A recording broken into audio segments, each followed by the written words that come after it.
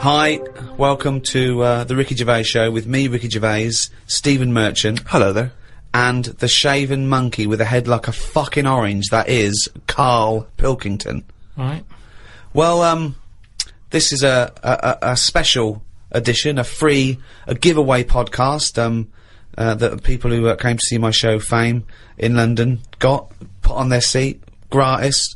Thanks for coming. Well, unless you didn't even come and still got this free. Unless someone went and said, I don't want it, it was rubbish, and gave it to you, you're listening to it for free. Or, you've sort of downloaded it illegally. It was free anyway. Oh, forget it. We've been away for a while, now we're back together. The old team. The old team back together, in a little room, in central London. Karl, looking back on the year, what's happened? I remember last year the most memorable thing that happened was you saw a grub eating a biscuit. So, that was a highlight. I made it into his diary. Yeah. So, what's the big thing of this year? What's the big thing so far of 2007 that, if I say 2007, you'll go, oh yeah, that was the year that... You know, in 10 years' time... years to come, yeah, I'll go, remember 2007? You go, of course I do. It was the year that... I haven't really been following what's going on because of other like personal. Well, yeah. issues. What's the big? Okay, what's the big thing? My boiler's playing up still. Sick of it. Your what? My boiler. Your boiler? The boiler that heats the water up and stuff. Which it doesn't. You know what I'd do in that situation? I'd instantly get a repairman out to sort it out. Done that twice. It was 80 quid for him just to say, it looks like you need a new one. Why did you get a new one then? Call out. Because then you wondered, are you meant to believe him or is he out to sort of... Well, he's the expert.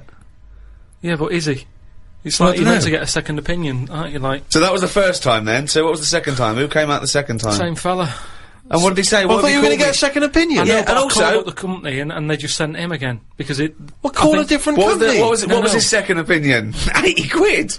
I undercharged you. It's 150. No, because they must look in the book and sort of go, oh, you know, Harry went round there or whatever, and they must think, well, he went there last time, so he knows the situation. Yeah. And got the same fella again. Well, so and got the same opinion, I assume. Same answer, yeah. Well, so okay, so it's so twice you've called someone out. They said you need a new boiler. He had the overalls on, holding a monkey wrench again. He came in a van. Yeah. He charged you. He's the professional. Why haven't you got a new boiler? Because then he went on to say that, you know, it's a dangerous setup I've got. It shouldn't be set up the way it is. It's dangerous. Something about gas leaking out of it.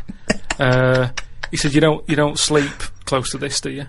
And it's like, well, the bedroom's there. It's not a big flat. You've seen it, Steve. Yeah.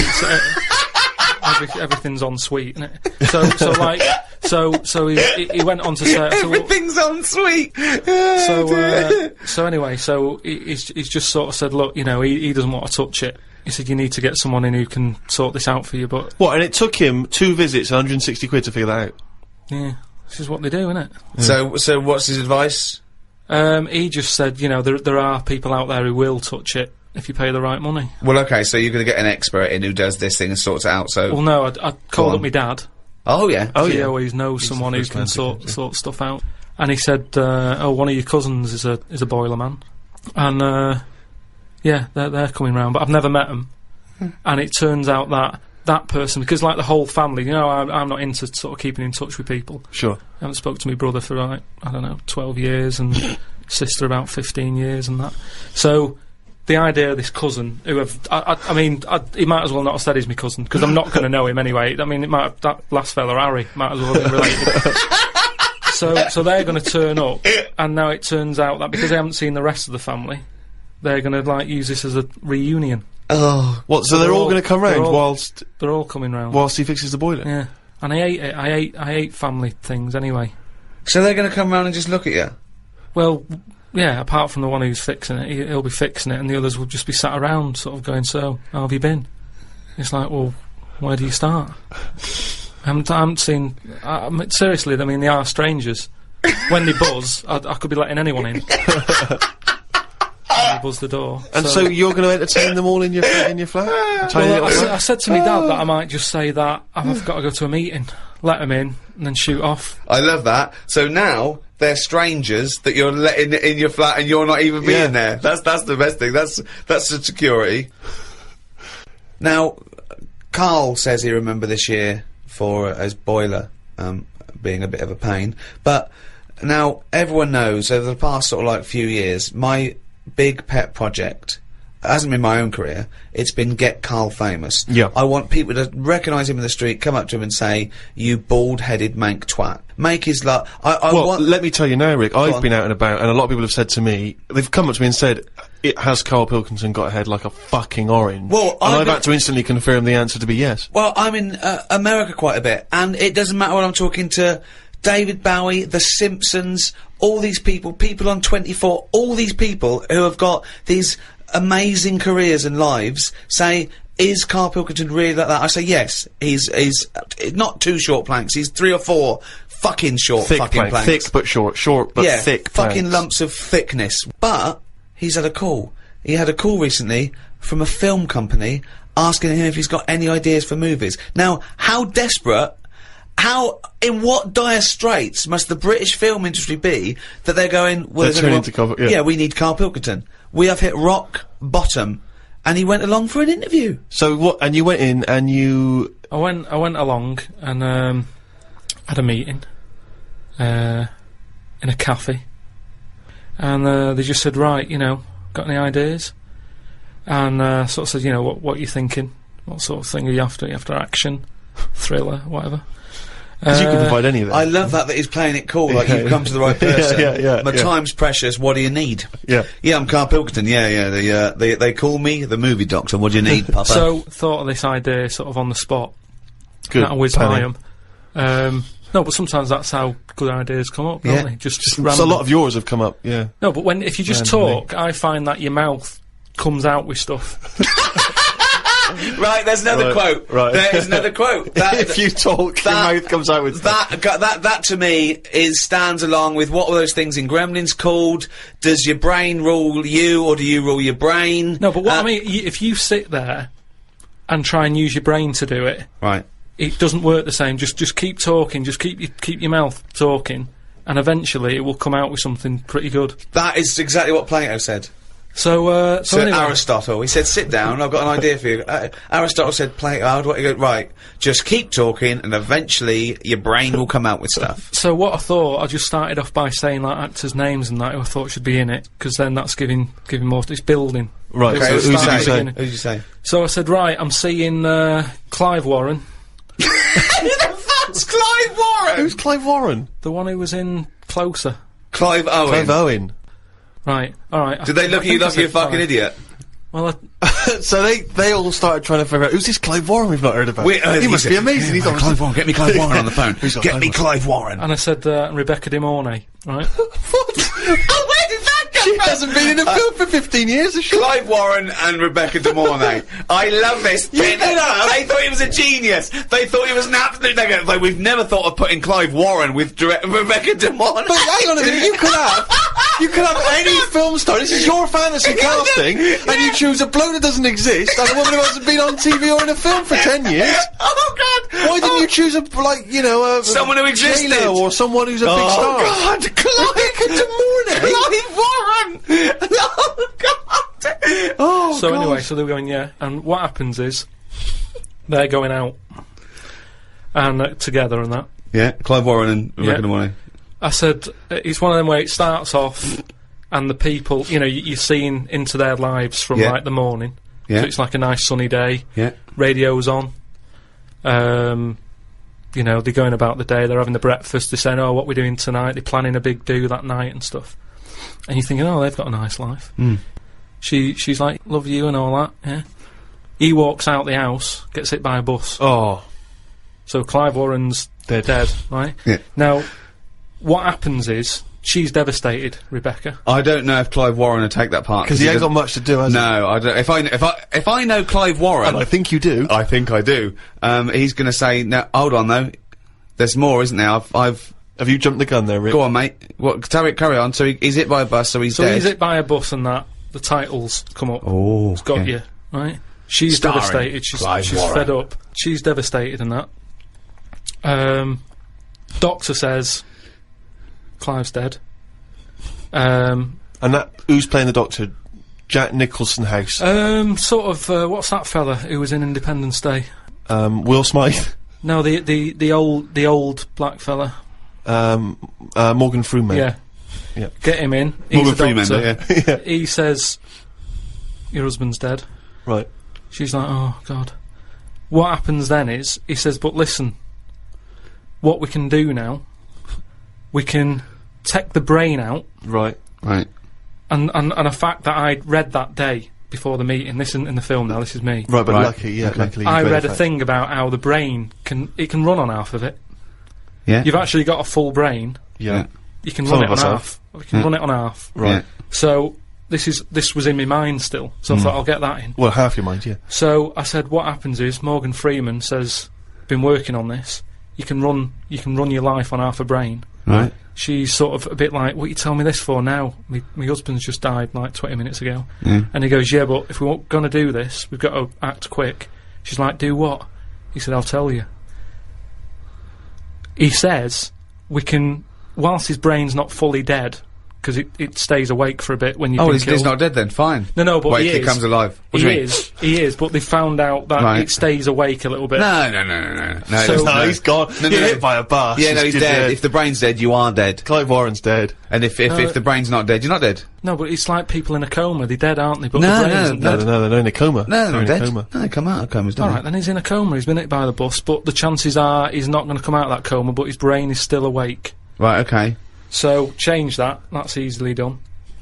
Hold on though. I like this fact that he's in a coma, so they're going, look, he's definitely going to die in this coma. Take the brain out now. Pop the brain out. But why is that such a weird thing when that's what they do now? That's what they do now.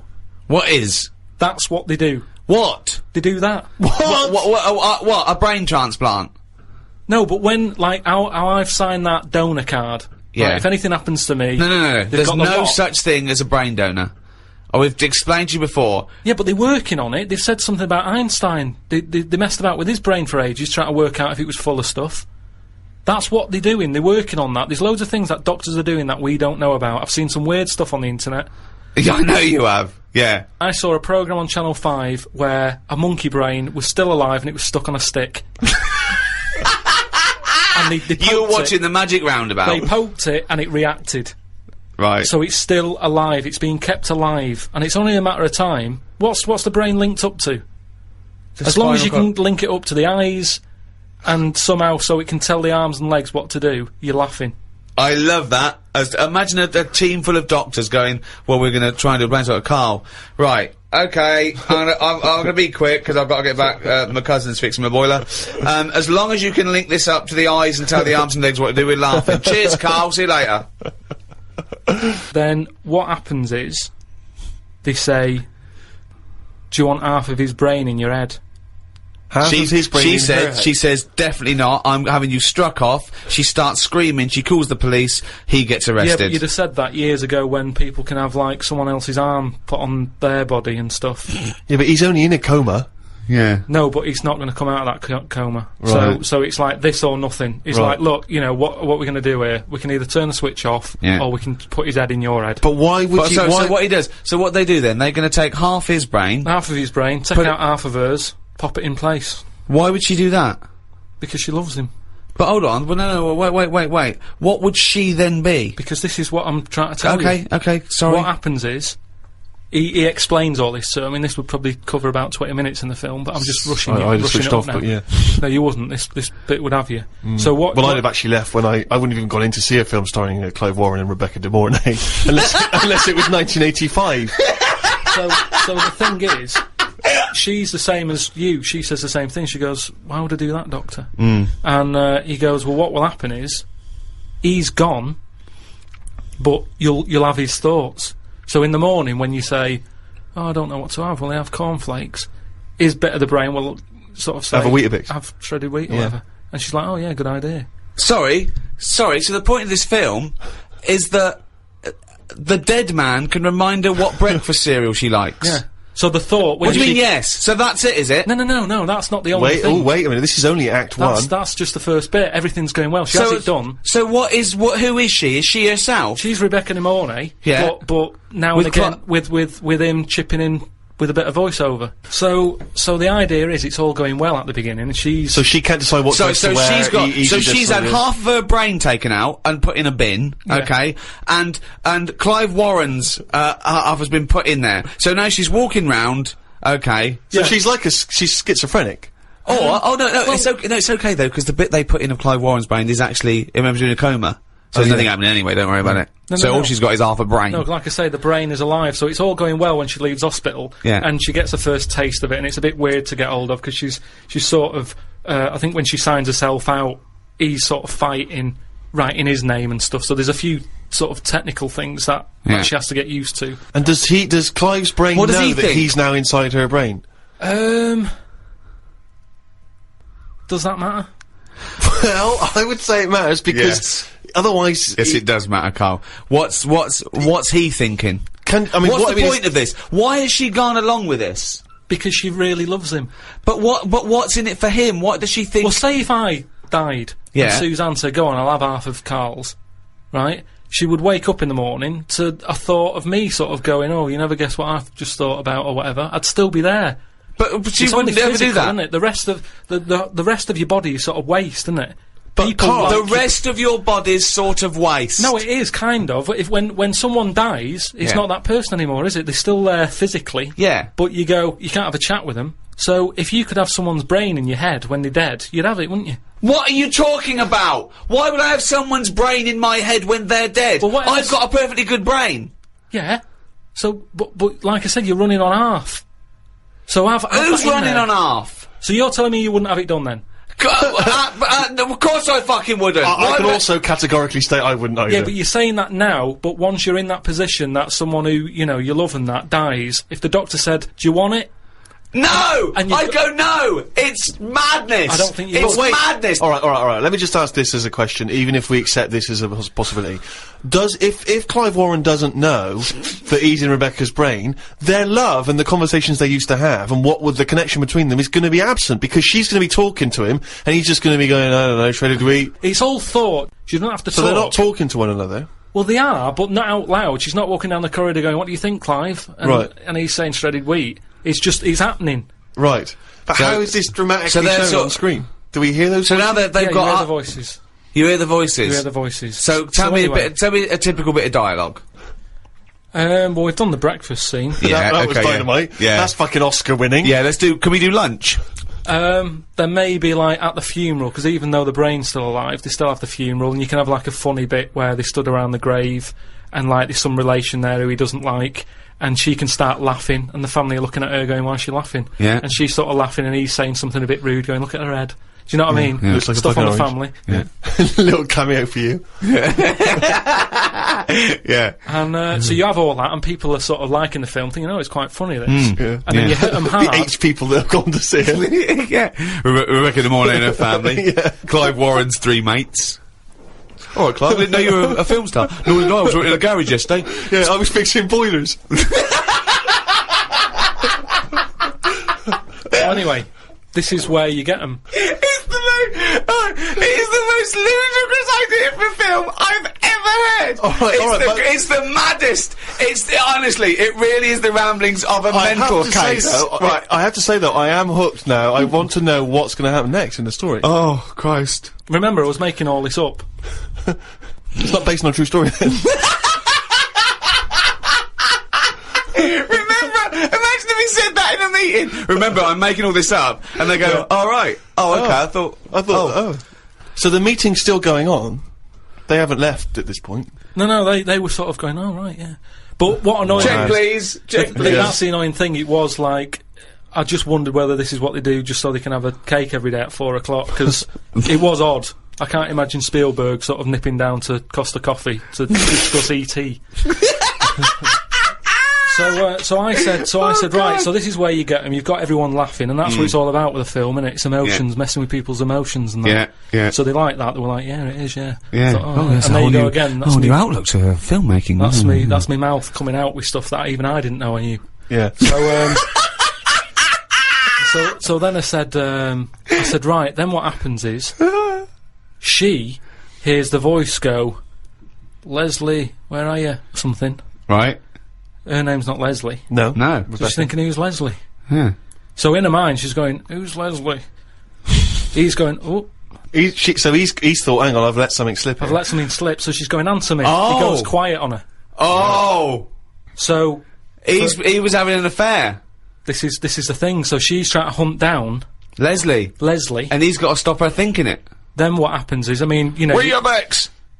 So he's got to hunt down Leslie. So she's got to hunt down Leslie. Right. And that can fill about half an hour again. I'm not I love quite the fact that you're doing it how far you've got through the film. Yeah. You've got to fill up 2 hours, right? One more idea, we call it half hour, that's the end of the film. See you later, starring Clive Warren. So Nice to see Rebecca De Mornay again, wasn't it? Yeah. So Leslie has got to be sought out. It's a woman, is it? Another Leslie, or It's is it a another bloke? woman. Right. But what happens is, I mean, without ruining the end for everyone, what would sort of happen is...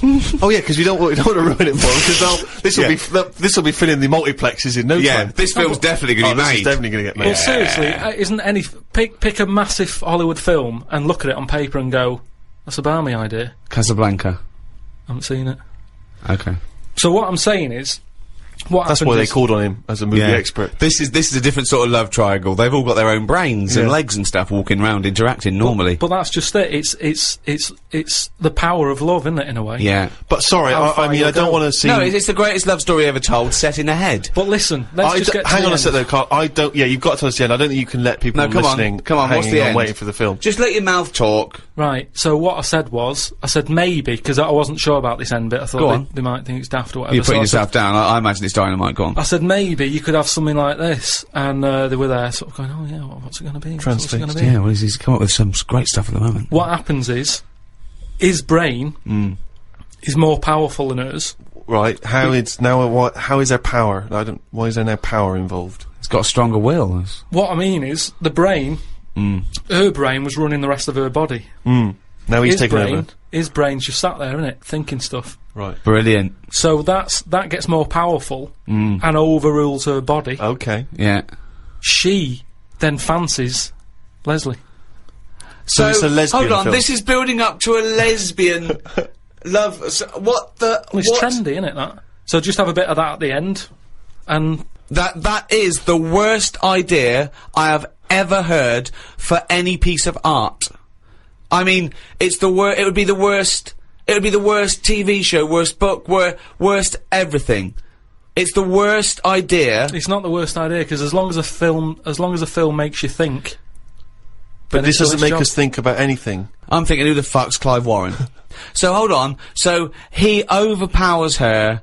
So she is now a lesbian. What's Leslie getting out of this? Why does Leslie think, hold on, why is my Because- dead lover's wife coming on to me? Because this is what I'm saying to you. It's relationships. It's the love of two brains. Right, okay. Again, can anyone a out there, can we subline. make that into it? That's a quote.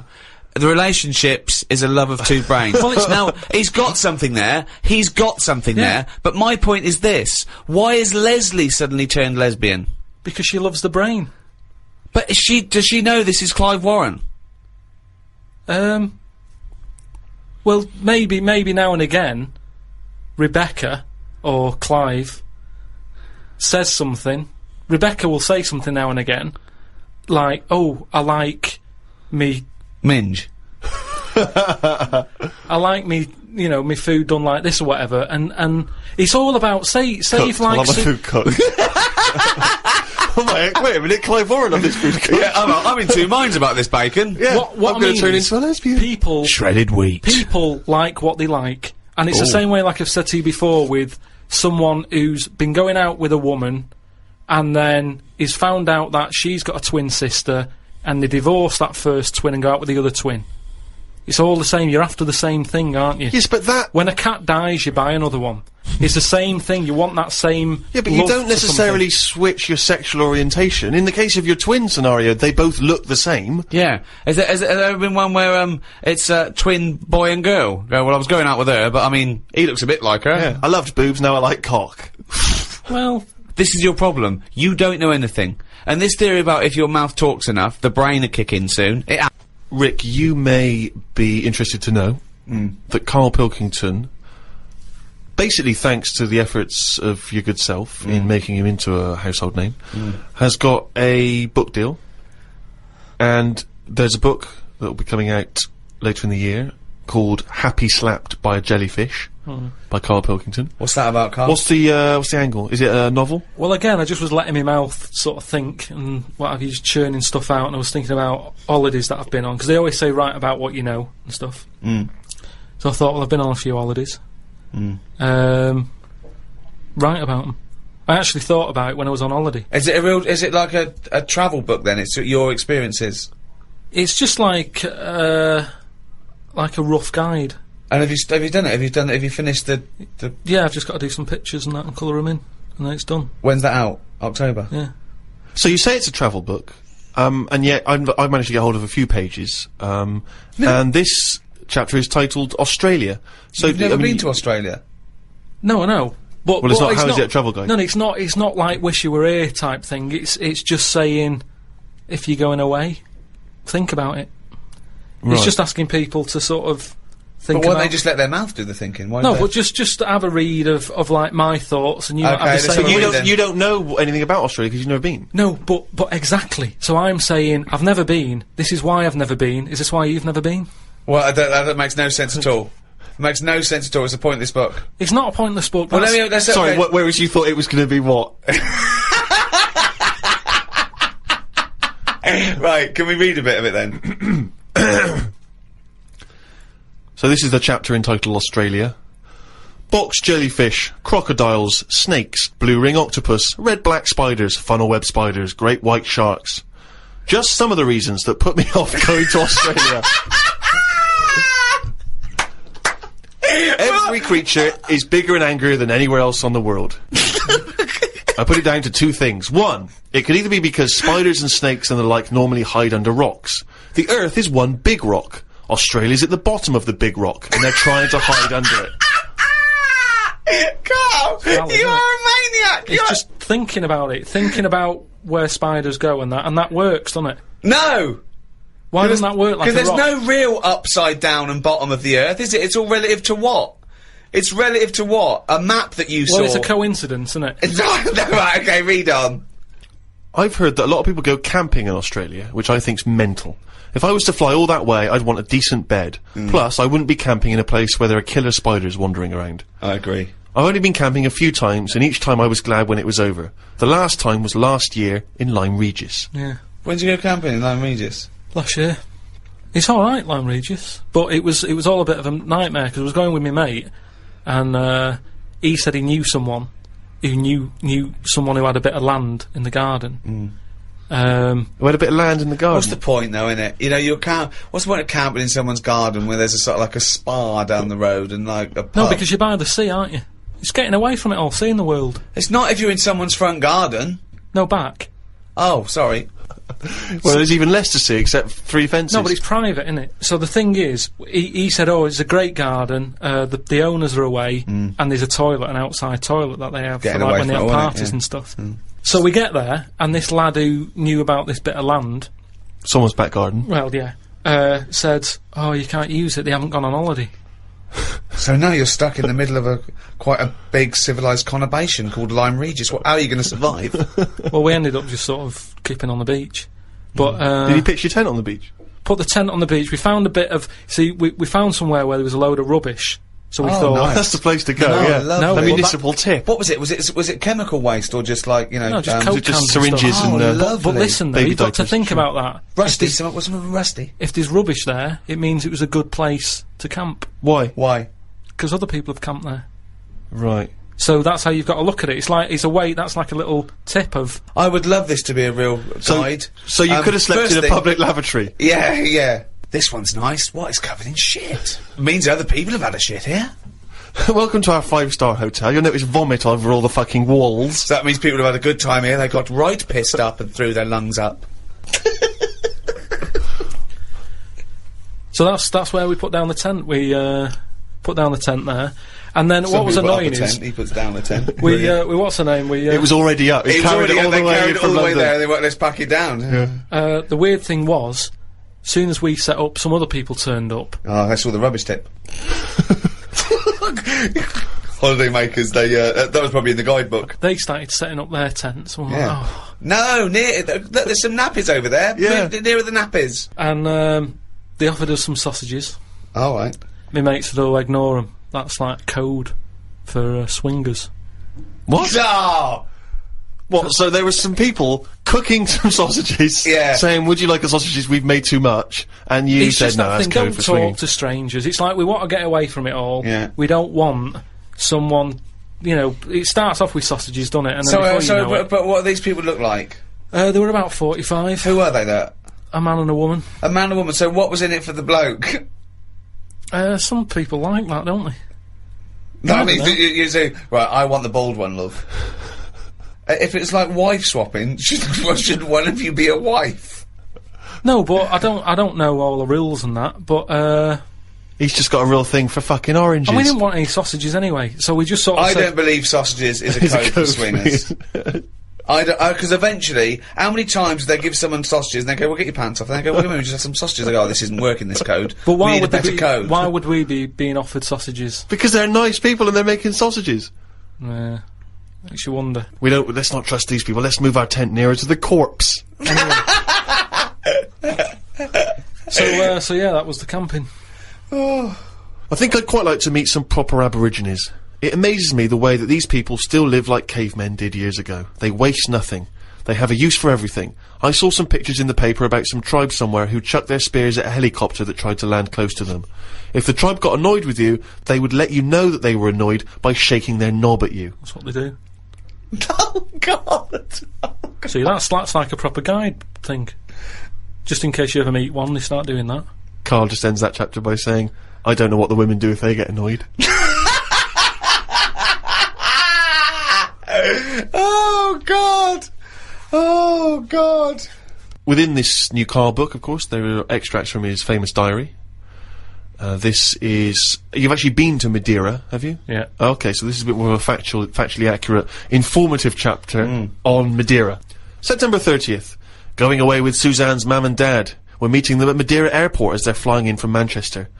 The plane was full and I had a headache. There was a baby sat behind us that was crying its eyes out for the whole flight. Oh. The mother of it said it was upset because its ears were hurting. So were mine.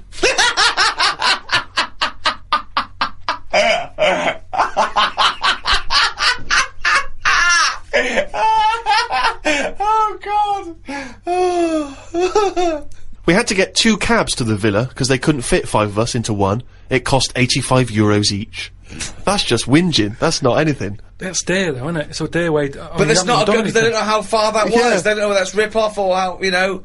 It's just letting you know that. What? You don't know what the distance was. If it was a Taxes a mile, day. it's a rip-off. If it was 25 miles, it's a bargain. And you know you can't get 5 of you in one cab. It's all little things that might help you on a journey. Yeah.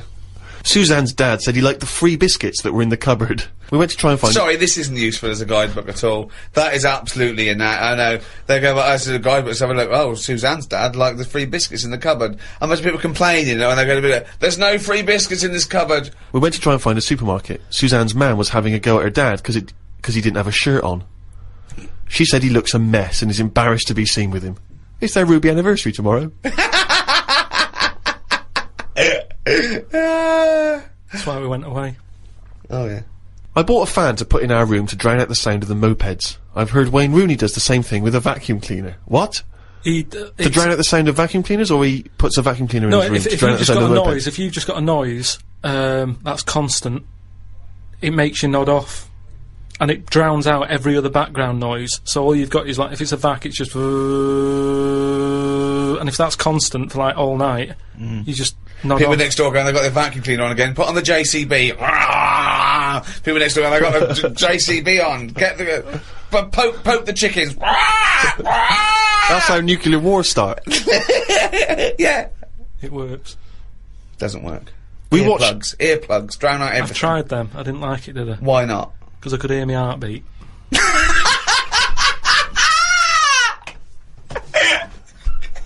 Oh, you're such a strange little creature. Oh. We watched Jerry Maguire in Spanish. Suzanne wanted to go to bed, but I just said I wanted to hear the "show me the money" line in Spanish to see if it's as catchy. It wasn't. October 3rd. Sorry, it's Portuguese or Spanish? I don't know what they're speaking in this country. Madeira. So it's Spanish and Portuguese, is it? It's Portuguese, isn't it? I think there's a mix. I think you get people going on holiday. I think. Yeah, but you get Spanish people going there. Oh, okay. So they sometimes show television programmes for possible Spanish holiday makers. Is that what you're saying? Or have you just got this factually inaccurate because it's a load of old toss? Oh, God. Amazing. Oh. October 3rd. Didn't do much this morning. Just think about this. Just think about this. Why would you put it in? As a holiday. Just think about this next line. Judith Chalmers. What happened? Not a lot. Think about this, Rick, as a description of a holiday. Right, okay. Okay, as Carl said, he loves to go travelling, it broadens the mind and Yeah. everything. This is what he did. He's there with his family, he's in Madeira. Didn't do much this morning. Just sat by the pool, saving insects that flew into it. I'm gonna die like fucking Noah. That's right. You see nothing go. How were you saving them? Did you wait for them to hit the water, then fish them out, or you grab them in the air? Did you see the legs going? Oh, God. Stuck my finger on the top, they grabbed on, lifted it off. And what, when it, like some sort of insect lifeguard, you'd see someone landing, and you'd go, right, that's me, and you'd go in there. But it's hard to turn a sort of a blind eye to stuff like that, because you know that's something, you know, you're witnessing death. And if you can save something, you do, don't you? You do your bit. And at night, I'd sort of think, have they learnt the lesson, or will they be back, and will they be dead in here tomorrow? But if they can get an extra day, I've done my bit. I can't do more than that. I'm on holiday, do your bit. I'm lucky enough to see the world, do your bit. I love it. I did my bit. I love it. I love it. I love the fact that he was running around saving flies and things. Is there something? There's something so sort of. Meanwhile, an old lady drowned Yeah. while he was saving a beetle. There's something so kind of, I don't know, desperately existential about your diary. That's what's so Yeah, extraordinary about yeah. it. As he says, I just sat by the pool saving insects that flew into it. It was full of death. It's just so, God! it's so depressing. Alright. We walked round the shops. Suzanne's dad bought 2 packets of the biscuits he'd like to take back home with him. Suzanne's mam bought a tin of corned beef. It was a bit of a boring day today. Jesus. There was a dead bird out the back. Oh, no. Where were you, Carl? Suzanne's dad said it looked like it had flown into a wall and killed itself. No, I think it caught a few insects, but they were covered in chlorine, so it poisoned it. Loads of ants were eating it. Oh, God. I dug a hole under a tree and buried it. The ants were still all hanging around the scene of the death, ages after the burial. Suzanne's dad said I should have left the bird for the ants to eat because I was messing up the food chain. I felt bad, so I gave the ants some breadcrumbs. This is weird. This is just so This is dark. really weird. It's good bread out there, though, isn't it? I should have put that. We have to eat all the food we've got because we're going home tomorrow. Suzanne's mam cut her finger opening the corned beef tin and fainted. But sorry, this is really weird. Why do you have to eat all the food? Isn't this like, what was it, what's that film, the, Amityville Horror, where there's like a haunted house and there's dead insects and ghostly children walking through the corridors, old people fainting, insects. I'm just saving the insects, mother. But you always eat all the food that's in the fridge before you go home, don't you? It's all there to be eaten. She bought some pikelets, which I've never had them. They like squash crumpets. Right, okay. Start again. Start the whole thing again. She bought some what? Some pikelets. Pikelets? Yeah. And I didn't like them because they're not as fat as crumpets. Oh, God! It's like a different Didn't eat language! them, and it was a big upheaval because, like, I was going home and her dad kept trying to sneak them into our bags. Because he's like, they were for you, you take them, we don't Smuggling. want your stuff in our house once, because he gets a bit funny about stuff being left over. There's bins that you can't put certain stuff in. There's a bin in the lounge and I put a tangerine peel in it. He goes, that sort of stuff does not go in that bin. It's rubbish, yeah, but it's not the right sort of rubbish. Someone will camp next to it. We want to get a better class of camper. Oh. That's the book. It's called Happy Slapped by a Jellyfish Yeah, that's from one of the chapters in it. by Karl Pilkington. Get that soon. Particularly if you're thinking of visiting, Madeira or Australia. Well, that's about it. Thanks for listening to this. If you enjoyed this and you haven't heard the others, we've got the whole all 3 series on iTunes. You can go and download those. The Ricky Gervais Show, is that what it's called? It's called The Ricky Gervais Show. Yeah. Carl's also made a programme for me, Steve, on my Fame DVD, out in November. It's called Fame, so I thought of a little title, Fame, I'm Gonna Live Forever. Remember that guy we met who's gonna live forever? Oh, yeah. Called Howard? Yeah. That was a meeting of mine's, and it's Carl meeting Howard, and it's Got on with him. It's really good, isn't it? It's really good, and he really gets on with him. And we're probably going to do a new series of the podcast maybe next year. What do you think, Carl? If you're not too busy making this film with Clive Warren? We'll see how it goes. Don't plan anything. Yeah, just check out rickygervais.com. I am Ricky Gervais. With me, Stephen Merchant. Goodbye. And Carl. Right. Testing. This is a special transmission. A special one-off show. With me, Ricky Gervais, Stephen Merchant. Hello there. And the little bald mank twat that is the shaven monkey known as Karl Pilkington. Right. Now, Rick, just a quick question, because if people have just stumbled across this, perhaps on the internet or on their TV channel, they're probably going to be a little bit alarmed by what you've said there. You've come straight in with little bald mank twat, and a lot of people don't know who that little bald mank twat is, so maybe you should clarify. Well, I'm Ricky Gervais. You probably know me from such shows as The Office and Extras, cameos in the odd film. My long-term partner, not in that way, Stephen Merchant. Not in that way. Stephen Merchant, yes, I was involved with some of those projects, but I've not been in a film. And we met Carl when we went back to XFM as Conquering Heroes. We were let go when XFM changed hands, and then we did The Office, and then we came back, and we were big shots. No longer did we need to run the desk or press any buttons. So we were assigned, how can I put this? Like a stupid lackey. Yes. Yes. Proper. I mean, probably the person who was lowest on the rung. I'd have thought so. Station. They said, "Oh, give it to me. No one wants to work Saturdays." The caretaker didn't work Saturdays, so they gave us Carl. And we met Carl, and I was first struck by the roundness of his head. I'll be honest. I thought, this is a bald man, a little round-headed bald freak of a man. He opened his mouth. He spoke funny. Well, actually, he spoke without opening his mouth. That was the second thing that struck me. He just had this slack-jawed gimpness about him. Words came out. I think they get the idea now, anyway. Was what? Do you feel that that was a balanced explanation of your meeting with us, or would you like to offer any extra detail there, Carl? Well, with every meeting, there's a different story, isn't there? The way you sort of looked at me and thought, he's weird. I saw Steve, it was like a triangle. Ricky was looking at me, I was looking at you, thinking that's weird. It seems unjust that I'm you know, why don't you have any go at Ricky for being fat and just because, no, I'm just saying on the first meeting, right. It's like a museum, isn't it? Everybody rushes to the weird stuff first. I love the fact that you're putting yourself firmly in that category as well, though. Oh, I love that. That's great. Like someone from Reservoir Dogs. Everyone looking at someone else. But you don't feel that way about me anymore. No, I've got used to it now. That's what no, I'm saying. I'm saying that whatever your accusations of weirdness were, they were unfounded. It moves on, doesn't it? It's like anything, you get used to a look, don't you? I watch a lot of programmes on stuff that people have up with them, and you only watch programmes about people that got something wrong with them. That is what you do.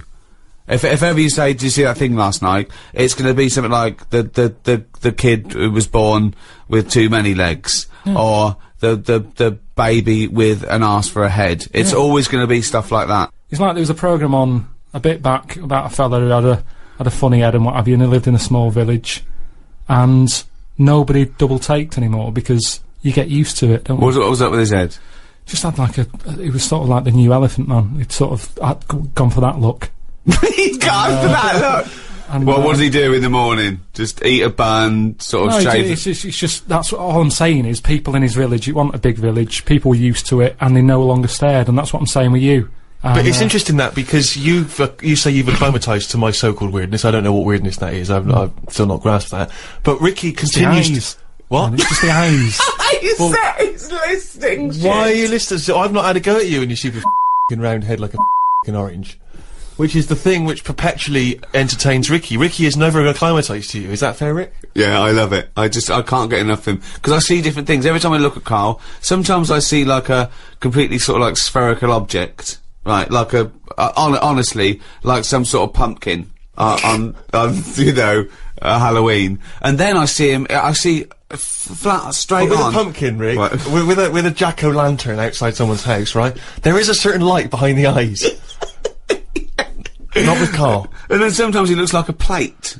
Do you know what I mean? Like, you know, like a clay plate that a child has made. When they've made a face on the plate using their food. Or a biscuit. Like one of those biscuits, novelty biscuits you can buy Sure, on your you birthday. can ice with a little smile and some ice. Yeah.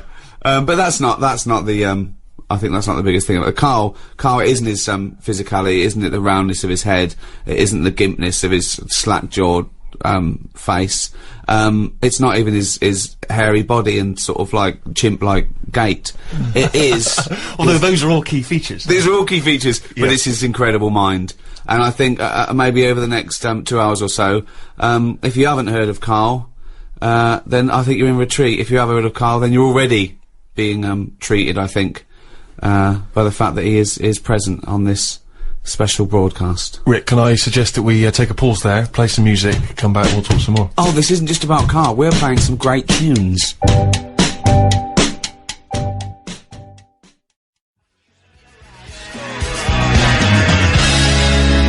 Arctic Monkeys, Fluorescent Adolescent. Talking of monkeys, we're here with Karl Pilkington.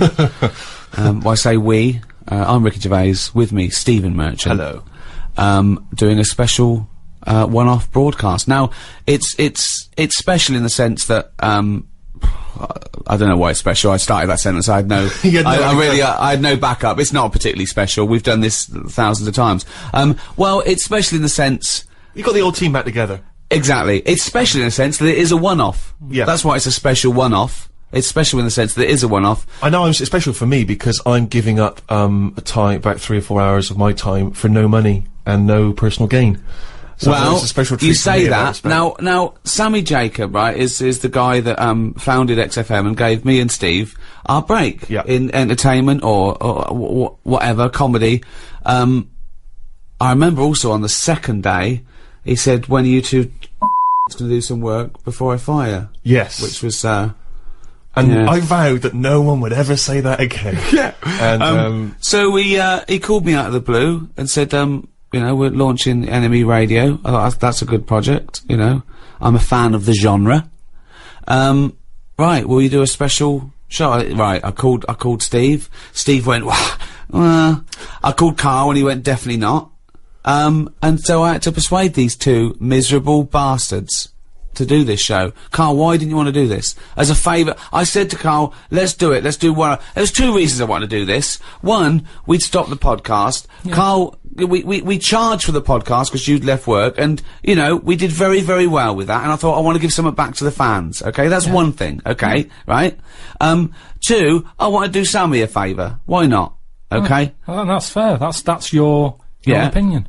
Yeah, but you, yes. But what you can't do, when you're doing someone a favour, you can't go, yeah, Steve and Karl feel the same about it. Yeah, of course I'll do it, Sammy. Well, of course Karl will do you a favour, the man you've never met and you've never done a favour for yourself. Well, of course he'll do it. Well, hold on. Steve didn't want to do it either. He was busy. He works on 6 Music, so he was worried about that. He shouldn't really be doing it. I shouldn't really be doing this, and I'll tell you this, if you do love great new music and lively chat, then 6 Music Sunday afternoons is a great place to be with the Steve Merchant Show. I agree. There's enough for everyone to go round. Yeah. Enjoy that, enjoy this. Yeah. But Steve does it a favour to me. I said, Steve, well, do it. Alright, mate. You've done me enough favours. Yeah. Yes, I will. Okay? You didn't fall for that. I said, as a favour to me. No, he didn't. I even started an internet campaign to put in the poster up saying, Karl, do some work, you little lazy bastard. After a month, he was begging me to stop it. I wasn't begging you, it was just a bit stupid. You were really annoyed. Yeah, what I like, though, it's interesting, because you're a busy man, Rick, and I know you've been heavily involved with lots of projects. How you found time, because you don't like writing and doing any form of administration at any time. How you found time to write a daily blog is quite remarkable. Well, I knew it was irritating. Right. It was, it captured the imagination of, you know, people all over the world. I wanted him to do this podcast, and here we are. What changed your mind, Karl? Well, you kept going on about it. Yeah. And then I thought... You saw friendship was an important thing. Yeah, a little bit of that. Now I've got to tell Steve something on air that Steve doesn't know about. Me and Steve are doing this for free, as a favour. I'm doing it as a favour to Sammy. Steve's doing it as a favour for me. That's what friends are for. Karl was negotiating himself some money. Yeah, well this... Who the hell have you negotiated money from? With Sammy, I didn't know him. I owe this man nothing. I'm not doing anything for free. I've got bills to pay. We've all got bills to pay, right? Oh. You've got other work that brings you money in. Let me just stop, because... Sick of it. Wait, though, because this is interesting, because, as you say, Rick, you're doing this as a favour to Sammy, he gave you your big break. Now, Rick, you gave me my big break, right? I didn't know Sammy. Ricky gave me a break. I'm doing this as a favour to Ricky. Oh, hold on. Who the hell gave Karl Pilkington a big break? Who would... There's one man in this room who wouldn't even have an agent, wouldn't even have a need for an agent, if it weren't for Mr. Ricky Gervais. But hang on a minute, it's not me. I'm already thanking you, Rick. Nice one, Steve. This free show, so hang on a minute. You miserable, ungrateful, little mank twat. Yeah, I hope you feel really bad. I don't feel bad. Me and Steve are doing it out of the kindness of our heart. Yeah, free. You're money grabbing again. They're also on the internet, how mean he is. I'm not mean. You are mean, Karl, because, you know, we did those paid podcasts, and all I wanted to do was some free ones. You wouldn't do it. Because we've done it now. I'm just saying you've got to get to a point when you go, I enjoyed that. Yeah, the podcasts were alright. Cut them off. You don't keep the story going. With the Bible, they didn't go, let's do another volume. People seem to like this story. Yes, they did. What? The New Testament. The Old Testament was a Yeah, massive They did success. it once then. They did like a special for the fans. But all I'm saying is... one sequel. But they didn't keep going on. And we did 3 lots of the podcast. Yeah. That's more than enough for anyone. But I just wanted to give, you know, the people on the internet something back. Yeah, well, we've given them enough. Sick of the people on the internet always moaning. What? Who am I? Just moan. Who do? People do. Sick of it. Calling me Graham. They said I'm not even real. They said he's an actor. He's called Graham. That annoyed me. That's the thing that annoyed me the most. Graham. Of all the names. It's just that if I'm not me, what am I? That's the thing that annoyed me most. If you're not me, what am I? Well, it would annoy me if someone was accusing me of something. 'Cause, I mean, that's the thing. No, it annoyed you because they were stating a falsehood. Yeah, that's what annoys me. That's what did me head in. Let's play a record and be back with Karl after this.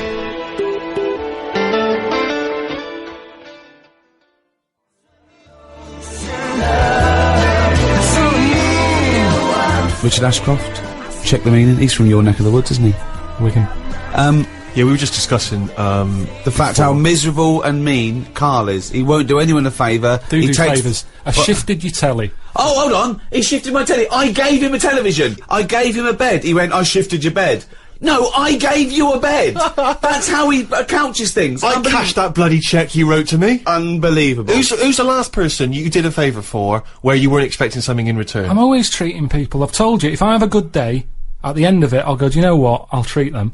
Treat who? It might be a homeless fella. It might be some charity. I'm sick, honestly, the amount of money I give away it might be a girlfriend it. who got a lovely new camera for Christmas, still wrapped up from when it was given to you as a leaving present. So... all this stuff about you're doing so much for charity. You honestly tell me, you think you're walking along, you're whistling, oh, I had a great day, me. Hey, you never have a great day. No, I've never seen you have a great day. It doesn't matter what, it's unbelievable. You're whinging all the time, miserable. Yeah. Nothing impresses you, nothing at all. The best I've ever heard you was, I was alright at that. Well, tell us about the last time you had a great day. What was the last great day you had where you thought, oh, I must end this by giving some money to a homeless fella? I mean, yeah, I don't have a great day. but what I mean is, a day when I go, do you know what? I'm quite content. That's amazing! It's a long way from a good day. That is the equivalent of him skipping along. No, every night before I nod off, I lie there, and I think, what sort of a day have I had? And I'll go through it, and I'll go, yeah, that was alright. How boring is that? No, it's good, you've got to do that, otherwise what was the point of the day? If you're never going to look back on it and go, what have I done? Yeah, that was alright. What's the point of it happening? But how often do you go, wow, I've really achieved a lot today? Because I remember one day at random you told us, you'd been to the cobblers and back. I didn't even know cobblers still existed. Yeah, that was a 24-hour period we were talking about there. You kept a diary. It mainly consisted of, had a chip butty in a cafe with Suzanne. And then you talk about an old woman you saw. No, that was your day. I've made it a thing that I do now, that I like to learn something every day, and then... Go on, what have you learnt today? Well, I haven't done anything yet. Brilliant. But what I'm saying What is... did you learn yesterday? I've learned you're not a generous man. You're a mean, you're a mean bastard, you don't repay. And that's coming from Steve Merchant. I'm just saying, as long as... I always think if you've learnt something, then the day's not been wasted. Well, what have you learned yesterday? What have you learned yesterday? It was the... What's it? Something you told me about the monkey arm. Right, yeah. There's, scientists, have done the first brain robot interface. They've put like 100 electrodes on the part of the cortex that is for your motor system, and they put it on a monkey's brain, and through the power of thought, he learned how to use a robot arm. Wow. So just by thought, just like you do your own arm, Yep. you know, and it took him a few days, not years. In a few days, this monkey was making this robot arm pick up grapes and put it in his own mouth through the power of thought. Right? Karl went. Did he have his own arms? I went. Yeah. He went. Well, he's lazy then. Don't you think it's a bit wasted on a chimp? One, what's it doing? All they ever do is eat or chuck shit about. So why give them a decent new robotic arm? Well, who are you going to give it to? I just mean give it to something that is going to get more use out of it. What, a giraffe? No, something more. If they could link that up to a worm, I'd go, that's good. Well, how could a worm think to use a robot arm? Listen to me. They can't think. Hang on, I'd like to know. I'd like to know how this tiny How do you know? How do you know? What I'm saying is, a worm's never had an arm. You're a maniac! I'm Think not what gonna- you're saying! You wish a worm had an arm for a day! No, all I'm saying is, if we're gonna faff about here and get animals giving them extra arms, don't They just- weren't giving a monkey an extra arm! They were testing this theory that they could make the first computer-brain interface. The thought went from the brain through a computer and made this arm work. That's incredible. The upshots are, you can really have bionic arms. You could have, amputees having perfectly working dexterous limbs. And your response to that is? I'd Give just it to say- a worm. I'd just say I'd be more, I'd sort of be fascinated about seeing it more. If they said, look at what the worms wants to do with an arm if it had one. I honestly don't know how your brain works. I think we should give it to you and see what you do with the arm. What? I tell you what. How I would a read. worm? Here How we would a go. worm? How could a worm have an arm, Karl? It would. It wouldn't have an arm. The monkey didn't have an arm. It was a robot arm that they'd set up. Right, on this- let me explain it like this. I wish they'd have picked something else. Maybe not a worm, but they always seem to do the tests on the wrong animals. No, they do it on the closest thing to the human being they They've done- can. I'll tell you what I read. Do you know I say I like to learn something every Yeah. day and what have you? Yeah. A few weeks ago, it was about our worm. They've given it anti-aging cream. Right. When have you ever seen an old worm? How do we know if it's any good? I could not tell you the age of a worm. I've seen loads of them. Give it a tortoise. Play a record.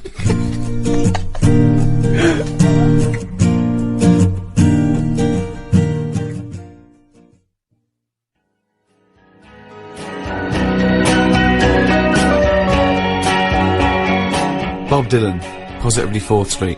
I actually, Rick, was in Vietnam a couple of weeks ago. Oh, yeah. And I don't know if this was thanks to your campaign, but I did pass somewhere. It was admittedly a European person, but as I passed, they went, "Oi, oi! Karl Pilkington's got a head like a f***ing orange." That's amazing. Which is lovely to see. And I've that's had in- it all the way around the world. That's in Vietnam. What were you doing in Vietnam? You know, just, heard there was a war. Went over to see if that was, wrapped up. They finished that a while ago. So you've been to Vietnam, you went to... Popped down to Cambodia at the same time. Cuba, yeah, Cambodia, Kenya. I was wondering, would you ever consider going to a holiday destination where you didn't have to have injections in the stomach to get in? Well, you know what? I am an adventurer by spirit. I'm a sort of Indiana Jones figure, and plus someone was paying for it. We did it. Pardon me. We did it in high class luxury. There was no slum in it. I felt a bit bad because I was worried that I wouldn't see the real Vietnam. But I did see the real Vietnam from the air-conditioned 4x4 that I was being driven to my 5-star hotel. And what's it like? It's great. It's really good. I mean, obviously, you know, the war was a long time ago, so they've got back on the, you know, back on their uppers. I don't know what I mean by that, but anyway. No, it's the other way around. If you're on your uppers, isn't it? Yeah. Back on. Anyway, it's doing well. A lot of nice people, a lot of generous people. You know, obviously there's poverty. Yeah.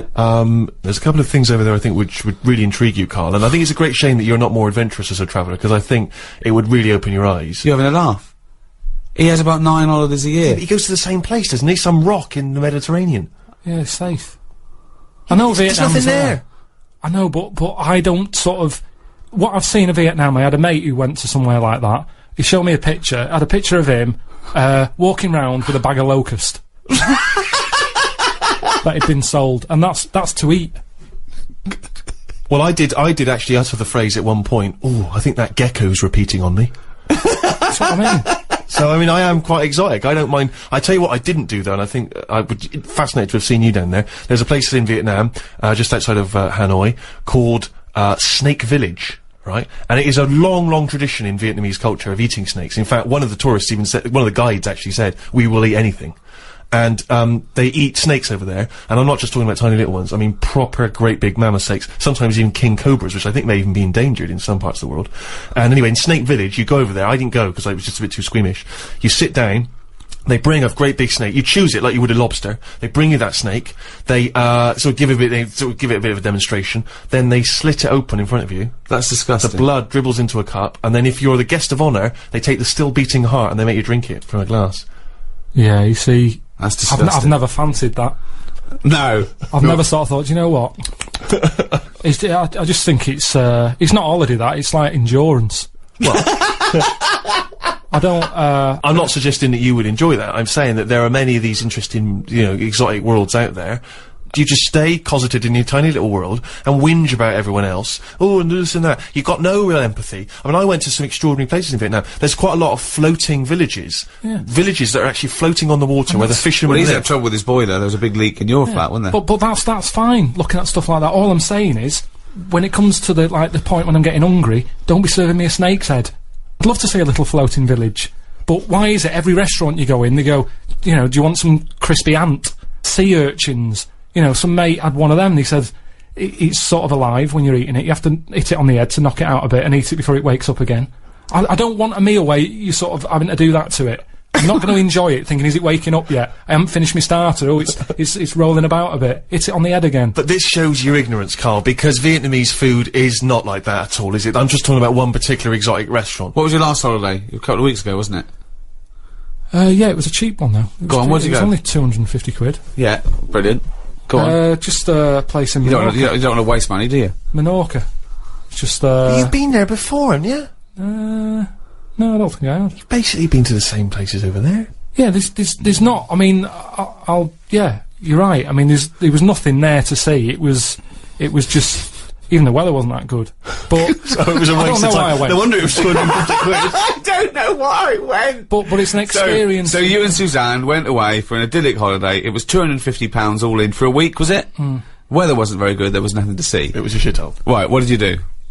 I just sat outside and I was watching, In the rain. But you didn't even No. need to hire a villa then. You could have just, like, no, pitched up and said, "Can I sit here?" We had our own space, and for the first day it was alright, and then then a family moved in next door from Scotland, and they were loud, and I hate it when people are loud and you can't understand what they're saying because their accents was really strong. So it's like, no, I can't even sit here and listen to what's going on.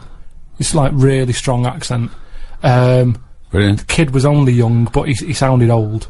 Do you know what I mean? I don't know what that means. No, I've no idea. Just the Scottish voice. It sounds old. Even though he was a baby, he had a voice of an old man. I don't know what that But means. this is what I'm saying. You don't go anywhere where you can embrace the change and the difference. You go to places where just some annoying people come and you move in next I door. had paella. I mean, it depends. It depends how much you want out of life. How much, you know. What? Yeah, like I've said to you, life's about learning. What do you want to learn? I'm just saying that's what life's about. If you don't learn anything, then what's the point? You might as well be a mayfly. Right. We've got all these years on the planet. Yeah. See something. Hold on. This is what Steve's saying. I know, but I'm saying watch it on the telly. There we are. There's the rub.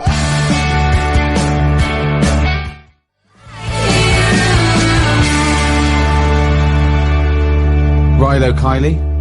Portions for foxes. If you love good music, by the way, you should tune into Six Music on Well- Sunday afternoons, the Steve Show. Well, at the moment you're listening to Enemy Radio. Well, yeah, but- You can listen to that on enemyradio.com or on your telly, Yeah.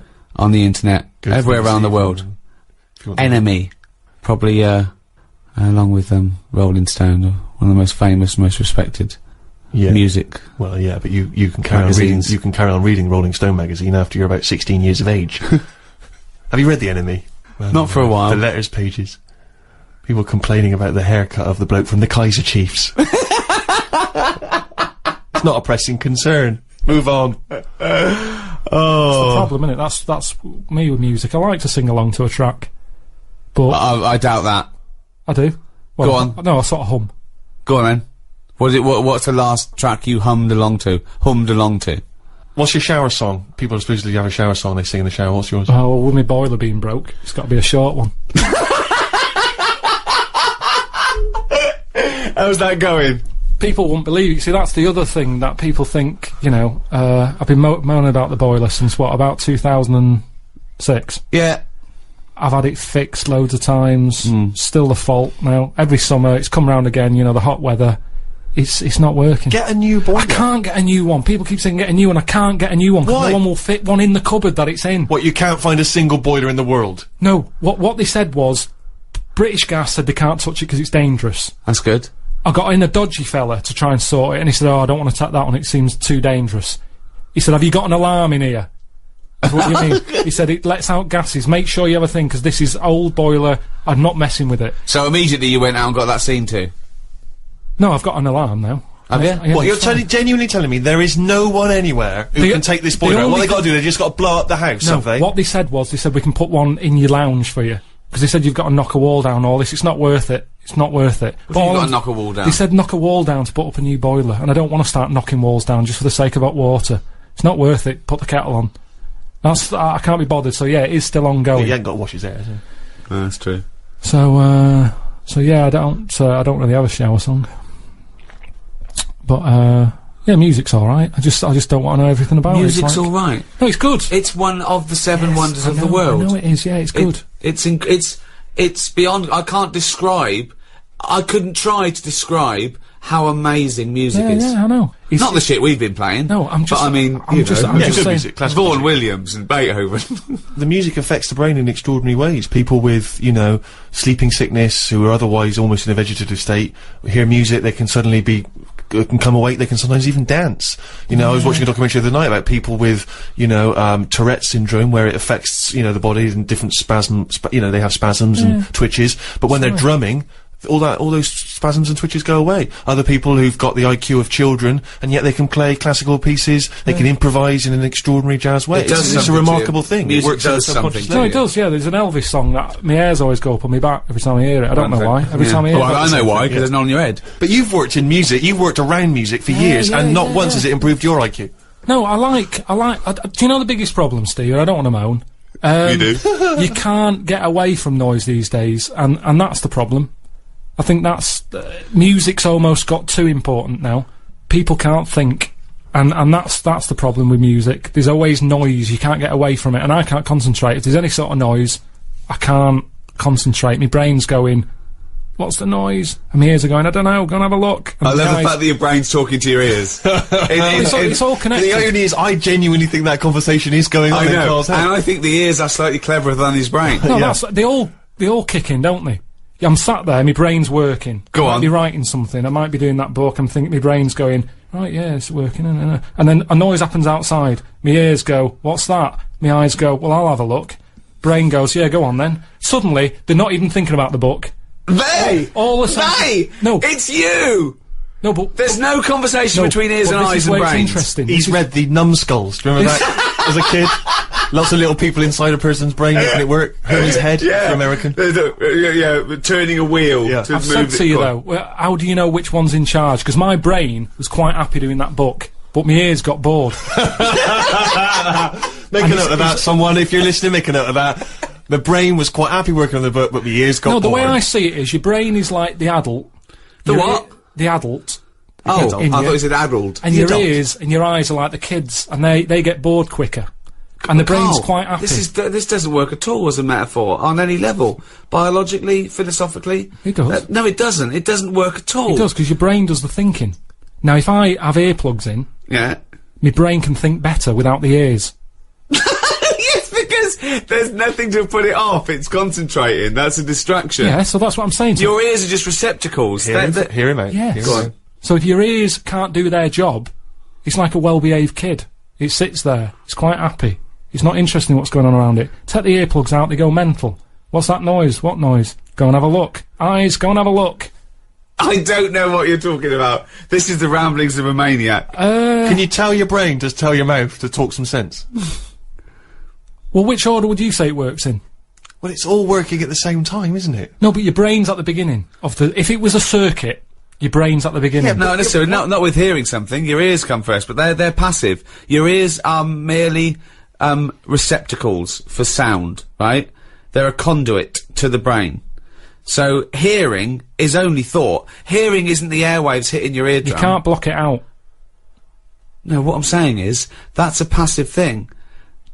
Your fingers, when it touches something, it's your brain that develops that information. Your fingers aren't going, oh, I recognise that, it's a piece of cheese. It just touches it, and your brain recognises it. It's all done in the brain.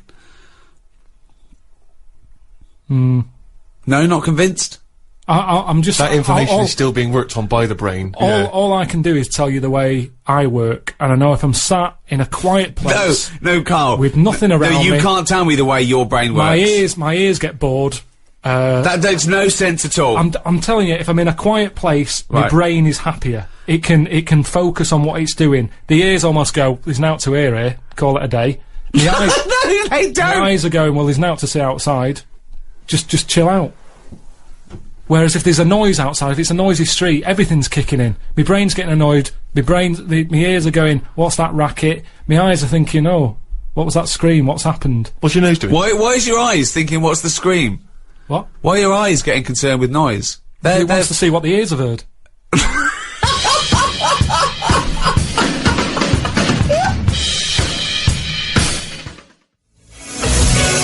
Cure, Lullaby, on NME Radio.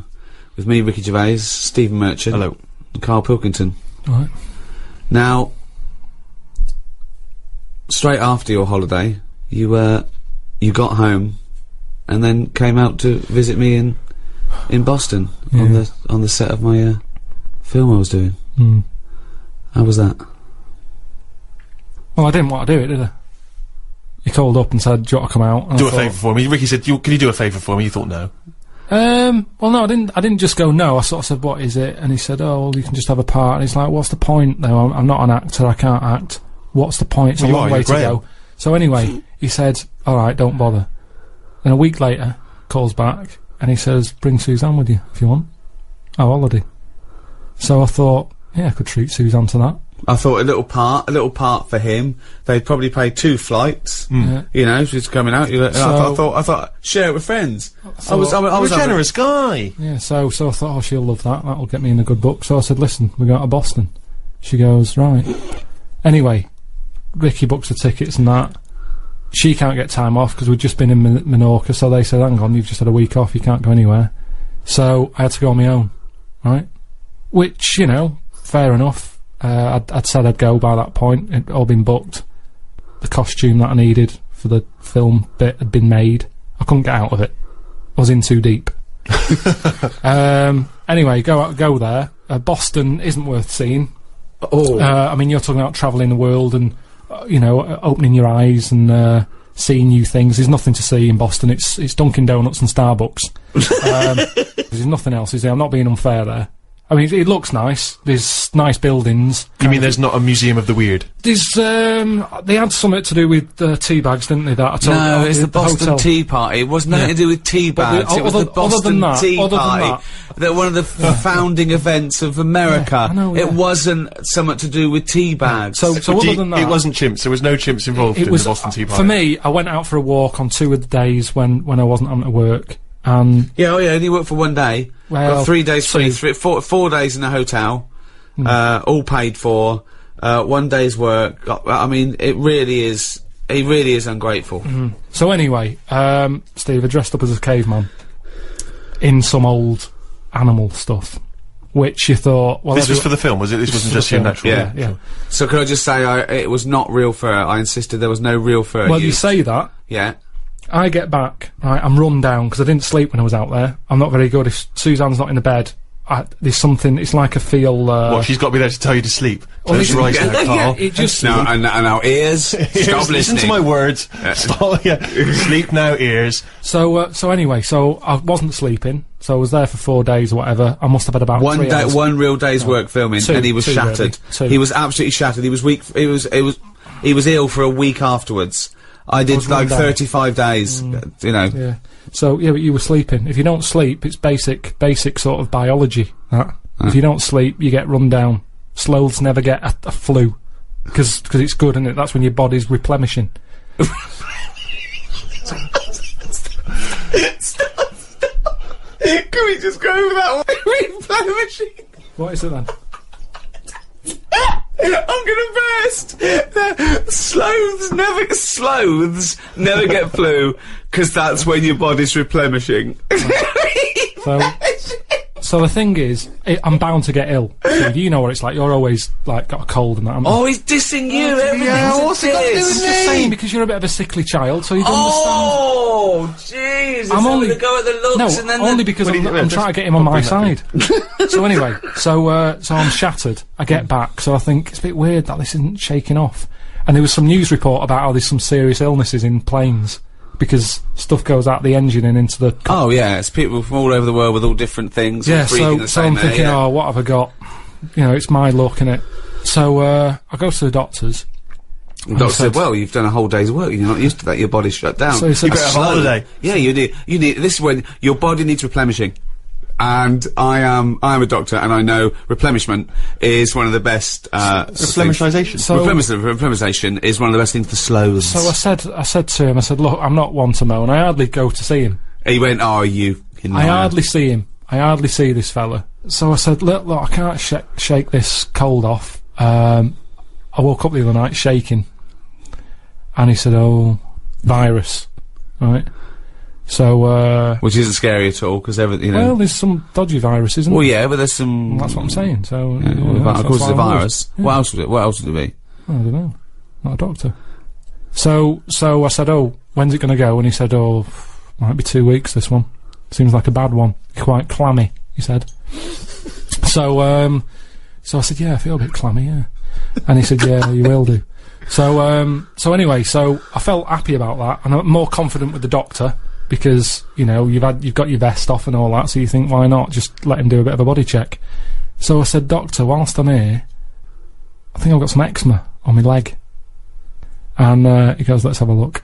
And I said, there it is there. And he said, that's not eczema. So you've got to touch a ringworm. Blimey. Right? So straight away, anything with a worm in it, you're going, you what? Yeah. It makes it sound worse, doesn't it? I was thinking like tapeworm and stuff. Yeah. So he's going, yeah, ringworm, and he saw me panic, and he went, don't worry. You pictured a worm with a giant mechanical arm crawling up your back. You could see by my face, I was a little bit like, I've got a worm in my leg. He's going, don't worry, it's not a worm. And I said, how have I got that then? And I reckon it's from this bear suit that I had to wear. It's a little bit weird that I had bare boots on. I had bare boots on, and where the bare boot was, I ended up with ringworm on my leg. Do you know why it's where it was? Because the only bit of your leg showing, because you had bare boots on, fake fur, with a fake fur tunic, and the only bit showing was your shin. You were walking around in long grass. You got it from the grass. Well, no, because I said to him, because I wanted to wear the words bear suit from him. I said, what's the chances of that? Yeah. I said, Doctor, what might I got this from? And then you just shut up and waited for him to say bear suit. I said, it's a little bit weird, isn't it? I said, I thought that died out with rickets, right? Because I'd never heard of ringworm since I was a kid. I remember some dirty kid had it at school, and my mum sort of said, don't go near him. So, I said, ringworm then, doctor. Where have I got that from? Thinking he'd say... Have you been wearing a bear suit? Yeah. Anyway, he said, well, he says gay people get it. What? Yeah. No, he didn't. He did. Why did he say that to you? Well, this is what he said. He said gay people. I said, right, tick that off. He said, wrestlers. Why do wrestlers get it? And I said, I don't understand the connection. I said, I don't know, you know, any gays, I don't know any wrestlers. And he went, well, it's the body, skin rubbing.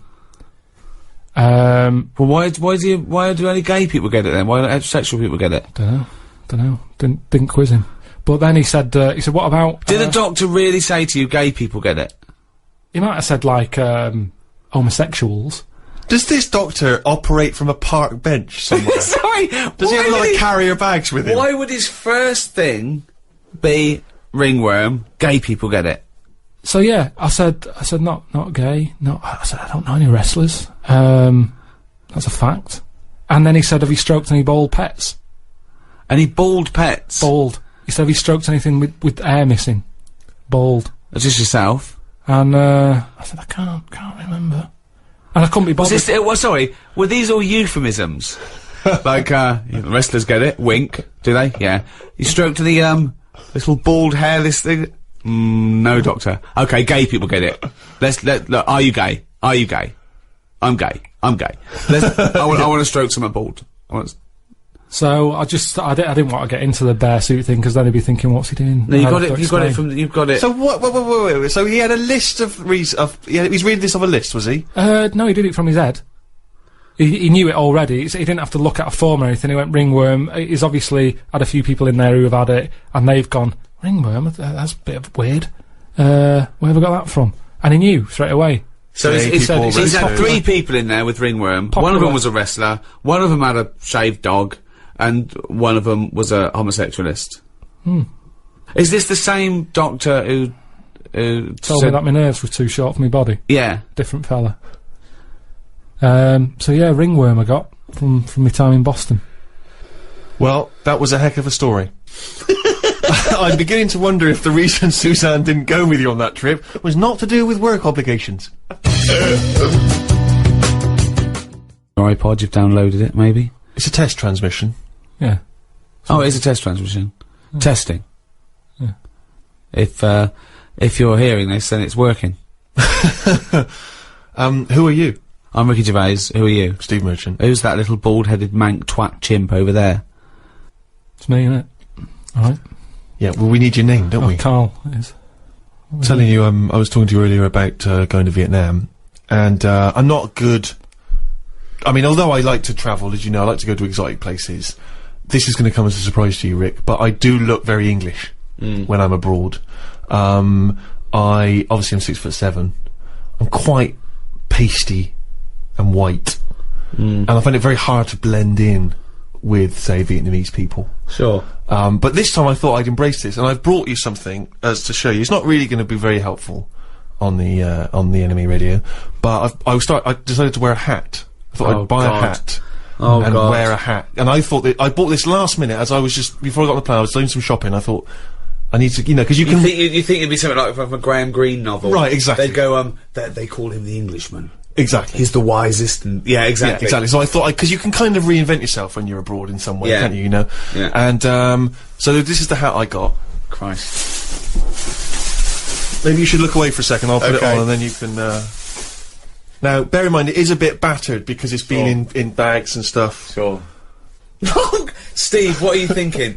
Right. No, it is a bit battered and damaged, I admit. Okay, how can I, right, it looks like a cross between something Miss Marple would wear. That's nonsense! No, it does. It looks a bit like that. And there's a beer with a bloke drinking, what's that called? Moretti beer? I think you're thinking of the Hofmeister bear. No, I'm not. It looks like Miss Marple's hat. It doesn't look like Miss Marple's hat. It's kind of moddy, isn't it? It's not. It's a tweed thing that comes down that an old lady would wear. Tweed. It was a librarian lady would wear in the 1930s. It's not tweed. I have never seen it. That you didn't really buy that, did you, to wear? I did. No, you didn't. Yes, I did. Right. Can I take a picture of this and I'll put it on my website?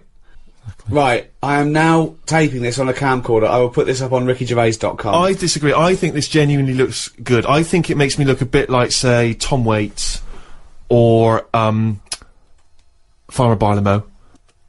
The point is this, right? I'm wearing the hat, I'm looking good, okay?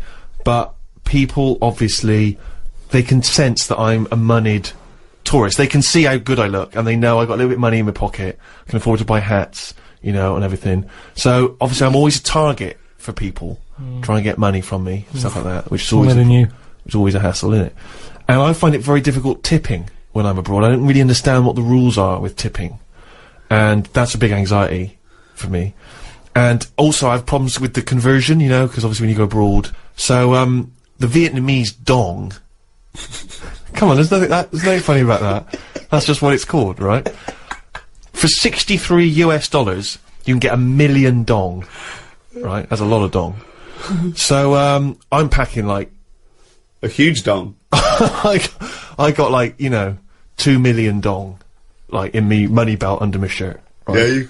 Yeah, so look at this image, right? You were wearing that hat and a bum bag. Yes, but no, I don't have a bum bag. I have a money belt that I wear underneath the t-shirt. Right. So as not to see, so people don't think I've got any money on me. And if I get mugged, I can just go, I've got any money on me. Because they would never think to look underneath the shirt and see the money belt, right? Well, that's still out of reach, isn't it? Over there.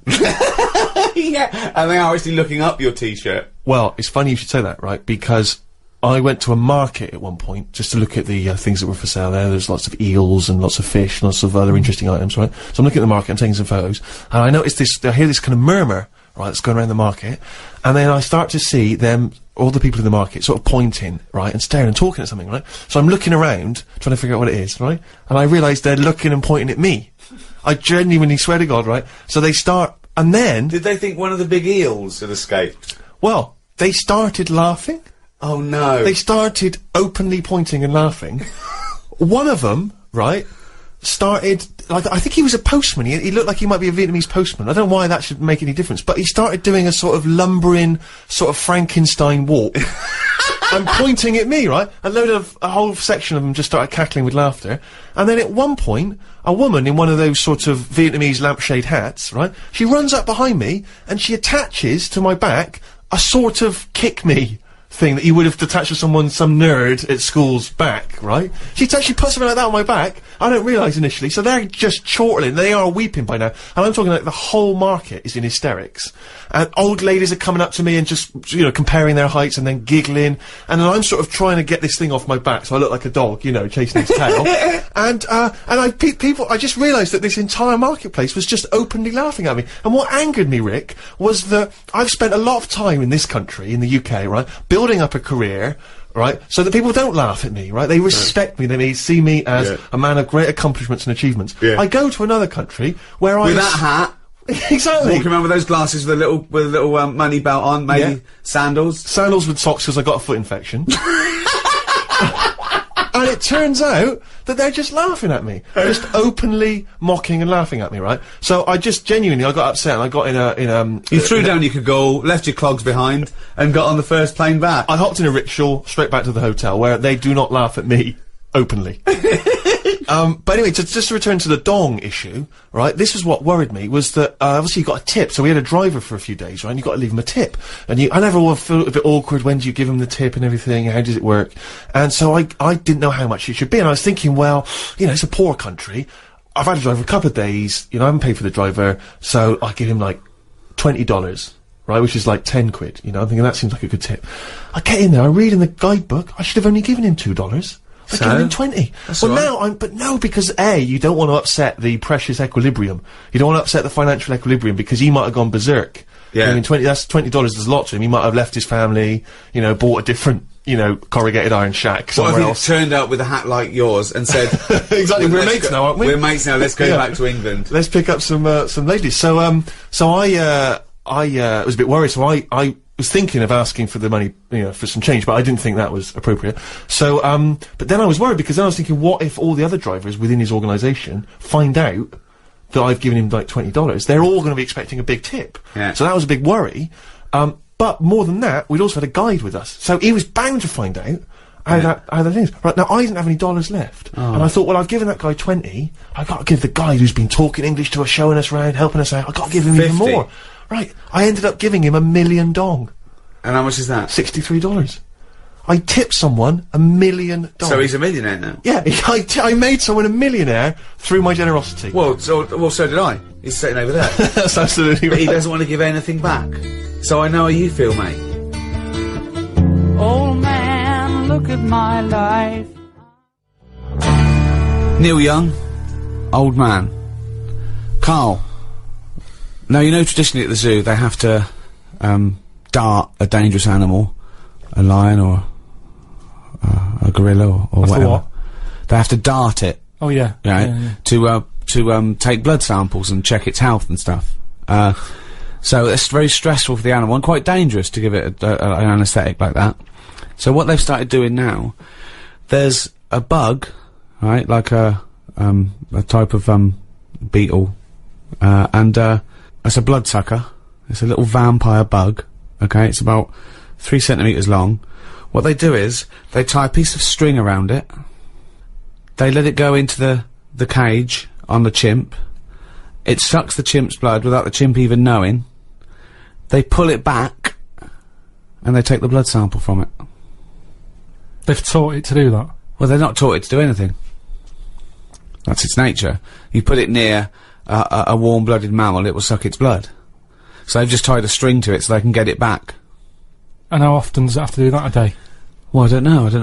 Why are these the important questions? Isn't that incredible that they've got this amazing symbiotic relationship with a bug? Because that's Is it what the same one? Safety's 8 chimps. Oh, jeez, Carl, listen to me. No, let him. I want to. I'm just saying, if there's 8 chimps in there, Yeah, 1 beetle. yeah. By about number 5, that's going to be sick of eating. Well, then they probably have different beetles, and they let it. And Carl, I don't know why this is the.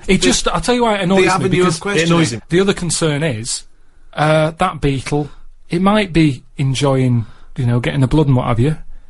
What happens if one of them's got AIDS?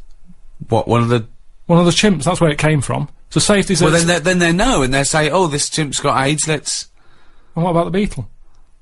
What, you're saying you're worried that the beetle will contract AIDS? Well, I don't know if that's how it works, but all I'm saying is, you get a dirty chimp in there, it's got a touch of that, and the beetle gets it, and all I'm saying is, it seems a bit unfair. What are you worried about the beetle? Working hard. It's eating what it likes. This is the same as getting in foreigners to make cheap trainers, to me. They, let the beetle do what it wants. I mean, how long do they live? I read the other day about some elephant beetle, they get about 4 months. Right. What do you think of this, right? This elephant beetle, in the paper the other day, Yeah. about the size of a gerbil. Right. Massive. Odd looking thing. Mm. The bigger, the uglier it is. Why are you looking at me? No. In a way, that is the way it works, isn't it? I think size is a big deal, isn't it? In a way, because This is interesting. well, we better being smaller, aren't we? Well, it depends. What do you mean? Well, no, if you're afloat in the Atlantic Ocean and it's 4 degrees centigrade, it'd be better to be fat. I didn't really mean like that. I just meant in terms of, like, Steve, I've mentioned he's taller than us. Yeah. He's always ill. Well, that's nothing to do with his height. I just think bigger people, it's like that Zhang Lung or whatever, the world's tallest man. He's always sneezing and that. He's always got something up with him because he's not meant to be that big. Small fellas, you never see a midget in a doctor's waiting room. they never get ill, do they? You never see one getting run over because they're too small, so you don't hit them. So I think size, if you're too big... You never see a midget in a doctor's waiting room! So the well, thing, maybe they're there. No, they're not. So what I'm saying to you is this beetle, that's massive, size of a gerbil. Yeah, but it's still... But a gerbil's small. What do you mean? No, this is a big one. This beetle is massive. It lives 4 months. Lives 4 months, been found in a banana crate. Right? Right. It's over here. They're upset for it, because it's been in this banana crate for, it could be, like 3 months. And the whole purpose of the elephant beetle is to have it away. That's all it wants in its life. It's only got 4 months, and it loves having it away with another beetle. And it hasn't had it. So they found it in this crate, and it looked distraught. They said it was showing all signs of, like, desperately wanting to have it away. It was well, when you can wank yourself to death with 6 legs, you leave anything alone for 3 months in a dark crate. Just eating a load of bananas. Yeah, eating bananas and whacking away. Well, anyway, 6 times at exactly the same moment. Its feet go, apparently. I bet it does. What do you mean its feet go? That's a sign. When they got it out, they were, they got the experts in, they said, what is this? We've got a beetle here the size of a gerbil. They said, we'll come round. They had a look. I said, well, how big's the gerbil? That's just scientists HQ, is there? Yeah. You can phone come that. round. Right, you'll need a gerbil-sized box to bring that round in. Come round. Ring. Operator. Can I have, people in charge of giant gerbil beetles? I'll put you through. Hello? Gerbil beetle people. I think I've got one. Come round. Anyway, its feet were going. What do you mean its feet were going? Do you mean it was dancing like Lionel Blair, or it had bunions? I haven't seen one, but... There's a surprise. I just read that that they were saying, yeah, we know what's the problem here. Look at its legs go, and they go up and down a lot, and it means that it wants like a partner.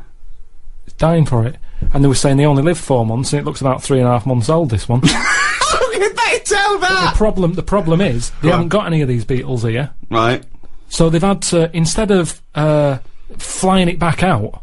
Yeah. They've gone over there to try and find one to bring it back because of the stress and that it's had, and it's older. Couldn't you put a gerbil in the beetle outfit?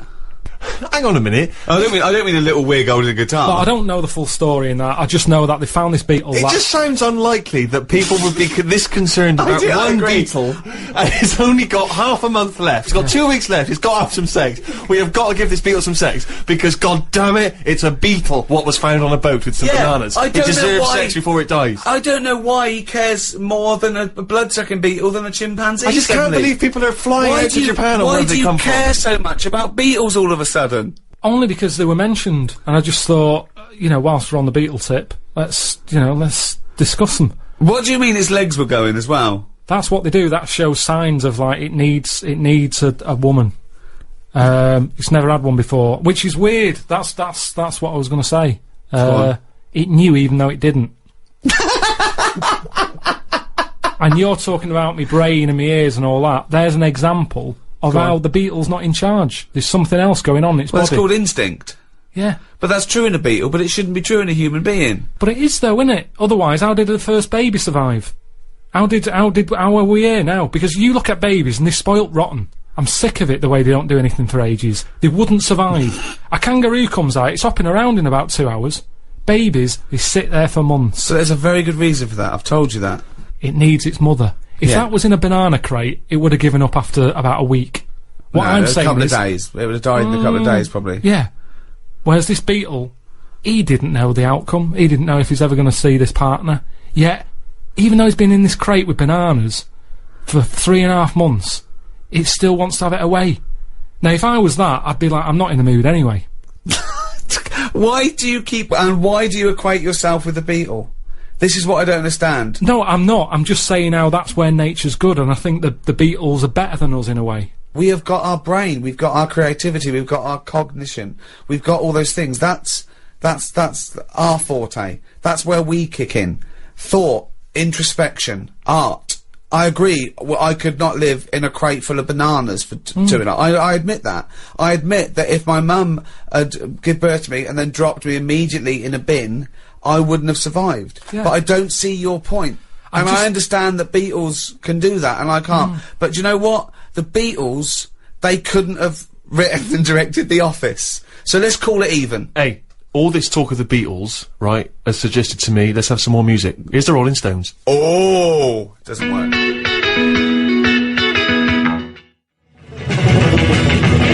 Well, that's about it. This is a test transmission for the Enemy Radio. I've enjoyed it. I think Steve's had a blast. He's got his hat on. Yeah, I'm as happy as Larry, mate. Just pleased that I've done it all for free. Yeah. Whereas Karl will be cashing a sweet check. I know. It looked like looking after number one after all we've done for him. I didn't even realise there was an opportunity to ask for money because I understood it to be a favour, so it didn't even occur to me to get my agent. Always ask. Always ask. No, because I'm doing it as a favour. If you said to me, "Can you come around and help me move house?" I would do it. I would not presume you're going to pay me for it. Debt of gratitude. See, one day maybe I'll need the Enemy. One day I'll call up the Enemy, just like you call up scientists and go, I've got a beetle the size of a gerbil, they say, come round. I might call them up and I go, oh, what's the drummer from Dodgy doing? They go, come round. But where does that debt of gratitude stop then? Because at what point do you say, well, I'll have some money, please? When I get a bill from British Gas, what will I do then? Will I just say redirect this to Enemy? Because a little debt of gratitude. Sammy Jacobs, the fellow who runs Enemy Radio, send the bill to him, please, British Gas, because he'll sort me out. No. He'll go, what are you talking about? That's not my bill. Sort it out yourself. And that's what I'm saying. The world moves on money. I make money to pay the bills. It's not for me. Sometimes I never see it. Doesn't even touch my hands.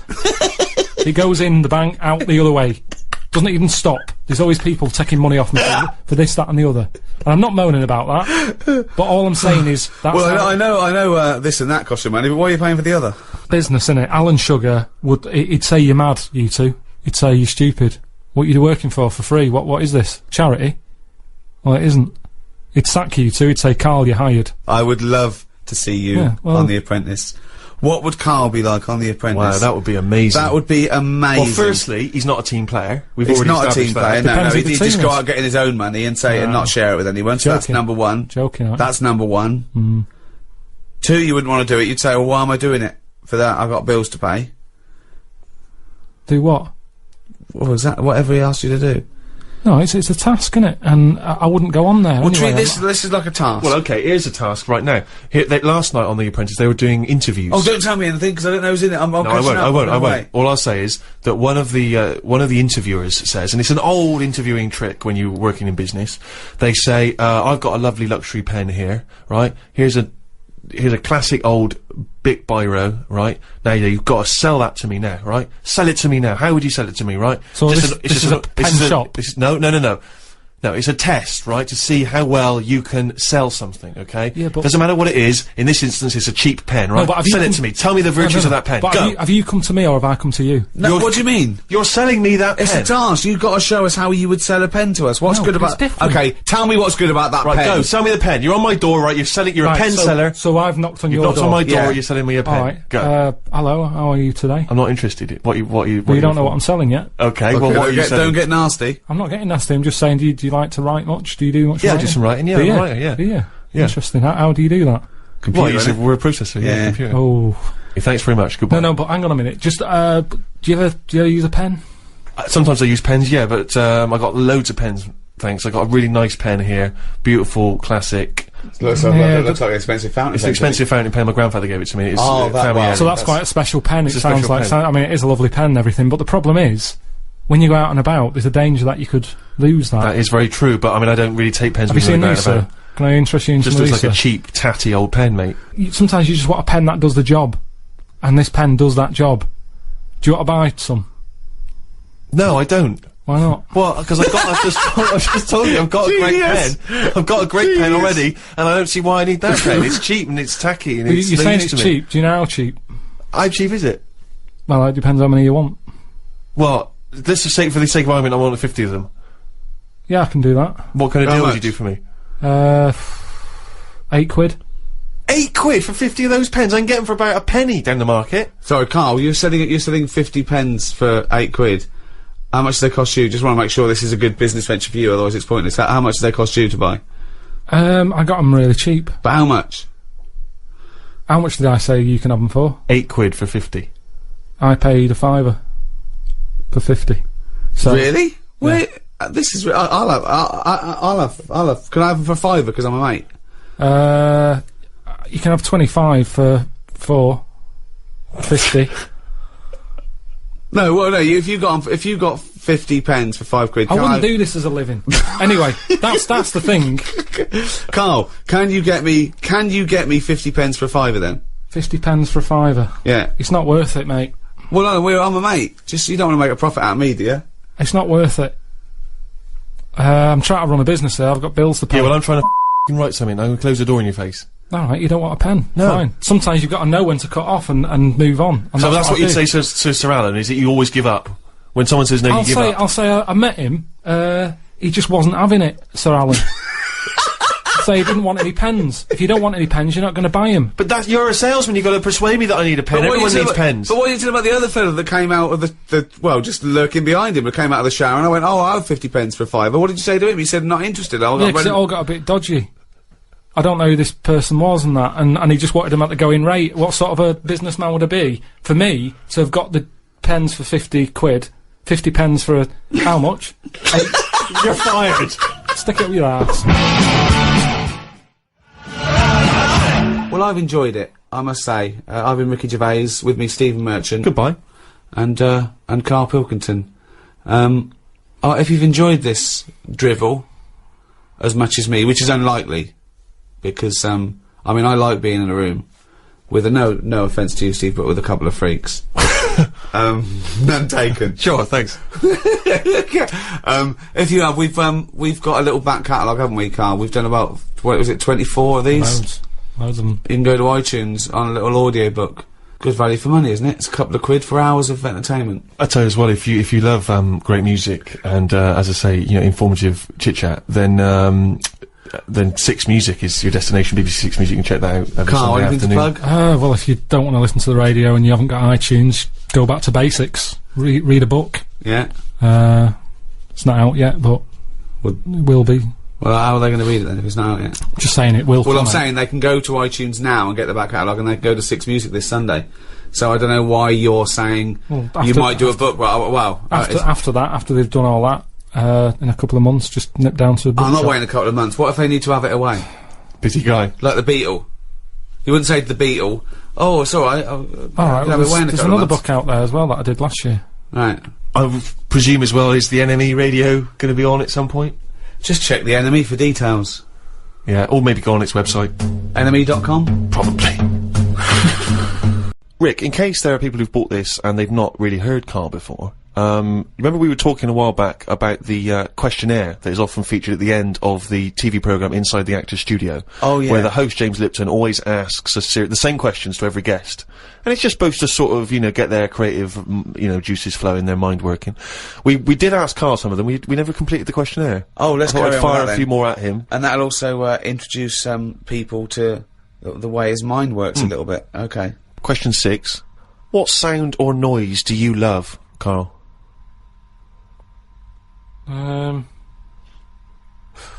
There isn't really one that I love. Nice noises, Yeah. like the ones you get, like I like going in the park, right? And you go, oh, that's nice, isn't it? And you get like bird noises and stuff. Give me your fucking wallet! But then like, Things like nice noises like that, and but You fucking, you cunt! Why did you fucking sleep with her? It's lovely in the park, isn't it? But with those bird noises comes a bit of stress, right? Because I was in there the other day, and like I say, little bird noises and that, and a little robin was there, and I thought, that's odd, that's out early, right? Because it's like sort of summertime and that. Sure. And then I thought, oh, that's nice, and I was watching it, and then it got like a little worm, right? And I was like, hey, put it down, right? Sorry, whoa! What do you mean? Because Why I are you didn't have- interfering? Why were you interfering In nature. with a robin taking a worm? Just because it was a nice sunny day and that, and I thought, you see, worms normally come out when it's raining, don't they? And you go, well, I bet they're happy to die, in a way, because it's chucking it down, it's miserable. They come to the top of the soil then, don't they? Yeah. When it's miserable. But it was a sunny day. That's they don't drown, I assume. No, it's not that, is it? It's just that they hear the water or something falling on the ground and they go, what's going on? And they come up to see what's happening. What? No, wait, but why do they come up when they think it's raining? Because they're hearing, like, knocking on their land, and they're going, who's that? And they come up. Sorry, wait a minute. But why do you think they come up when it's raining? Because they're hearing the noise of the Yes, rain. but they know what it is. What am I doing? Why am I talking like him? Of course they don't know what it is. Look. Can worms hear stuff? Yeah. Well, they got. You don't know anything, Karl. But I assume they can sense vibrations and Yes. so on, but they can't Yes. hear in the way we hear. No, they of don't course have they ears, can't. do they? Of course they can't. Well, whatever, right? So all I'm saying is that. But came what was up- this thing about these worms? They hear the tapping and go, oh, what's that? Right, tell us, okay, so start, you're a worm, okay? It starts raining. Tell me your thought process. Well, you just kind of, you're down there, you can't see anything, it's dark anyway. Yeah. So, And you haven't hear got about eyes. this, don't you? You hear about blind people have got really good ears. And it's No. the same with a worm. No, they do, it's an extra sense. They No, say, it's not. That's nonsense. That's nonsense. They start getting used to relying on them more, but it doesn't, so you don't turn into, bionic woman because you lose your eyes. No, but you do, because you use them more. If you use something a lot, you get better at it. So their ears are good. So all I'm saying is, so this rain's coming down. I don't know who to believe here, Rick. The rain's coming down on the land, the worm goes, what's going on? The worm goes, what's going on? He wiggles up to the top. So what does he do? So it goes up and it sort of sees it's raining, and then it goes back down again, doesn't it? But that's what I'm saying about the What do you other- mean? What is this world where he goes, oh, it's just rain again? Oh, so that's the 400th time I've been caught out this year. It's rain. I'll remember next time I won't come up. What do you think a worm is capable of in terms of cognitive thought? What do you mean? Well, a worm can basically tell certain chemicals and certain light patterns. That's all it is, really. Yeah, and It's not thinking. It's not choosing its favourite food. but you it's- don't know that. It's the same way you're saying to me, I don't know what a worm's thinking. You don't know what it's thinking. I know it's not thinking. You don't know that, though, is what I'm saying. You don't know what things are thinking. Everything thinks. doesn't No, it? it doesn't. No, it doesn't. No, the thinking. There's something in this room that's not. All right. What about this one then? What about flowers? Do you think they've got A mind. a feeling? Because here's something that... Again, they use phototropism, they go towards the sun, they close and Alright, open. well, Can you stop using long words, Rick, like sun? Listen. Do you know I've been to my mum and dad's, right? I was talking to my mum about stuff. All right. And she was saying how, this flower, solved a crime. What happened was, there was a murder, right, in an office. So they said it's obvious that someone who works in the office did this murder because that person's only a sort of a typist. He has, they've done nothing wrong. So they said that's narrowed it down, right? So this flower man came in, and he said, "I can sort this out for you." So they said, "What do you mean?" He said, "Well, during the murder, the plant was knocked off the cabinet, Right.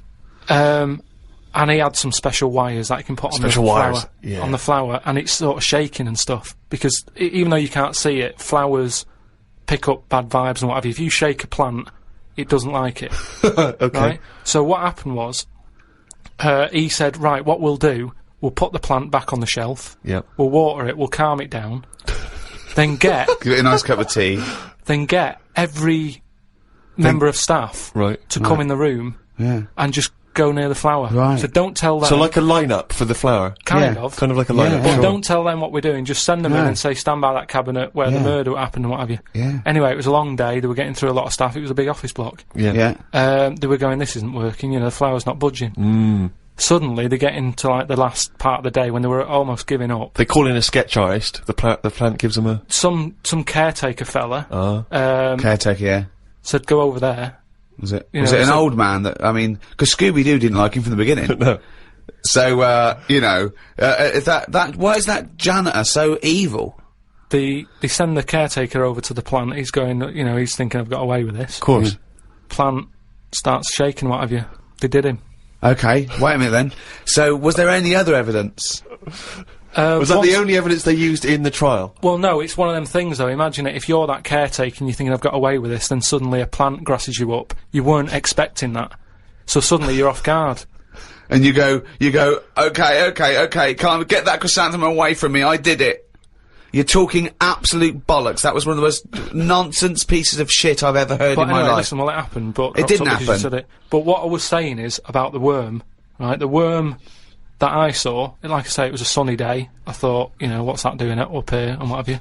So, anyway, this robin that I saw that was eating the worm, it had hold of it, and I thought, it's a sunny day and that, give the worm a break, sort of thing. So I went, oh, like that, and it sort of dropped it in shock.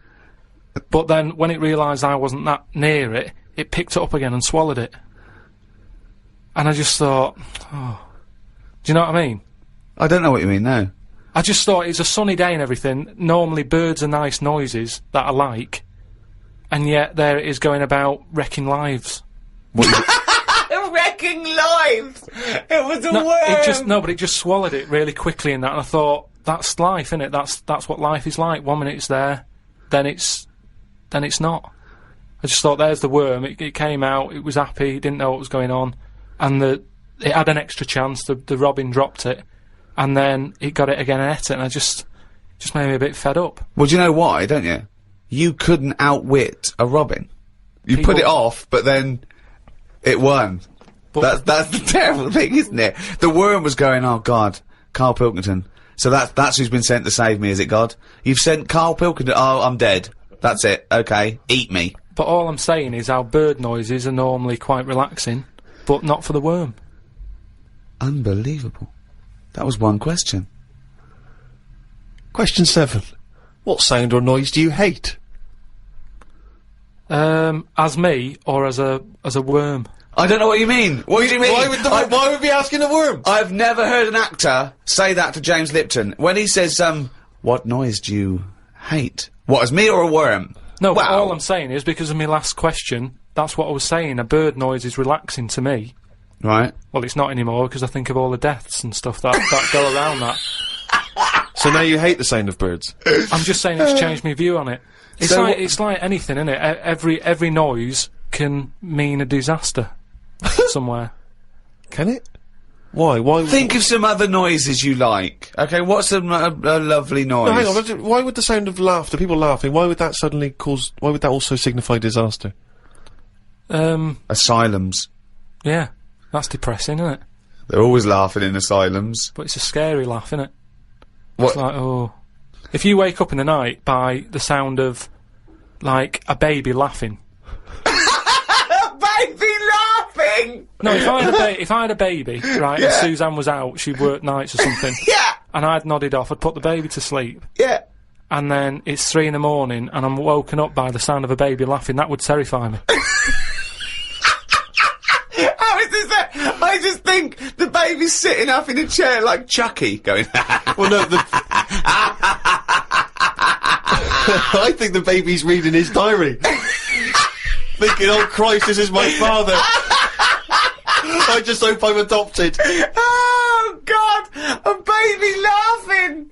Oh God, come on. No, I'm not getting off this subject, right? So what other sounds, right? What other sounds, right? More you like.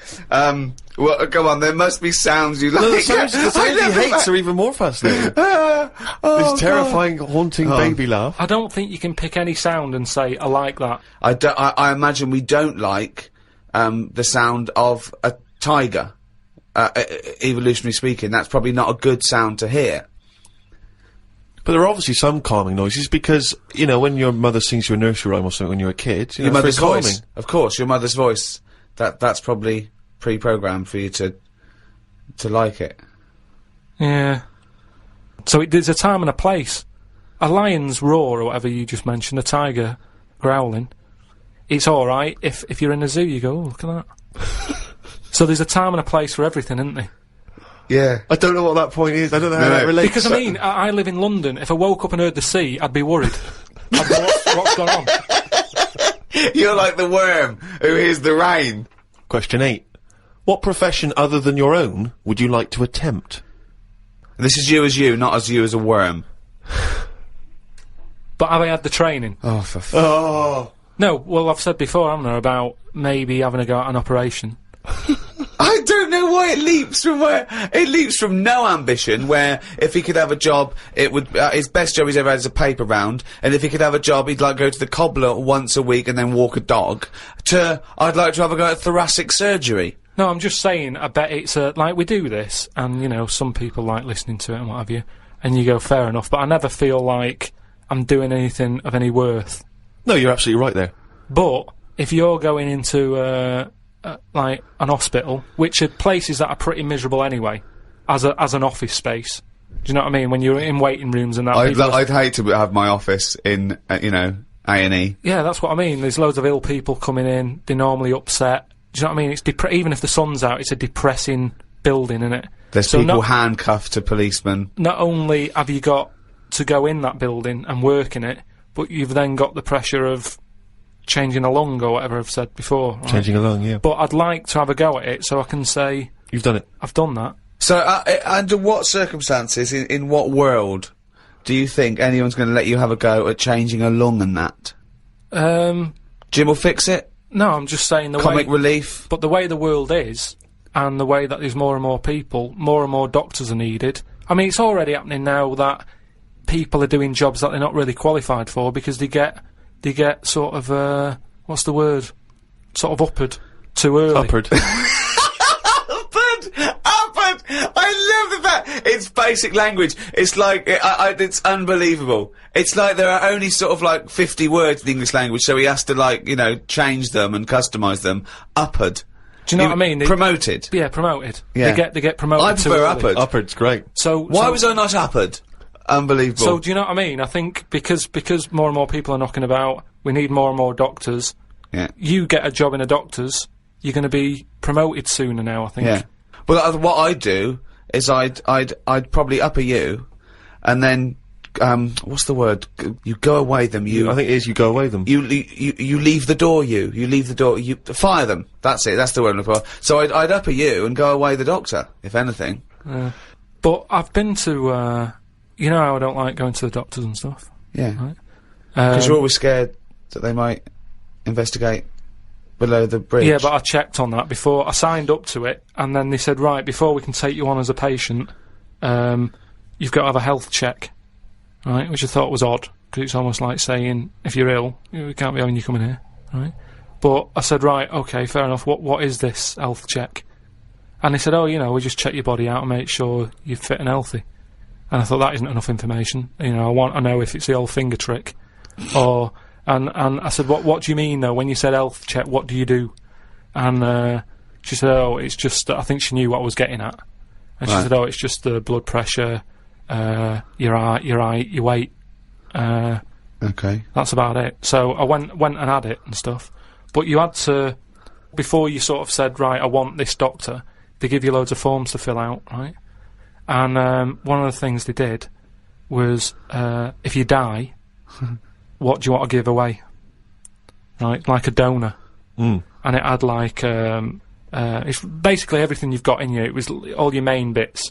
Your liver, your heart, your kidney, and what have you. And I thought, I really thought about it for 40 minutes or so. I didn't just rush into it. I was sat there thinking, you know, if I'm dead, does it matter and stuff?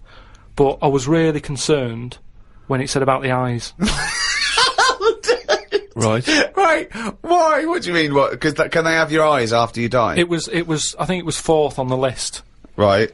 So they just sort of crammed it in. I think they know everybody's a bit cautious about giving their eyes away. No one cares more about the eyes than the liver or the... Why do you care about giving your eyes away when you're dead? Just because of that thing of, you know, we don't know for sure yet. I know that you poo-poo it, but the afterlife thing. Right, you don't know for sure if... Well, why would there be? How would there be? How would it work? Why do you think there's an afterlife? Why do you think there's... Why... because we're here already. It blows my mind that we're wandering about this planet anyway. Do you know what I mean? The fact that we're here, just by... Gravity blows your mind, Carl. No, but do you know what I mean? The fact of your mum and dad have it away, and then you just pop out, and it's like, how's that happened? And then it's what happens is the father inserts his... No, but what I mean is, you know, not just that bit. How I've said before about my heart just sort of pumping away on its own. No one's keeping an eye on it. It's not plugged into anything. No. And yet I want to move my hand like that, and it does it. Yeah. That blows me away, right? Yeah. I mean, you're still worried about whether you control your brain or the brain controls you. So what I'm saying is, how do you know what goes on after life? Because, do you know what I mean? So why in an afterlife would you want your eyes more than your liver and your kidneys and your lungs and your heart? Because ghosts don't eat, do they? So you don't need all your liver and your kidneys and stuff, because they're only there to sort your food out.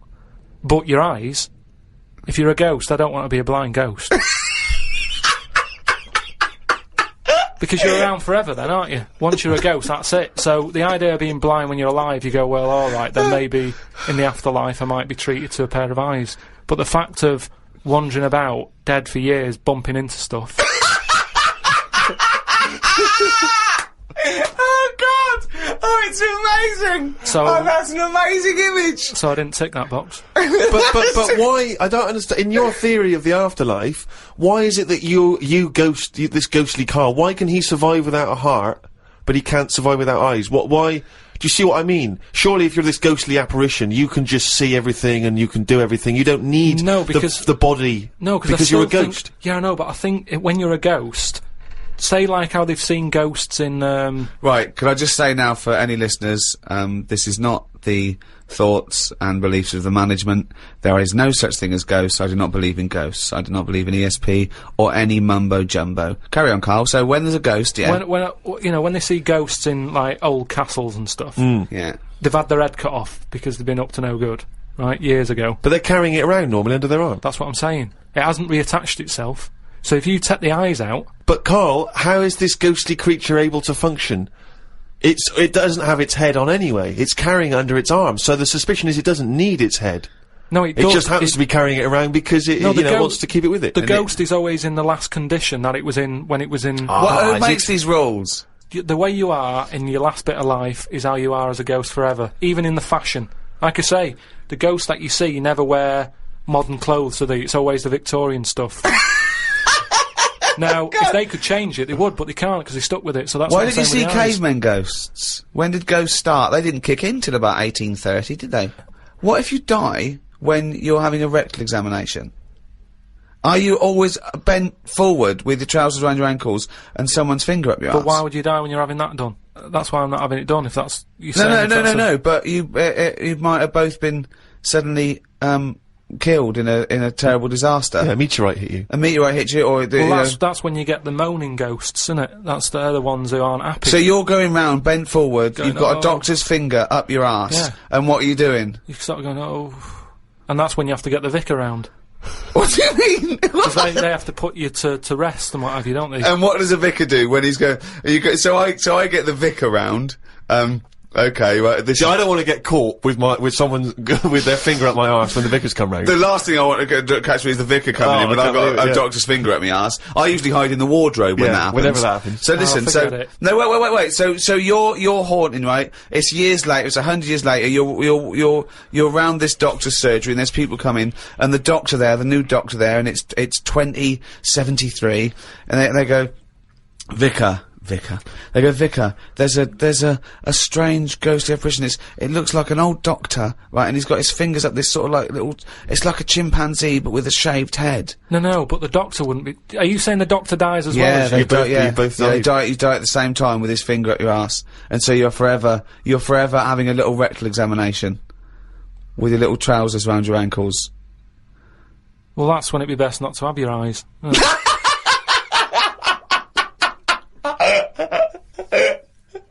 Here's what a load of bollocks this is. This is extraordinary. No, but listen to this. Listen to this. This is a good one. Oh, this will convince us, this one. Yeah, this way, okay. Answer this. This will be proof. Go on. I watched a programme the other week about dead people. Of course you did. Right? And it was people who had been found in their house, you know, they haven't got any family. Yeah. They died, sat in their armchair. Nobody's knocking on the door, ringing them and checking if they're alright. Yeah. Right? So they die, and they rot away in a chair. No. People, you know, the next door neighbour called up whoever you call up for dead people and go, there's a dead body next door, it's stinking, can you come and get rid of it? Right? They go in and... I forget what service that is. I don't know where you find that in the Yellow Pages. It's a good business though, isn't it? Hello, corpse removal. Stinky dead people. So they go in, there's flies everywhere. Of course there is, yeah. The doors and the windows are shut. Where are them flies from? What do you mean? Do you know that thing, reincarnation? Yeah. I think there it is. There's an example of it. How there was no flies in there. A body rots away. Out of the body comes flies. So you live on.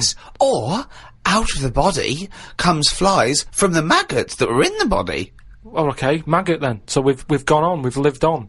What do you mean? I'm just the saying fly it isn't lives a on. reincarnation of the maggot. The maggot is the larval stage of the fly. No, but forget all the maggot fly. Right. Think about going from man to a fly. What are you talking about? I'm saying the windows and the doors on this house was shut tight. Now, your question flies is... had got in. They hadn't got in. They had got in? They hadn't. They'd already there. We're surrounded by them. We've probably got fly eggs on us now. Well, all I'm saying is, it's weird that them flies were in there when they weren't in there. I don't think this fella would have had loads of fly eggs on him. But I just think it's a bit odd. Why? What do you mean? I just think there was loads of them. You didn't see it. But it only takes one fly to lay loads of eggs. Yeah, but... So you think it's wiser to ignore Ricky's answer and go with your ghostly supernatural reincarnation one? You think that's the wise, sensible way to go? I just think it's a bit odd how every time someone's got fly eggs on them. So that, to you, is, less of a chance of happening than when you die, some of you turns into flies. Fly parts. Well, that happened when my dad chucked a turkey away in a bin. And it was only in there for about a day. I went to go and put, like, a crisp packet in the bin at the end of the garden and what have you. Picked the lid off, full of flies. Yeah. Now, the bin lid. Yeah. It's like a constant fight with his own brain. Was fairly sealed and what have you. Yeah. Again, it's the turkey living on. No, it's not. It's the fact that while it was out on the table... It hadn't been out on the table. We didn't eat it in the end because it had feathers on it. My mum said, I'm not doing that. Yeah, but what do you mean it had feathers on it? My dad got it off a mate and said, yeah, I've got this for Christmas, but it was still virtually alive. And my mum said, oh, I'll just get one from the supermarket. So we put it in the bin. Yeah. So all I'm saying is... I'm telling you, the eggs were already on it, mate. It's just an idea about it. It's a theory. Everyone's allowed one. But it's bollocks. Back to the Inside the Actors studio questions. Question 9. What profession, Karl, would you not like to do? You see, in a way, some bad jobs are good jobs in a way. Because, one, it means that when you have holiday, you really appreciate it. Sure. Do you know what I mean? Whereas, you see, I always thought, like, when I had a job where I used to have to do, like, 4 hours a night when I worked through the night, I only had 4 hours to do from 2 in the morning till 6, right? But it meant that when I was on holiday, I never really appreciated it, because between 2 and 6, I'd be asleep anyway. So, unless I got up at 2 in the morning and went, I'm relaxing now, instead of working, you don't get the full... I don't know what you're talking about. I don't know what you're talking about. The rules that you live by, about what you can enjoy and what you can't. What's good with a holiday, right? If you work, say if you work in a factory from 8 in the morning till 8 at night, packing socks into a rubber bag, right? Between 8 and... What time did I say my 8. shift was? 8 and 8. It's a 12-hour sock packing job. It is murder. I also like socks into a rubber bag. Yeah. I love to get my socks in a rubber bag. And also, he forgot the timings immediately. He said the sentence, then it went out of his head. It's like, so if you're packing, from 8, what time did I say it was? What are they packing? So, alright, so you're a sock stuffer, you do a 12-hour shift. Yeah. Okay, go on. So, you go, oh, come on, Rita, no more socks for me. I don't want to see another sock for a week. Have you got the rubber bag? Don't bring the rubber bag, that's the last thing I want to see. So what I mean is, when you're on the beach, right, by the sea, between 8 and 8, you're thinking, oh, this time yesterday I was packing socks in a rubber bag. And you can really enjoy it. You can keep going... Oh, an hour later you can go, oh, I was packing socks yesterday. Yeah. Oh, and you can I'm keep glad you're saying enjoying it, love. Will you stop going about the fucking socks? We're on holiday. I don't think this marriage is going to last. Oh, look, Rita, I know, you were packing fucking socks yesterday. Let's not fucking talk about it for a week, you boring bastard. Oh, Rita, what? This time yesterday, I know, you were packing fucking socks in a rubber cunting bag. No, I was having lunch at this time, you fucking slut. Oh, Christ almighty. So what I was saying is, when I was working from 2 in the morning till 6, to really enjoy being off from there, if I was on holiday... You'd have to get up in the middle of the night. To go, oh, this time yesterday I was playing... Surely the joy is not having to get up in the middle of the night. Then when you get up and thought, God, thank God I didn't have to get up in the middle of the night like I usually do. I slept through like a normal person. Surely that's the joy. I think the joy is going... Oh, I'm normally doing this at this time. But that's ridiculous, because if you worked, right, till 6 AM, you presumably went to bed and slept in till sort of 3 in the afternoon or something, yeah? So you'd be up at 10 AM going, wow, usually I'm asleep, so you get it then. So you're talking shit again. And the final question from the Inside the Actors Studio questionnaire. If heaven exists, what would you like to hear God say when you arrive at the pearly gates? Is that how it works? Oh. No, what do you mean? What's the question? Well, I don't know. You hear so many other things that you have to go through other gates. I can't imagine him being on the door, is what I'm saying. If he owns the place, what's he doing there?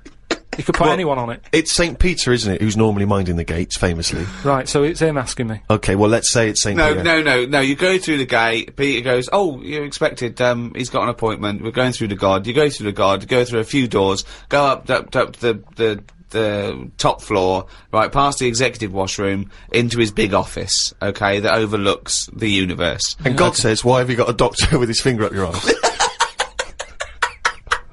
And you go, well, you should know, you caused it. So what? So you've gone in to see God, it's an audience with God, you've died, you've gone to heaven, and what would you like God to say to you at that point? He might offer you great wisdom, he might ask you a question, he might tell you something. What would you like him to say? And is this just one visit? This is like, because it's my first day. Yeah, it's your first day, with him. You get a chat with him, yeah. But after that, I don't. Well, you might bump into him at the odd, the Christmas party, the AGM. But I'm not going to be myself, am I? I'm going to be in shock a little bit, because it's like, I mean, I'm not comfortable on the first day of holiday. because you're in different surroundings, the hotel, you've got to get used to where everything is. Yeah. So he's not going to get the best out of me. Well, to be no, honest. but you have eternal bliss. Yeah, don't you, in heaven? he's It's got a happy. long time to get to know you, and he knows everything anyway, so don't worry about it. So why does he see me then? What would you want God to say to you? So you walk in there, you're happy with it because you understand now you're dead and it's a whole new world and everything's alright, you feel great. Like, what am I saying? Well, anyway- I'm going along with this dribble. Yes. What would you like God to say to you? Alright. Probably just say, you've done well and that in your life. You never did anybody any harm. So welcome to heaven. Any problems, give us a shout. You know, here's a little layout of like a little map. It's kind of like I love this. This is a great answer. And my favourite one is you never did anyone any harm. That's great. That's a brilliant thing for God to say. yeah. So hang on, he's giving you a little map. So he's got a little map of the Little area. map, It's and he'll big. sort of say, this is where you go for this is where you go for that. I'd probably ask him about the ghost situation. I'd say, am I now a ghost then? Or is this just like another planet that I've come onto? Right. I don't know if he'd answer that. I don't know if he'd be sort of a bit, a little bit... Bit cagey. Yeah, a little bit like, well, I don't want to panic you and stuff. I'd say, right, is it right that I can see past family and that? Because to be honest, I'd probably prefer to stay away. He doesn't even want to. No, but because the thing is, if that's you've done amazing. I've done all that in this life, so it's about moving on to another life and meeting different people, isn't it? Yeah. Otherwise, what's the point? It's just Yeah. like the same all over again, but everywhere's white. So who's the worst person? You go to heaven and it's all great, and God goes, oh look, and here's so and so, and you go, oh, what's he doing here? Yeah. But why would he be introducing me to that one? No, I'm saying who's the worst person you'd like to see? And Who they do go, you just not want to encounter in heaven? what if he said, right, Carl, you're in heaven, but we've got to teach you a lesson. You're a bit cruel to freaks. Here's Pillow Man. Here's the three-legged juggler. Here's the Elephant Man. They got a few questions. Yeah, Elephant that'd be alright. That'd be Elephant fair Man enough. goes, why did you talk about me like that? I'd say I never had a go at you. Why did you talk about me eating buns? But then I'd get a bit annoyed with God. I'd turn Elephant Man onto God. I'd say, well, hang on a minute. At least when he put his head down on that pillar and he did himself in, he did that because he was sick of life. You've brought him up here. He's still got the head. Why didn't you give him a better head whilst he was up here in his next life? Well, he could say the same to you. Heaven's beginning to sound like one of the worst drink stews ever. It's awful. Everyone's sort of making kind of snipey comments, and you're having to make conversation with people you don't really want to talk to. Yeah, it is God, I'm not sure God's the best host. I mean, I don't know if it is like Do you this. think I'm God just- would like this podcast? Well, I suppose it just kills half an hour, doesn't it? Well, yeah, but time's not a problem for him, is it? Yeah, it is, because he lives for ages, so he needs loads of filler. I bet he's, doing stuff that he's just like, I'm not really into this, but it's something to do, innit? Sudoku and stuff.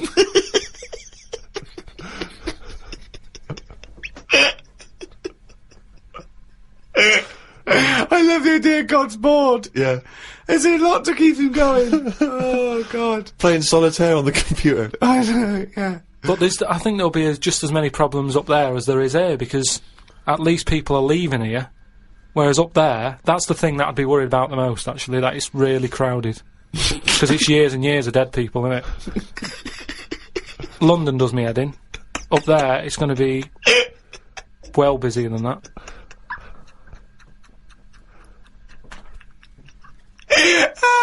And what are you? So you're presumably you're all naked. Why has that happened? Well, because he didn't want Adam and Eve to put clothes on, did he? He was annoyed at the snake and everything, and Eve. So you're all back to nature. You're all naked. So you're all walking around naked, right? Yeah. But So you're up there. You're up there just naked, talking to Graham Norton and stuff like that. I'd have to get used to that. If I go up there and he goes, right, you're welcome to heaven and that, and I go, all right, I've made it to heaven. He goes, yeah. Right, put your clothes in the bin bag. No, Get you're going. up there. You're already naked. Right, You I'd just- go, well, I'd say this is a bit odd.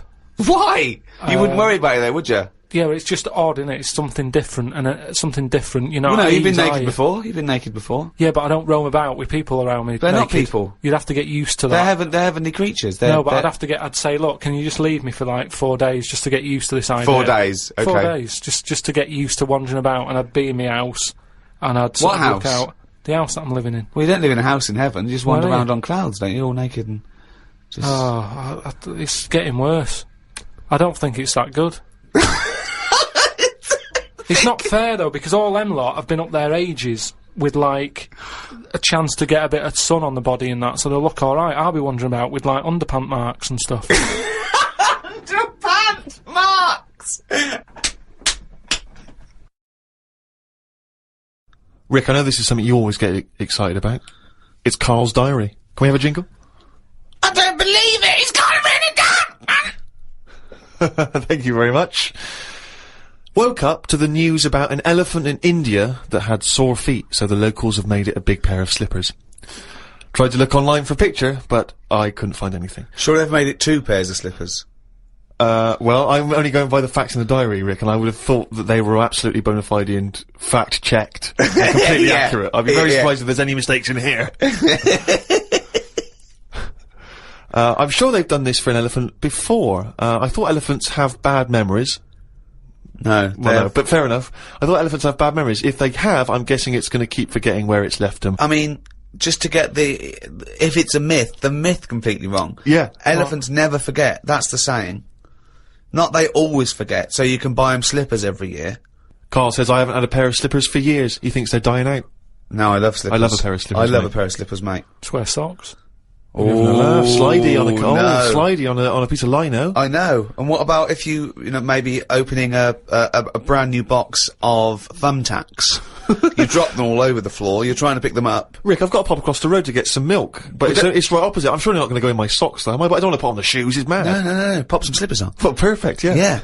But you shouldn't go out in your slippers. Why not? Just across the street, mate, to get some milk. Because they're inside shoes. You don't go roaming about on tarmac in slippers, that's basic. But you don't have any slippers, so No, you're but just tiptoeing across the street, you know. I'll put my shoes on. But you can pop out and get the paper and, you know, the bottle of milk, can't you, in the slippers without any harm done? No. Huh. Apparently not. That'll make it into the diary. Tried to have a shower, but there was no water. I love it when he calls me when things go wrong with the flat. But I like the fact that he tried to have a shower, but there's no water. How long did it take you before you realised he was there for 20 minutes? Yeah, after 20 minutes, he said, Suzanne, should I be dry? Yeah, I'm freezing cold. Yeah, no, you should be sort of wet and warm. Right, there's no water then. Brilliant. I called the service charge people, but no one was about. Looked outside, but couldn't see any work going on. Great, innit? In India, they can sort out elephants with shoes. In London, we have no water. Hung about for a bit, but still no sign of any water. Brushed my teeth just using the paste, and used the little bit that was in the kettle to have a wash. I was pretty chuffed that I thought of using that. Suzanne was a bit annoyed because she wanted a cup of tea. She said, go across the road and buy a big bottle of water. Not in your socks. Pop some slippers on. Go across the road and buy a big bottle of water, she said. I never thought of that.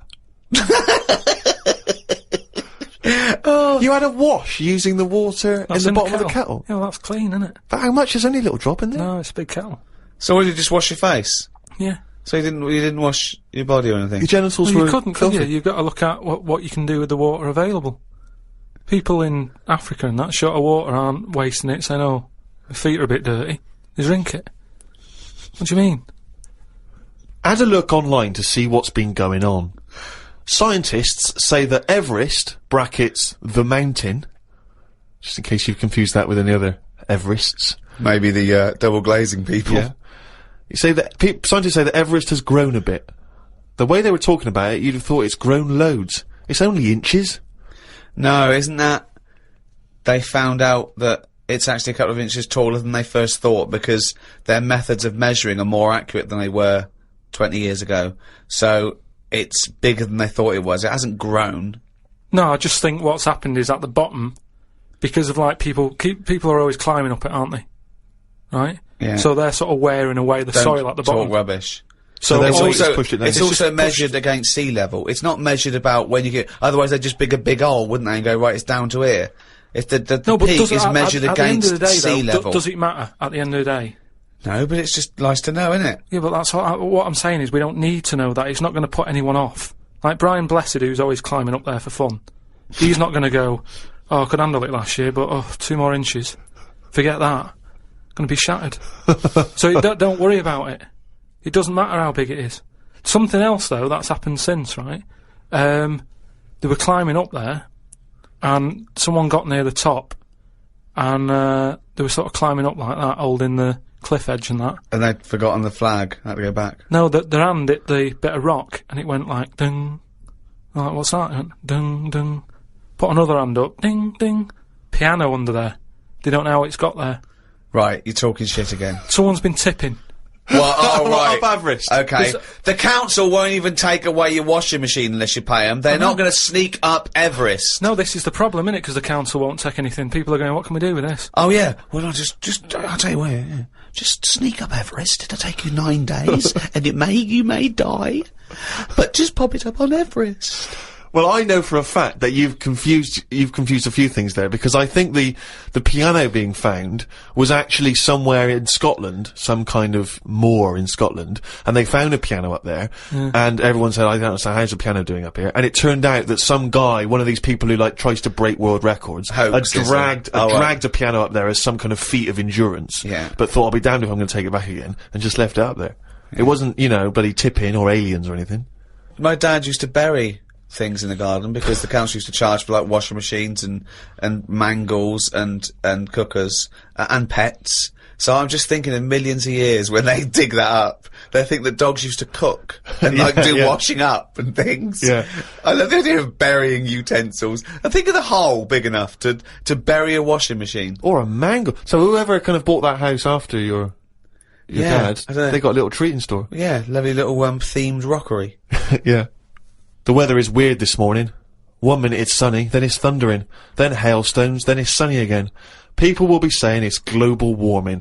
I don't really know what that means. Everything's changing all the time, innit? I wonder if years ago, when we first came out of the sea and we walked on land upright, did people blame the weather for that? Good point, No, it's so stupid. Yeah, ridiculous. We didn't come out of the sea and instantly start walking around like humans and go, oh, can you believe it? We were swimming around, we were having a whale of a time. Do you know what? I blame the weather. No, but now they would, if that happened. It's the same way, say like, evolution, right? We talk about it a lot, right? Now, years ago, I don't know how it happened, but some whale had legs, right?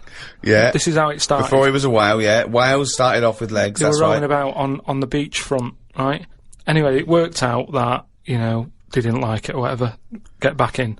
Now, say, if that happened again now, right? Say if someone's born, and they always say, don't they, check for lumps and stuff, right? Make sure you haven't got any lumps. Now, say sorry, who says this and what's the... Like, magazines and doctors and that. Always saying, when you're first born? Yeah. Okay. But arbitrary decision, that answer. Yeah. But all I mean is, now, say if like our evolution thing is kind of like the next level is for us to have 3 legs because we're that busy on the world now. But it doesn't work like that. Why would it work like that? Because that's nature, innit? It deals with it. If people are getting stressed out and getting achy legs a lot, because they're going, well, what you're doing there is you're using 2 legs like you've got 3. You need another one.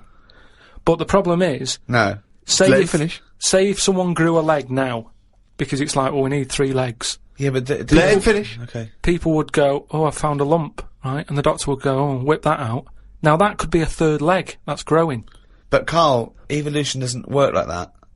It does work Suddenly like that. something isn't born with a perfectly formed 3rd leg that can be passed on. I know, it's a lump. It starts off like a lump, and if you left it alone, it would eventually, over a bit of time... No, over many, many millions of years. Yeah, but it'd grow as another leg, but we're not letting that happen anymore.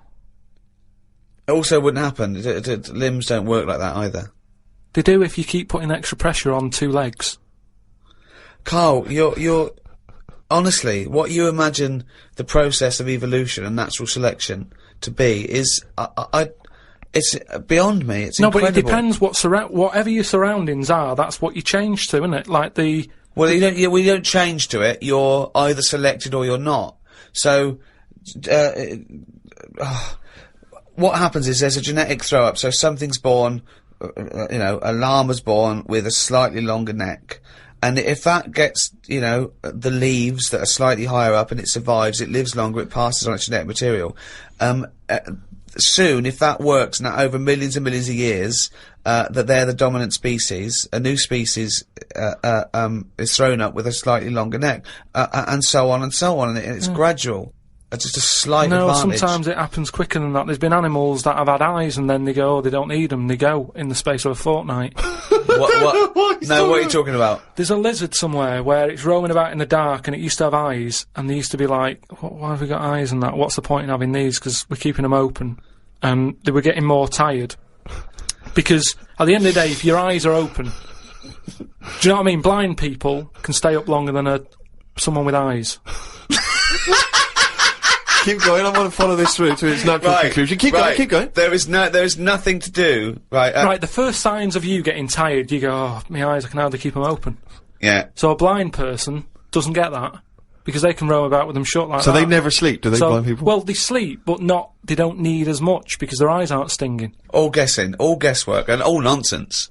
I mean, all nonsense. But hang on, fair enough. Okay, even if we accept that to be true of blind people, what was happening with the lizards? The lizards were going, I can't believe this is mad. We don't need our eyes. We're down underground. What's the point? Jeff, Bill, let's just no longer use eyes. Well, they were just like, in a way, it's better if we keep our eyes shut to keep the soil out and stuff. And then over time, they were like, oh, my eyes are stuck. Like the time when... For a fortnight, you said? No. It's over hundreds of millions of years. And the other thing is, it's not the case that there's no will to evolution. What happened was that a blind one had no disadvantage, so he was selected better than one with eyes that maybe would find it irritating or getting in the way. Just like a snake, it's not a disadvantage for a snake to lose its legs because it's selected, and then it's an advantage because they can get into places that where legs would get in the way.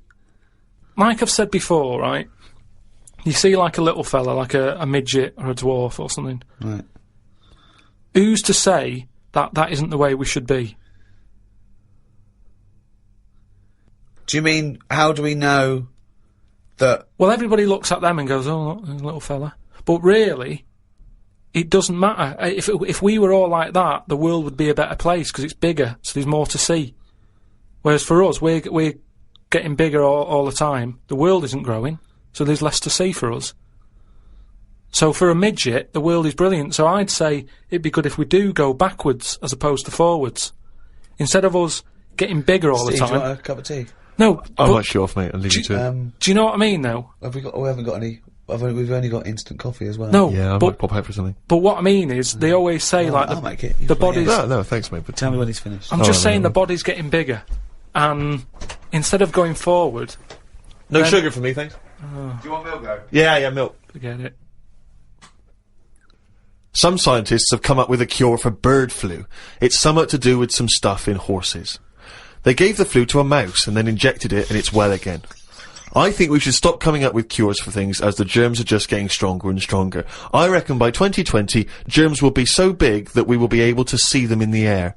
They will no longer be little particles. You wouldn't swallow one. If you did, it won't be the germ that will kill you. You'll just choke to death. I think that's how we'll die in the future. Choking on enormous giant germs. And they'll be like rampaging around the cities, will they? I'll tell you what though, right? That I'm getting worried now because the stuff he believes and thinks of, I mean, it could be mental. Do you know what I mean though? Like a proper paranoid sort of, one of those people that soon going to live in a loft covered in tinfoil. Yeah. Right? And pages of the Bible all the way around the, and Suzanne's having to put on some sort of spacesuit to come in and give him his beans on toast. And he's going to have to polish each bean. That's what scientists do, isn't it? They just sort of think ahead of everyone else. That's what I'm doing. And the weird thing is, right, Steve, sometime last week, there was a science piece which was close to what I'd already said. Yeah. That they've got some germs that like eating sugar, right? They stick them in a lunchbox with a chocolate bar. Within an hour, it was gone. right? And they say now these germs love chocolate and Did stuff. this scientist leave it near this fat scientist that works in the same laboratory? And he went, it's unbelievable.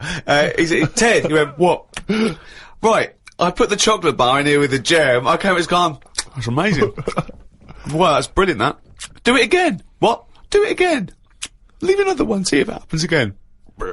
So in the future, you're running around and germs are... Eating chocolate.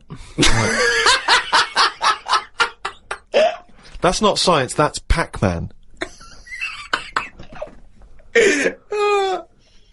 Went to bed and chatted about food to Suzanne. I said it would be best if our bodies could be run on something like coal. That way you wouldn't get fat, people, because you wouldn't be eating for enjoyment. You'd just be eating to give you energy. Suzanne said, why do you always take the nice things out of life? Because sometimes to think about the future, it's not going to be all good, is it? Look at the way we have to do things now that we sort of go, oh, I'm sick of this. But they do it for your own good. But you try and change the laws of the universe. Based on arbitrary whims. No, but we're Yeah. always eating stuff. That's one of the things we do now, isn't it? As soon as we find a new creature like that frog that's been hidden away for like millions of years, you get someone who go, I wonder if we can eat that. Do you know what I mean? It's everything that's walking on the world, they sort of see what powers it's got. What powers it's got? No, like, if it can jump far, you know, is it poisonous? Can you get anything out of it to save people? And Yeah. then, can we eat it? They're the three things that they do with a new frog. Any creature... So what are they? Can it jump fast? Yeah. Has Is got it any poisonous? poison in it that Is- you can use to get rid of illnesses? Yeah. Can you eat it? That's the more first and three more- questions anyone asks, do It they? seems to be the way, because you look at menus and that, how they're getting bigger and bigger now, and that's only because we're finding more and more species of stuff. Is it? Yeah. Yeah, if you look at some stuff on a menu, that octopus you eat, at some point that would have gone through the list of, right, what does it do? What's it got in it? What does that ink do? What's it taste like? Can it jump? Can it, whatever, well, they've done tests on it, haven't they, when we said about it being getting in a jam jar or something. Yeah. So it's all part of it. Everything's been tested. Everything. But I think what the thrill is that the first you hear of a newfangled food, do you think that in ancient civilization they didn't do this? They didn't try an oyster or spear a fish or Yeah, because eat a there wasn't maggot? that much other stuff knocking about at that time. Right. We've got loads of stuff, so why are we messing about with some new frog? It's all like, people just like showing off, don't they? Leave the frogs, let them get busy and have loads of them, eat the chickens, when we run out of them, move on to the frog. Or whatever. But why have all this on the go? Do you know what I mean? It just makes it... I hate going out for a meal now, because it's like, what you having? Oh, I'm sick of it, look at it all. And then you're forced into people going, oh, have you had the new frog? No, I don't want it, I'm happy with chicken. That's what I mean. yeah. Unbelievable. Have you ever been out, Rick, and someone's been trying to force frog on you? I've never been forced frog in my life. Although I did go for a meal once with Karl. We went there and he had the Oriental hors d'oeuvres I recommended, right? And he was trying to get this little oyster, right, off the shell, right? And he was getting it stuck to its house, right? And I looked round and his eyes were watering and he was choking, he was drinking water. I said, what? And he said, I ate that. And it was a big blob of wasabi, right? And I said, why'd you put it all in once? He went, he said, I thought it was a mushy pea. Why would they put one mushy pea? Was it hardcore, the wasabi? It felt like my head was caving in. That was just Ricky squeezing it, wasn't it? Between courses. Trouble with that though is, you know, hot food, why you get addicted to really hot food, is the pain is actually it's killing taste buds, and then endorphins are released in the brain, like, you know, a morphine derivative to sort of go, it's alright, calm the pain. So you actually get addicted to that sort of, you know, what But happens. why would you want to kill your taste buds? But new ones come back Well, yeah, I think I think you. straight away. Well, I don't know how long it takes. I don't know. I'm not sure. No, it's just, is that the chef sort of going, oh, I'm serving some right rubbish tonight, give him some of that kusabi. Kusabi! Oh God, and Tonto! Oh God! Back to the diary. At lunchtime, I went to a local cafe and had an omelette. An old woman, who was about 70-ish, was in there eating pizza. It didn't look right. No. I know what you mean there, actually. Old people eating pizza seems a bit weird. What about an old Italian lady eating pizza? Would that be alright? No, I'd expect her to have lasagna.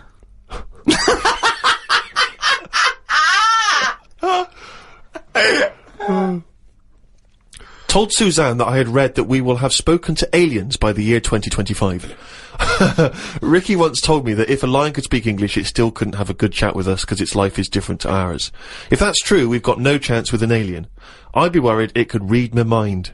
I had that problem once years ago when I worked in a studio making cassettes. Some mind-reading woman was having some cassettes made. She waited while I did them. She had a small dog. I knew she was trying to read my mind, so I just thought about the dog. I thought that would confuse her, because she wouldn't understand why I was thinking about her dog.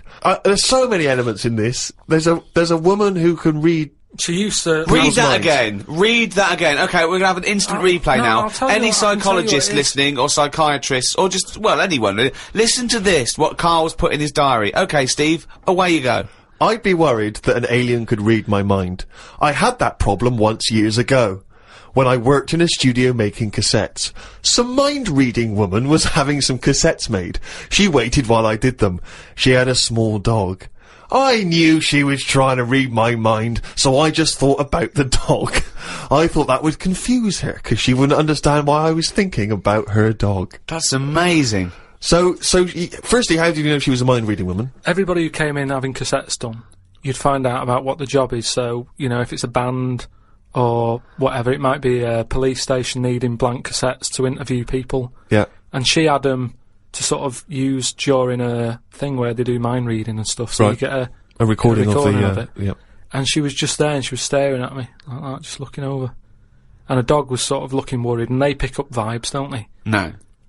They do. And why was it looking worried? worried? What do you mean pick up vibes? Depends what you mean by pick up vibes. Dogs pick up loads of vibes and stuff. I read the other day how they can tell if someone's got cancer and well, they can, yeah, it's one there's a vibes. science behind that. They can smell different, at a cellular level. Yeah, so it's the same because it's sort like of thing. 70 times but no, they can't go, the dog wouldn't even know you're an idiot. The dog, the dog was sort of looking weird and stuff. It and knew. She was looking at me. But were they looking, I'm not being funny, were they looking at the roundness of your head, do you think? No, they were just looking at me, and I was sort of panicking a bit, and the more that I was thinking she's reading my mind, I was thinking she knows that I know that she's reading my mind, so I just stopped thinking about her reading my mind, thought about the dog. What were you thinking about the dog? Just running about on a beach. He remembers what he was thinking! No, just so she thought, oh, hang on a minute, it's not his mind, it's the dog's mind I'm picking up. So you thought she'd go, oh no, I'm getting it all tangled up, I've got a cross line here. But why were you worried that she was reading your mind? Because you weren't thinking of anything unsavory. Oh, please. No, I'm just trying to get in his mind. His doesn't rationale. work, Carl. No one can his- read your mind. No, but wait, what I mean is, even if, let's assume that you thought she could read your mind, why did you think that there was anything wrong with finding out what you were thinking? Because she'd have known that you knew that she could read minds. So if she read your mind and all you were thinking was she can read my mind, she'd think, what? Of course, if she really could read your mind, she's going, there's Carl there trying to make me, think that it's the dog. I know he's thinking of the dog. No, but when you sort of, try and think of normal things, you think of mental things, don't you? So I was like... Oh, hold on, let's let that Go on. No, I just mean, like, you're going, oh, God, I best not watch what I'm thinking then. What were you thinking? Tell me some of the mental things. No, there was things loads of things that was in there. Like, there was an old woman who used to annoy me in there, who used to give me socks all the time. And... Socks? Socks. She used to always make loads of socks, and she'd be bringing them in. And no matter what I did, no matter how much I sort of said, look, I'm sick of your socks, she kept bringing them in all the time. And they had, like, pictures on and that. I didn't want socks with pictures on. So I might have been sort of stood there going, oh, there she is with the socks, I'm sick of her. Now, if she can sense that, she'll go over to her and go, watch him, stop bringing him socks, or whatever. No one can read minds. No one can contact the dead. Say like me, right, if I sometimes come in the room and that, and I'm fed up, you go, oh, Carl's fed up. I haven't even said anything. So it's just that, that's because you look like a miserable bastard. Yeah, and we know what that means. We're human and we understand facial movements. So it's a bit like moods. that. It's a bit like that. It's a level down from that. No. She should be able to read your mind if you're locked in a safe and she doesn't know who you are and she doesn't know whether there's someone in there. No, that's what the double-blind test is. That would never work, would it? Because that means she'd never get arrest.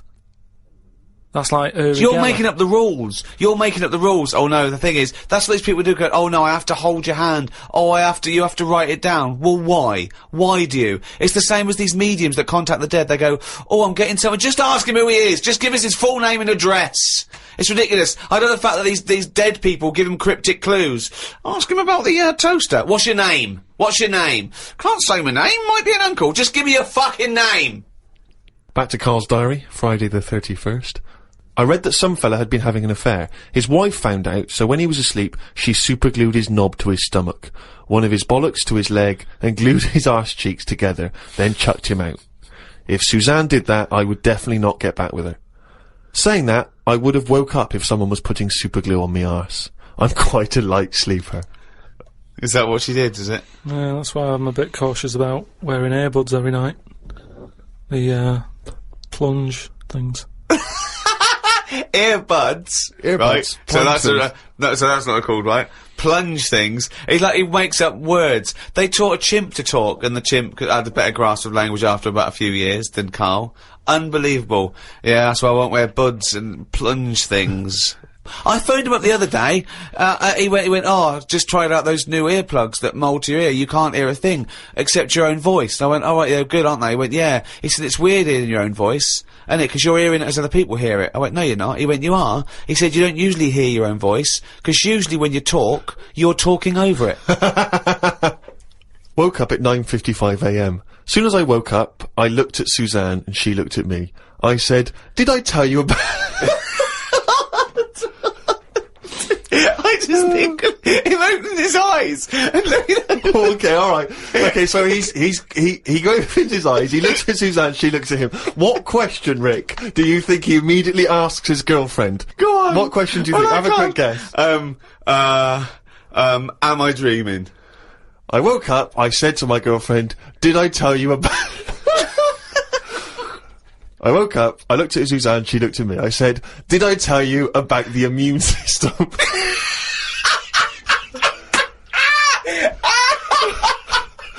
Did I tell you about the immune system? Suzanne started laughing. I said, it's amazing. She said, not now. Oh God! I was thinking that! Springing into action, he zips up, his eyes are like... Did I tell you about the immune system? Oh, shut up, I'll put the kettle on. Oh God! Oh, fucking hell! Was talking to Suzanne about how it's odd that Sundays are meant to be the day of rest. I thought God was meant to be born on a Sunday.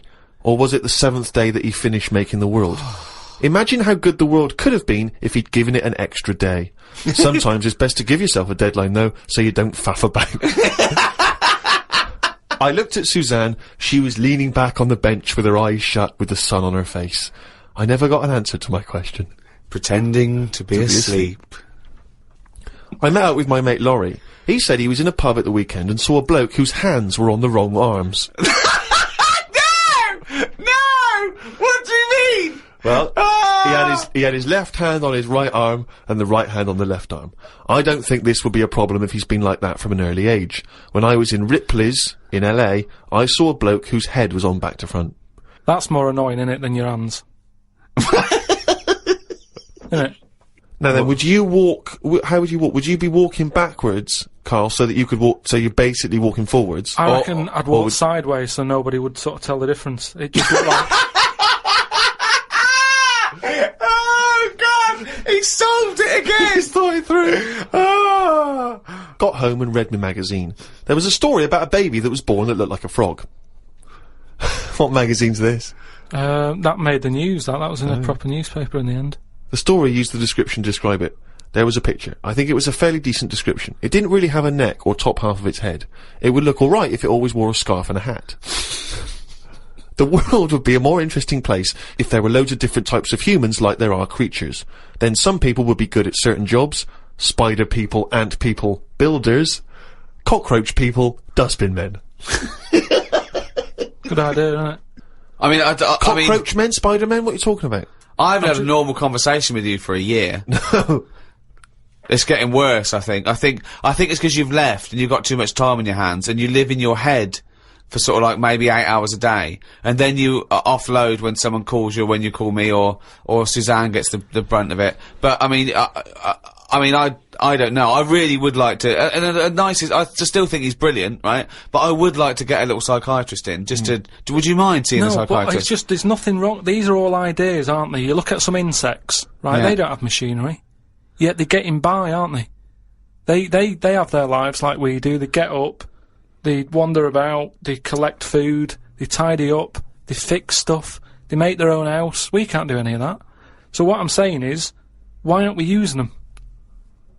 Why are these cockroaches with all these powers and stuff Powers? going about? It's all these But powers. how could we use them? How could we harness them? Just told you, dustbin men.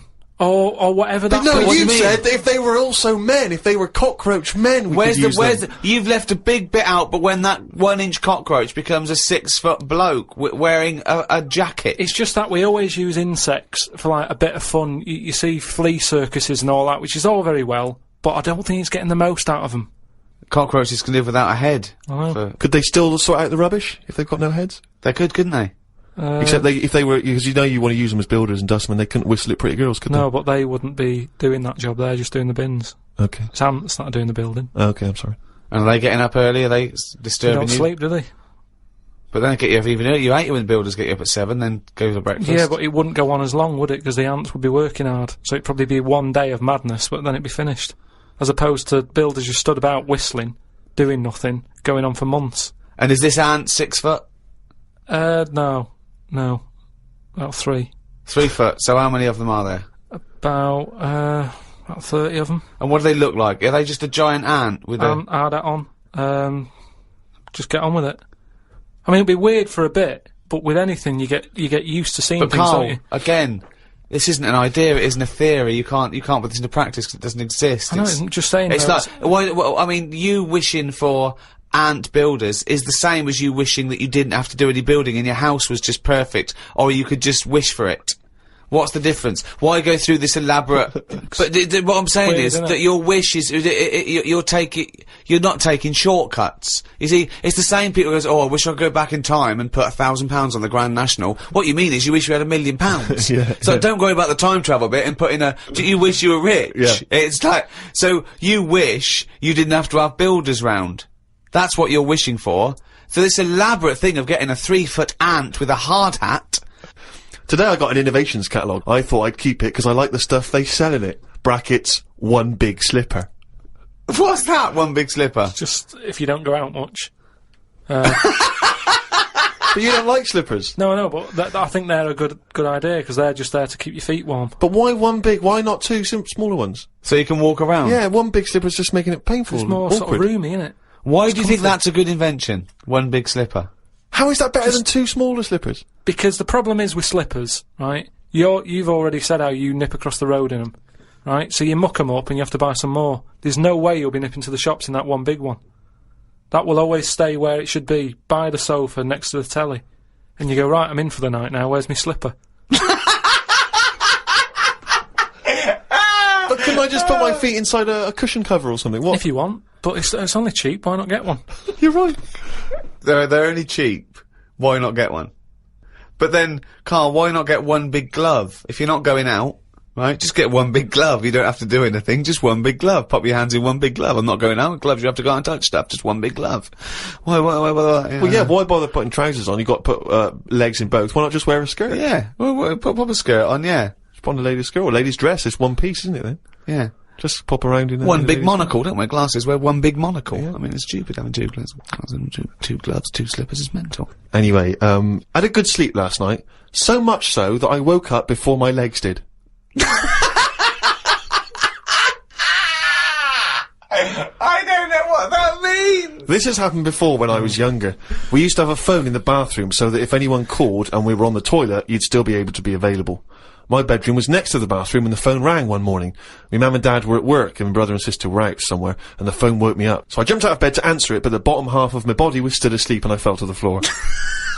It's horrible. Has that ever happened to you? Well, hang on. I had to crawl for a bit and reached for the phone. It was a fella selling some bread to my dad for the shop. By the end of the call, my legs were working again. It's a weird sensation. What shop? My mum and dad used to have a butty shop. So Do they? But the thing is, just on the floor, top half, I had to sort of crawl, carrying my weight. And my legs were just like they weren't there. It's really, really weird. You mean you woke up with 2 dead legs, 2 pins and needles legs? Are you feel sure them. you weren't wearing just one big slipper?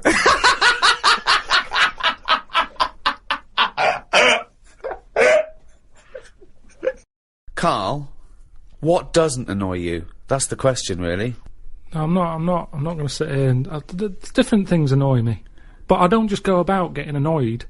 Seems Stuff like it. happens. No. Stuff happens. What's And annoyed you this week? I mean, I tend to get annoyed when people around me get annoyed. I'm never the one who's going in somewhere getting annoyed. I'm quite happy-go-lucky, me. You're having a laugh. I'm not. That's rubbish. You're, There is nothing about... No one would ever say that. No one... How would you describe Karl Pilkington? Oh, he's happy-go-lucky. Whenever I see him, he's skipping along, whistling a tune. I whistle a lot, I've told you. I'm Yeah, always only to whistling. annoy people when you're playing Scrabble. No, I just... At the end of the day, I think the problem is, most of the day, I'm on my own. Right. Right? I'm doing DIY at home. I'm quite happy. No one's there annoying me. I Right. go for my lunch later than everyone else, so I don't have to see people. He's like Quasimodo. Isn't he? It's like Why? coming down when everyone else is not there. No one's around. Yeah. Suzanne! No, but then that's the problem. Suzanne then comes home. She's been sort of with people, so she comes in with loads of energy, and I'm going, just slow down. Stop going on. Then she's breaking stuff, and that's probably the last What do thing. you mean she's breaking? She's heavy-handed with all the stuff I've been fixing. She broke the shutters. What else did she break? the Well, you other could have day? done a good job. I did do a good The job. shutters? Where do you live? In the Old West? What do you mean the shutters? Some shutters on a window.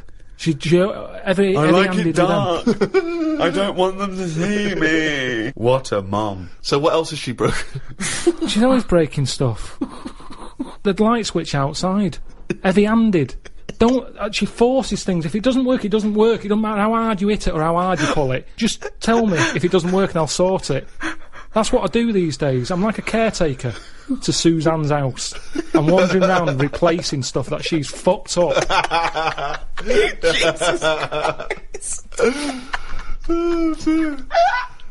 So she annoys you. She comes home. You've had a lovely day of peace on your own. So the only person that likes you and talks to you annoys you. And when you're at home doing your DIY, I want to picture that scene. Okay, right. We've never done this before, right? But let's do a typical day. We've known each other now.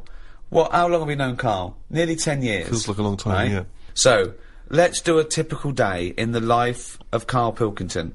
So, for my first question is, what time does Suzanne have to wake up? Does that annoy you? Does she have to get up earlier than you? Because she's got a proper job. The alarm goes off. What time? About 7. That seems early.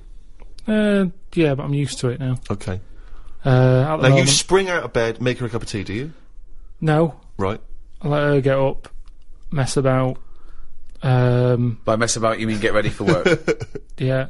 right? She's not being quiet, so I'm awake now. Right? What do you mean she's not being quiet?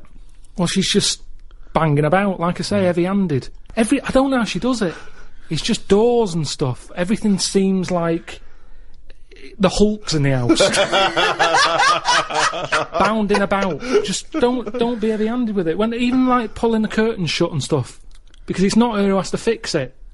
Do you know what I mean? When she's yanking at them and pulling them open, it's like, just pull them like that. I've put them on a nice rail. Just pull them slowly like that. Right. It's things like that. This sounds like these jobs aren't done correctly. That's what They I'm are thinking. done proper. No, because if you get if you get a bad pair of jeans and someone says, "Oh, you've ripped it," a good pair of jeans, they won't rip, boy. No, just look after it. It doesn't matter if you've got good genes or poor genes. Treat them the same.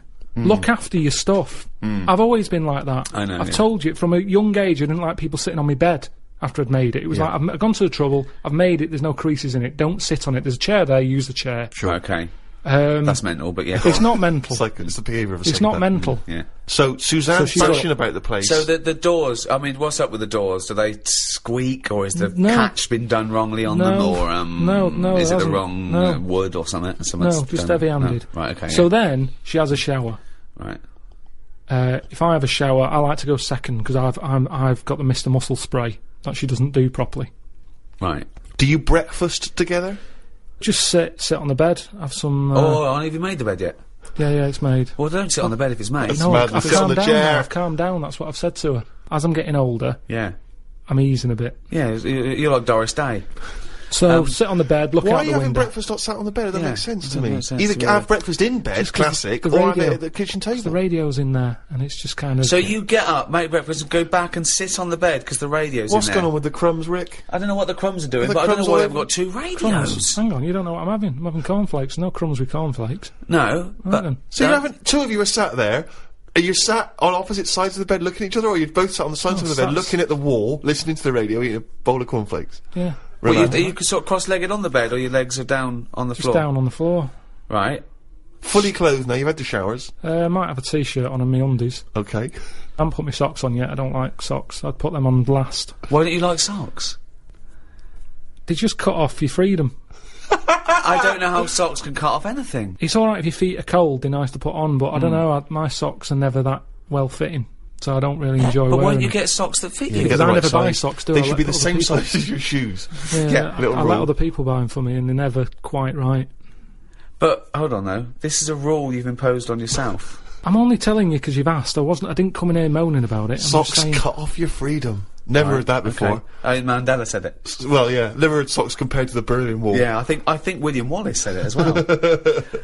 Right. Yeah, imagine that in Braveheart. Just takes his socks off and goes, Yeah. freedom! Yeah. Anyway, then I'll say, right, on your way to work, take the bin bag out. Right. She'll do that, and then I get on with whatever I've got to do that day. Little kiss on the cheek, on the But why forehead. do you say Pat on the head. who pats who on the head? I'll just sort of rub the back of her head. There you go, see you later. Then what? You're there, you got your pants on, you got your t-shirt on, Well, you've you had listen your to the cornflakes. news, you listen to what's being said on the radio, we'll have a little discussion about it. Sometimes she's in the mood for it, sometimes she'll go, don't worry about it. Right, what would she say that to then? What would you worry about if you heard on the news? I heard something about worms getting teeth, Right? and she was kind of going, you know, you're not meant to worry about this news story, there's wars going on, stuff, you never listen to them. Do you remember the story of the worms with the teeth? Should we be alarmed ourselves? What was the information? It was just saying how, it was all about nature versus nurture thing, Right? and saying how worms that are growing up in a family where there's loads of food around, What do you mean growing up in a family? just a family of worms in the soil, Right. they're going through the soil. If there's loads of food for everyone, and they don't have to fight for food, Right. they're quite happy, they don't have teeth. The ones, like the rougher worms, where there's not enough, it's like a massive family, that kids left, right and centre, but they haven't got the nutrients to feed them all. They fight against each other, and the ones, they're growing teeth now. I didn't hear the news story, so I'm going out on a limb here. I don't think it was about a worm being maybe more working class and chavvy, though. With like big families, look at that, they're a big family, can't even feed them all. And then you got middle class worms going, well, we've got enough food for everyone because we haven't overbred.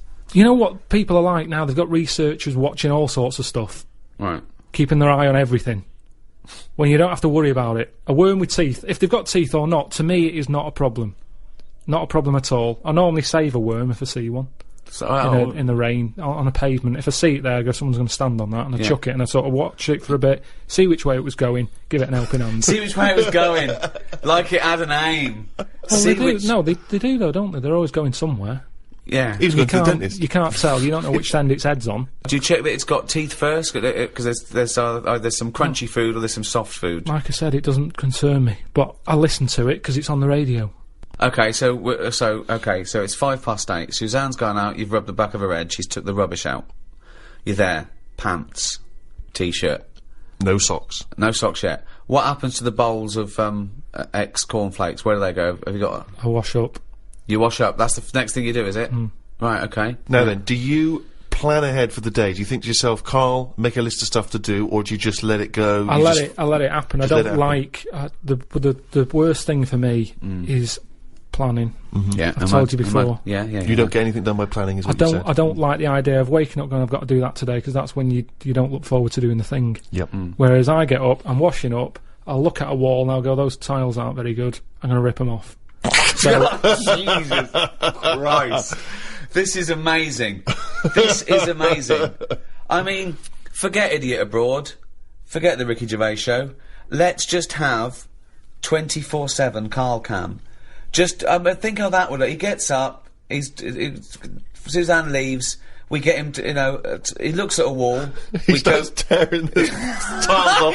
It looks like the behaviour of a psychopath, doesn't it? Oh, so are there handles on the inside of your house? This is what worries me, though. The fact that you're always doing DIY suggests that you didn't do a good job in the first place. No, Steve, am I wrong? I never ever do the same thing twice. Once it's done, it's done. I do it right. I take my time. I get it done right. So this is other people's workmanship that you're undoing and doing properly. Okay, right. Now the radio's in the bedroom, so you can't listen to the radio when you're doing your work. I normally drag it through. You drag it through. How big is it? No, it's just a little clock radio thing. So it's plugged in. Yeah. Okay. Then, well, hang on a minute. Let's go back because presumably you've dismantled the tiles. You've got to pop down and get all your supplies, haven't you, from B&Q or somewhere? Well, I went to home base. Might have a walk there if the weather's nice. Yeah. 25-minute walk. That's all right. 25 minutes, a bit of a jaunt though, because you've got to carry all the stuff back, haven't you? Depends what I'm buying. If I'm just buying a tub of adhesive, I can handle that. It's if you're getting heavier stuff. What do you do in that case? Drive. Okay, get the motor. Yeah. But I don't like shifting that because you lose your parking space. Now, do you put Doesn't like moving the car because he loses his parking space, so don't use the car for fear of losing the parking space. Yeah. Not if I can help it. Now, question. When you go to home base or B&Q or some sort of tile shop or a lumber yard, do you affect a more working class accent like I've heard Steve talking to his carpenters? I always do that, yeah. I don't have to talk to anyone. I know exactly what I'm getting. Straight in there. I know the layout. I've been in there plenty of times. I might have a bit of a browse whilst I'm there. I like looking at different tools. So if it wasn't for meeting up with me and Steve and Suzanne being home between, I don't know, 6 o'clock at night and 8 the next morning, you wouldn't talk to anyone, would you? Do you have any friends that you might talk to? Yeah, I talk to some people on the phone. But then I soon get bored with that. Right. About 5 minutes in, I realise I'm not listening anymore. Who's the last person? You have to name names, but just give a generic name. So who's the last? What's the point of that? Old schoolmate, or is it someone you've met more recently? Showbiz someone pal? more recently. Right. And, it's fine at the beginning. It's like, oh yeah, that's good. So what were you talking about that you got bored about? I can't remember because I got bored with it. And I'm normally... You see, the thing is, these days, people haven't got your proper attention, have they? Because it's a mobile, so you can carry on doing what you're doing. Yeah. So I was ripping old raw plugs out of the wall. Jesus. And he was talking, and I kind of thought, I hope he doesn't say, what do you think of that in a minute, because I wasn't listening. Right. So what's the point of having the conversation? I don't know. But hold on, I call you up. It's presumably the first phone call you get. It's the first phone call I make. I call you up, and I go, what's going on, boy? Right? Yeah, but most of the time I don't tell you, because you'll go, right, what you doing DIY? Pay someone to do it. And we have to have all that, every day, the same chat. If I'm not doing DIY, I wouldn't be doing anything. And then I get grumpy. Suzanne comes home, she goes, what have you done today? And I go, nothing. And I get fed up then, because I don't feel like I'm worth anything. I work harder for your career than you do. I'm always doing stuff to try and get you to do stuff. I'm always trying to get you shows and things, and I'm always trying to get you to get out there and do something towards it. I don't want to do it. I've done it now. Yeah. I've done it. Yeah. We did the programme, it goes out on the telly. Job done. If people want to watch it, they watch it. There's no point me cropping up on Loose Women, asking people to tune into my programme. They either want to watch it or they don't. If they're watching Loose Women, I don't want them watching my programme. There's a lot of crap on the telly, and that's why, in a way, people go, oh, it's amazing, isn't it, that you're on the telly? No, not really, because there's loads of garbage on there. Anyone can get on it. Yeah. Well, that's It's true, not special anymore. It used to be special in the 80s when there was, like, 3 channels, 4 channels. Now it's a doddle. But that's why you should make special TV. I like the fact that in anything you do, 90% in any framework, in any genre you work in, is crap. That's why it's nice to be in that 10%. That's why it's nice to do something that's special. You know, the great thing about Idiot Abroad is people haven't seen anything like it before. I'm so proud of it. It's great. So the fact that you're in a genre where something is 90% crap, that makes you look better. You should relish that. No, because I don't think people who are watching Loose Women like it. They want some sort of flump telly, don't they? That's that they don't have to. They don't have to think about. Yeah. Do you mean the programme The Flumps? He didn't say flump. He said flump. Oh, I'm sorry. Now how are you spelling flump? It's F-L-U-M-F. PH. Flump. PH, flump. PF. PF. Oh, PF? flump. Okay.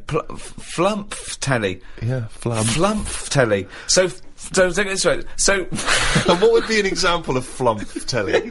what's flump telly? No, I don't want to go slagging stuff off, but I'm just saying I watch less and less telly in now. flump telly? Who would be a typical person? Who's typical? Is it all for those awful docu-soaps where people live their life like an open wound, saying, "Look, me fanny fell off," and I haven't seen that, but yeah, all that sort of stuff. I do honestly. The amount of telly I watch now compared to a few years ago, it's non-existent. Suzanne comes home at night. I might watch a Grand Designs to get some tips off it. Other than that, So that's work. You count that as work, don't you? Research, at well, least. it's, at least you learn something. Does Suzanne like Grand Designs? She likes to see the end result, to see what it looks like, but she gets bored at the beginning when it's just a load of bricks. Right. She's got enough of that at home. So, Yeah. so, and then we'll just sit and have a game of crib. Or You'd have been happy in the Blitz, wouldn't you? You'd have been happy down in one of those subway stations. Oh, Suzanne, what? Chimney's gone. Oh no, what was that? Doodlebug. I better go up there.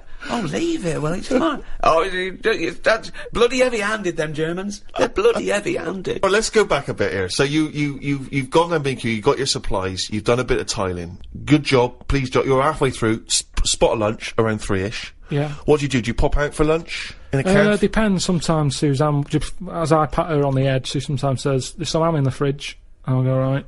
I love it. Like, there's a little choreograph. If I better pat on the head. I don't know what's going to eat today. Oh, Carl thinks, like Pavlovian conditioning. Yeah. Last time I patted on the head, she told me about some food in the fridge. Bye, love. Take the rubbish out. I'm in the fridge. Cheers. Brilliant. Yeah. Okay. So I'll eat that. Now, the radio's on the whole time. Is there? Because I want to picture this. You're not working in silence. Radio's on the whole time. That little squeaky radio that's sort of halfway in the doorway of the bedroom and the lounge or whatever. You've got the radio. And what station you listen to? You listen to music? You listen to Sometimes speech? I listen to sort of speech stuff. Right. Sometimes I listen to music. What would be speech? Like a kind of one of those phone-in programs, or Phone-ins do me head in a bit. Right. I like, reports on stuff. Right. Just little Radio things. 5 maybe? Yeah, 5 Live. That's Yeah. all right. So you like to be informed as you go? Yeah, just so it gives me something to talk about. Because if you're not with anyone all day, your brain's not doing anything, is it? Whereas me listening to them, it's like having someone in the room telling you stuff without you having to chat back. I prefer that. I'm a bigger listener than I'm a talker. Yeah. Whereas these days, a lot of people are talking, but they're not listening. Perfect. So, Although you're not listening to actual humans like your friends when they call you up. because they're just mithering. And do you make sure that you get everything done and dusted before Suzanne comes home, so she comes home to a spotless place? Yeah. And so she comes in, do you instantly show her the work you've done, or do you just let her notice it for herself? Sometimes I just leave it and see how long it takes for her to go, "Oh, you've done that." Okay. And if she doesn't notice it, are you annoyed or are you excited to tell her? Sometimes I forget. He does it again the next day. That timing's a bit shoddy. I should do that. Wow, sometimes you forget. And so it's not the equivalent of when a lady comes to him and says, "Oh, you haven't noticed me new hairdo." Is it sort of the equivalent for you? If she hasn't noticed, you don't get frustrated. Now, you do notice her new hairdos, don't you? Because you say you don't like them. So what does she say about your tiling? No, most of the stuff I do, she goes, "That's good," but sometimes she'll go, "Why don't we just get someone in to do it?" What, before or after? Well, it depends what it is. If it's something that's big and has been bothering her, but it's not bothering me, I'm saying I'll sort it out. Well, what's an sometimes. example of something that's big that bothers her and not you? I had some wires hanging out the wall that I needed to patch up the plaster.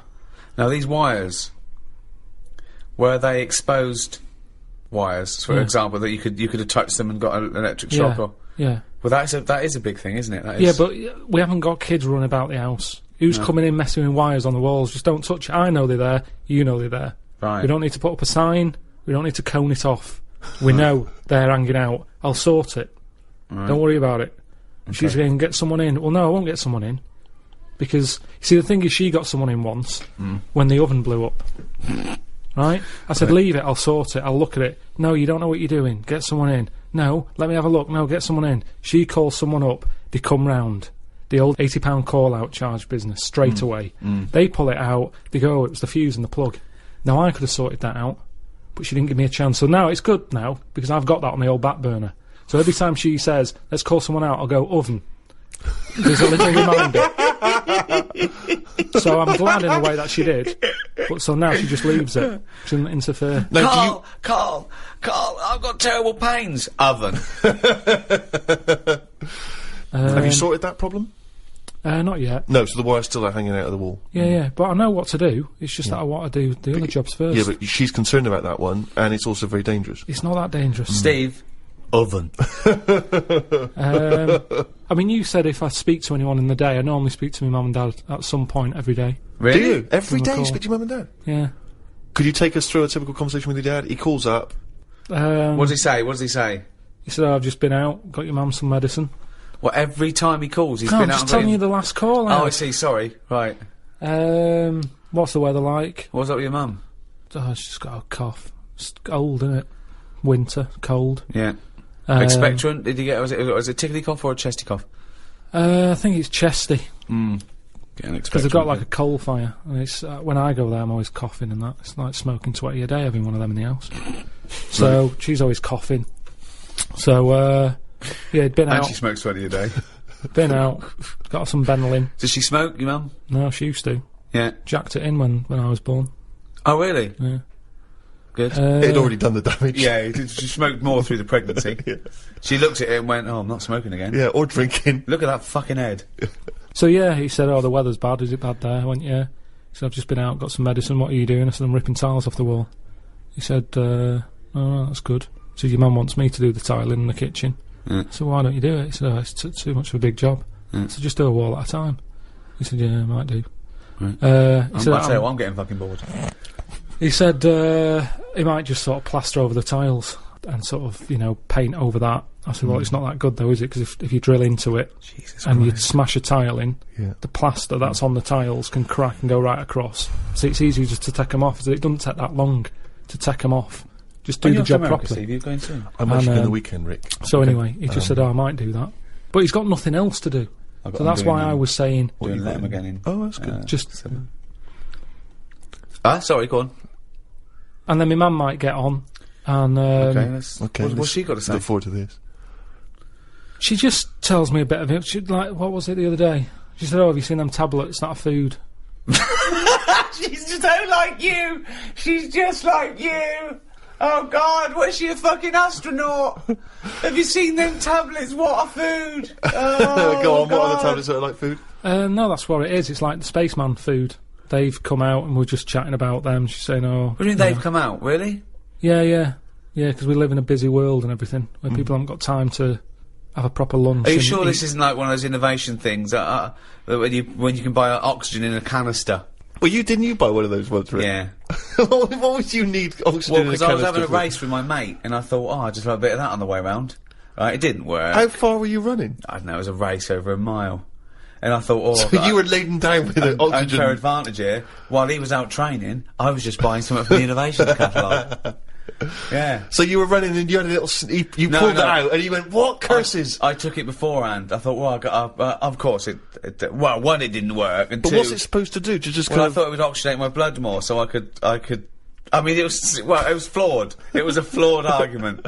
It was a flawed How argument. much did you pay for I'll it? be honest. I don't know, £5 or something. So what, you had a life in which you had enough time, knowing that there was a race coming up, to order something from the innovations catalogue. Yeah. What was this race? Why was We had a little challenge. was this a common thing? You had often had I challenges? think I was on the dole at the time. I think I was about 25. And, I mean, if you're on the dole and you've barely got any cash, you're buying air.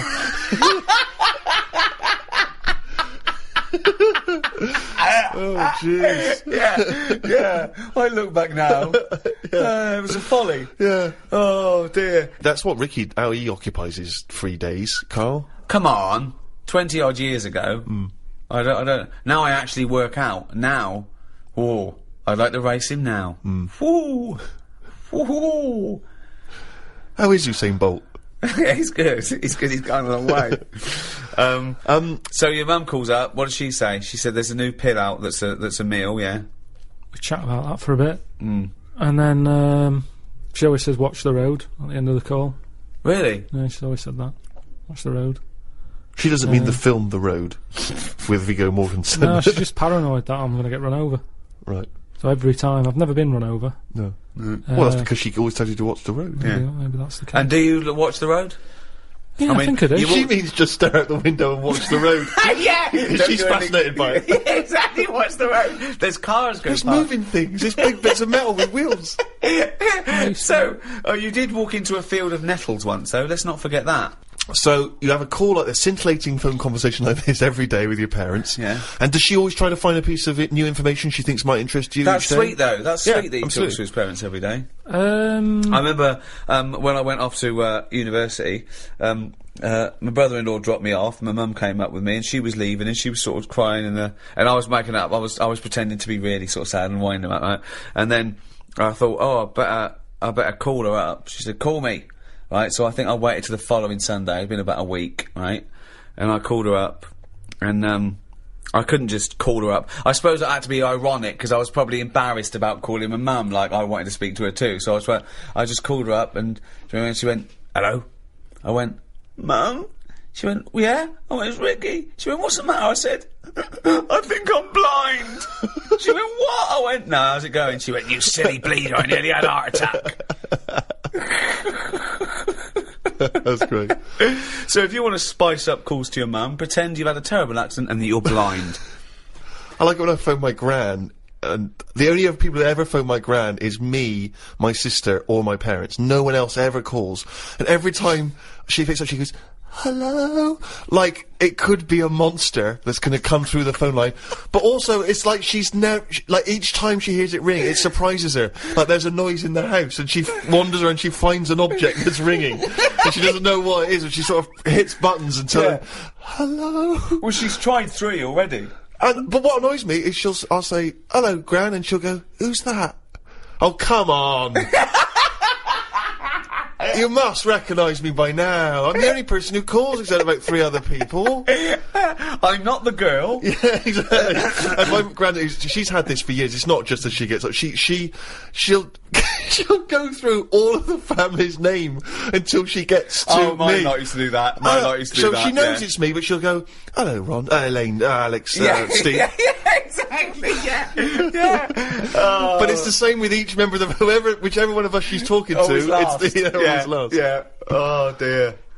So you've spoken to your mum and dad. You've changed the tiles. You've had lunch. The telly's not on. Suzanne comes in. You've made her dinner. No. Right. What happens there? Now, what happens there? What time does she get in? You've done all this by about 4 or 5, have you? Well, I'm tidying up. I normally keep my eye on the clock. I and like the to road. give myself like 40 odd minutes to clean up. Right. Kitchen's all clean, ready for us to make the tea. Ready for her to make the tea, even though I know you've been tiling, but that was a job you gave yourself. You didn't have to do it. No, but I don't do cooking. She knows that. This isn't even a discussion. Right. She knows. Like today, I've got to get some thin chips, so I'll do that. You mean fries? Yeah. Okay. What is frozen in the bag or whatever? Yeah. I've got to get some of them. And what are you having? What are you having tonight? Scampi. So that's shop bought scampi. Just what do you do? Just Don't know. She Deep just fry brings it. I don't know. I think it's just chuck it in the oven. yeah. So she'll do all that. I'll eat it. And sorry, let me just rewind for a second. I'll eat it. He's listing it in his day's work. I'll eat it. I say, "I've eaten that." She goes, "Thank you." You go, "Oven." Do you ask her how her day's been? I'm just interested when she comes in. Definitely not. She's had a busy Definitely day. not. She's listen. Don't jump to conclusions, Rick. All right. Okay, so she comes in. Okay, let's act it out. Yeah. Okay, you've just cleaned up, right? The last bit there. You look back. Them tiles look good. You look at the clock. Oh, what time is it? She usually comes through the door. Well, don't know. It can change. She calls and warns me. Right. Let's go so- through. Take me through it, okay? The end of the day. Right. Vacuuming up, cleaning up all the mess. Phone's going. Who's that? Suzanne. All right. Yeah, coming home. All right then. See you in a bit. she'll go, I'll put the kettle on, or at least fill it, ready, because she normally calls again. What do you mean? She calls again? What? She calls again when she's out the tube. Let's do it. Let's hear it. What's going on?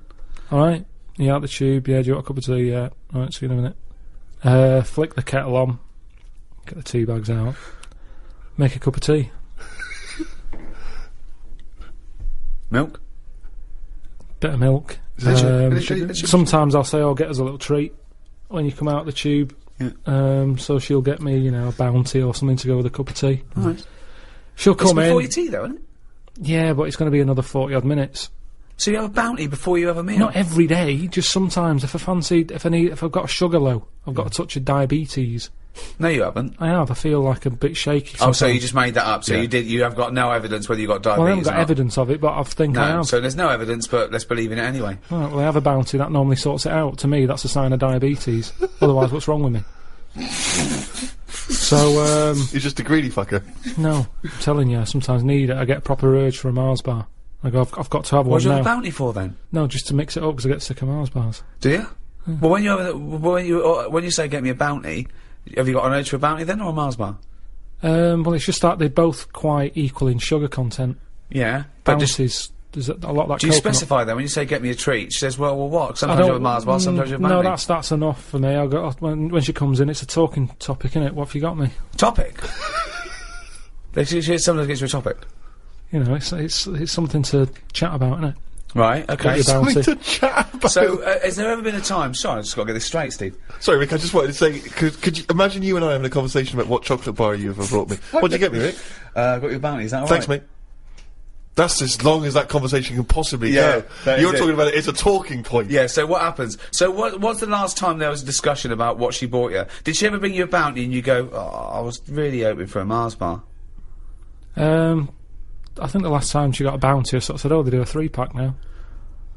Do you know how they just have 2 bars? They do a 3 one. Right, what did she say? She said, did he? She said, I want out of this relationship. No, but that's how a chat starts, and they'll go, yeah, that's why there's fatter people now. Everything's in bigger amounts, innit? It used to just be 1, like a Milky Way. Now you can get a 3-pack, and then they're saying, oh, there's fat people. Because that's the thing. She's sort of been talking to people all day. I've been tiling, listening to the radio, hearing reports of obesity. So this is a chance for me to tell her what I've learned, in a way. Right. So I'll empty what I bet I've she learned. loves coming through that door. Well, she comes through, take her coat off, I'll go, oh. She'll go, what, are we having scampi still, or have you gone off the idea? And then I'll go, oh, we should get them tablets my mum's been talking about. She goes, what tablets? I go, the food. So see how it's all coming together? Yeah.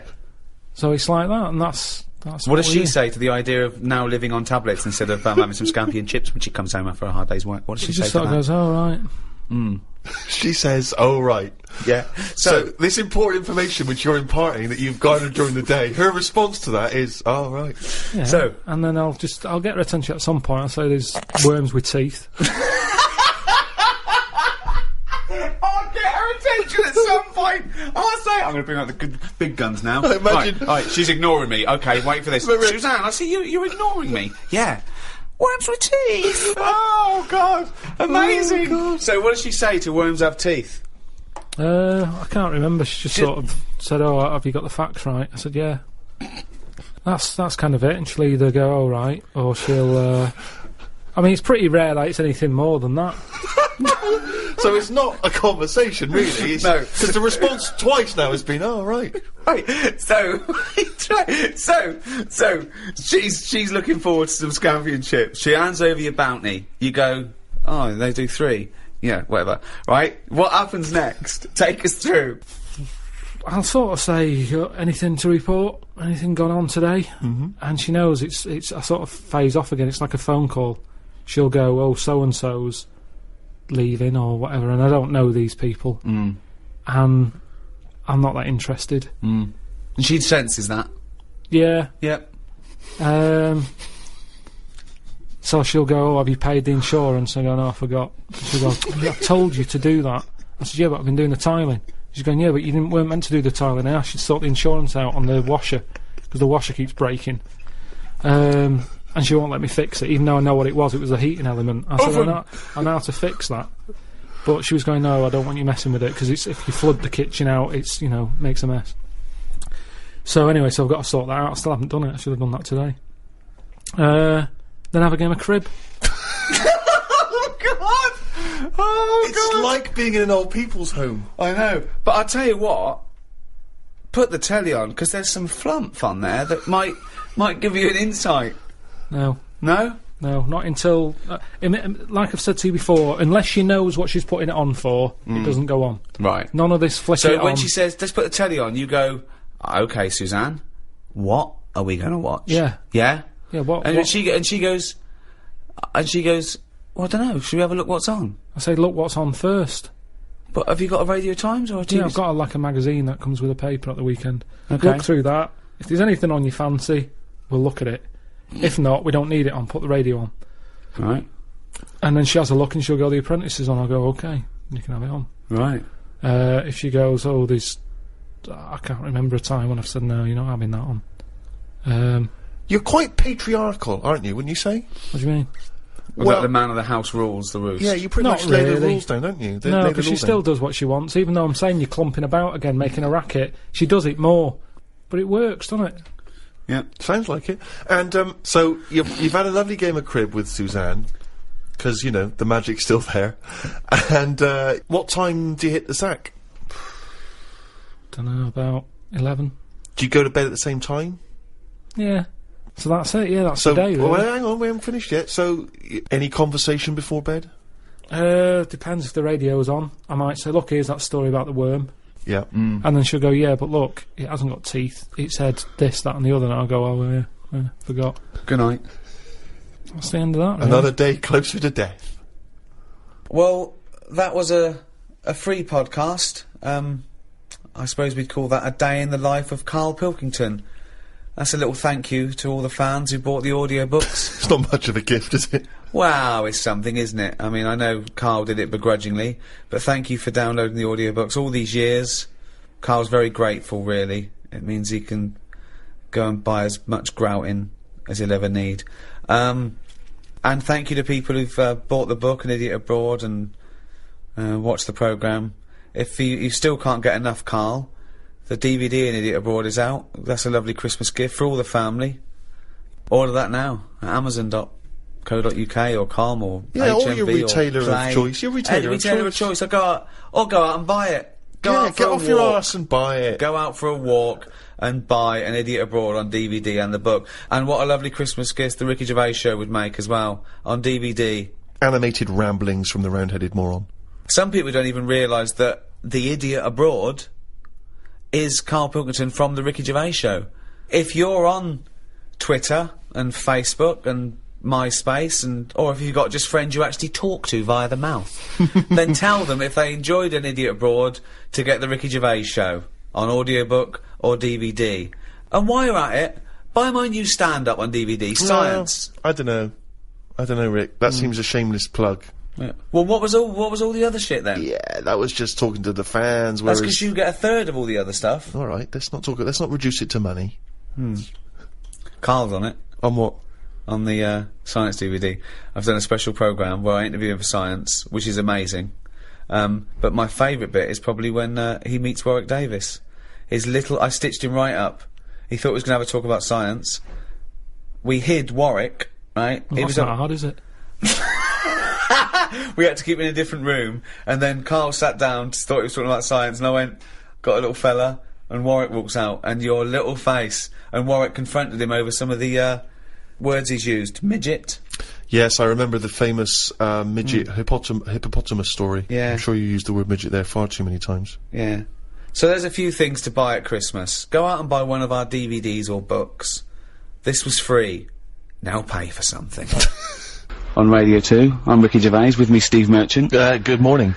And, our producer Karl Pilkington, but more about Karl later. We want to introduce the world to Karl, don't we? It's extraordinary to think that there's people that have not experienced Karl. A whole new audience is going to discover I think of me and Stephen as like Anthony Hopkins in The Elephant Man. Yeah. Just taking Karl round the country, the world. Maybe Yeah. just letting, maybe some doctors and surgeons might want to, after today, We just drop a sheet, he's there nude, and they can just ask him questions, examine him, see what makes him tick. You know, that's Carl's favourite film, by the way, The Elephant Man. He said he loves it. He said, one, he said the title tells you exactly what you're gonna get. Yeah. He loved that, right?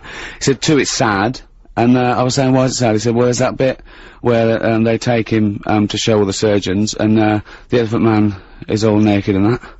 And, the bloke goes, the genitals are normal. And Carl went, think of that, the one thing you would want like an elephant, and he gets the head. That's why he thought it was sad. That's the kind of mind process of Carl, which we'll introduce to you later. In the meantime... Well, yeah, you know, if you're expecting Jonathan Ross, then, you're gutted. Yeah. You probably know me from such works as The Office, Extras, Alias. Yeah. Carl, you don't know about. Stephen is more familiar. Stephen co-wrote and, directed The Office and Extras with me. You may have seen him in Extras as the agent. You may have seen him briefly in The Office. He is a goggle-eyed freak. You're referring to the character there, are you, or? Yeah, whatever. Thanks. No, well, no, it's just a little I'm just trying to paint a picture for people at Christmas. Sure. Steve. Yeah. I wouldn't say goggle-eyed, I think goggle-eyed freak's harsh. You know, these are these are designer specs. And, yeah, admittedly I'm a little bit tall, but, 6'7". Yeah, but let's not have a go at that. Carl, we've got more like this later. I think we should play a record. We've done introductions. Pop a little song on. But do you remember the first time you saw Steve? Well, let's pop a little song on that, right? Chat about it in a bit. Alright. Bruce Springsteen. Bit of Bruce Springsteen. Santa Claus is coming to town. Merry Christmas, everyone. Yeah, Merry Christmas indeed. I'm Ricky Gervais, with me Steve Merchant. Hello. And, Karl Pilkington. If you have tuned in to, hear Jonathan, it's the last time I mention him. We haven't got him today. You've got, us for the next, couple of Saturdays. I feel like a stepfather. Sure. Do you know what I mean? I want to say to the listener, listen, you know, I never replace Daddy. Yeah. But I am here, and I do my best for you, and I love you. Yeah. On the other hand, I want to go, listen, I'm doing Mummy now, live with it. Yeah. Yeah, no, that's exactly right, yeah. And hopefully that people will appreciate us and enjoy us just as much as Jonathan. I don't care if they don't. In Really? fact, I intend to shave millions of listeners off this by the end of the You're doing 2 a good hours. job. But, the ones that have stayed listening to the end, they'll love it. Yeah, both of them. Yeah. And I think I've got to have Christmas dinner with them tomorrow anyway, so I could just have a chat. So we were introducing ourselves. I'm Ricky Gervais, Steve Merchant, Karl Pilkington. Now, it's difficult to describe Karl. I just think you'll have to get to know him over the next, 2 hours. But, we have, taken the liberty of getting some stuff ready for you if you want to find out more about him. If you go to rickygervais.com, we've put up a special little page. Go into Who's Karl. We've got a little biography up of him, and loads of pictures, and you have never seen a head rounder than— he looks like Mr. Spoon from Button Moon. Yes. Do you know what I mean? Yeah. Or Bod. Bod is almost like There's a it, little bit of Charlie Brown in there. He's even got a little striped shirt. It's perfectly rounded. It's balding, like and it's not a sort of like a good balding. It's sort of like, he looks like a worn tennis ball. Do you know what I mean? He's got a little bit of growth. It's not that sort of Telly Savalas cool bald. No. It's just a scruffy little— I don't know what it is. Happy Christmas and that. What do you think of that then, Karl? Your introduction to the nation? Well, you know, if we're going to start picking on looks and stuff, like you mentioned before, we can go over everyone in this room. What? I mean, let's make it fair. What? Let's have a chat. Let's have a chat about Steve over there. What? What are you talking about? Well, you know how sort of I felt when I first saw you. Right, don't go mad, Steve. Let Karl speak. Right, this is his platform. No, I'm just saying, you just said about painting a picture. Yeah, go on then. I wouldn't paint a picture of that.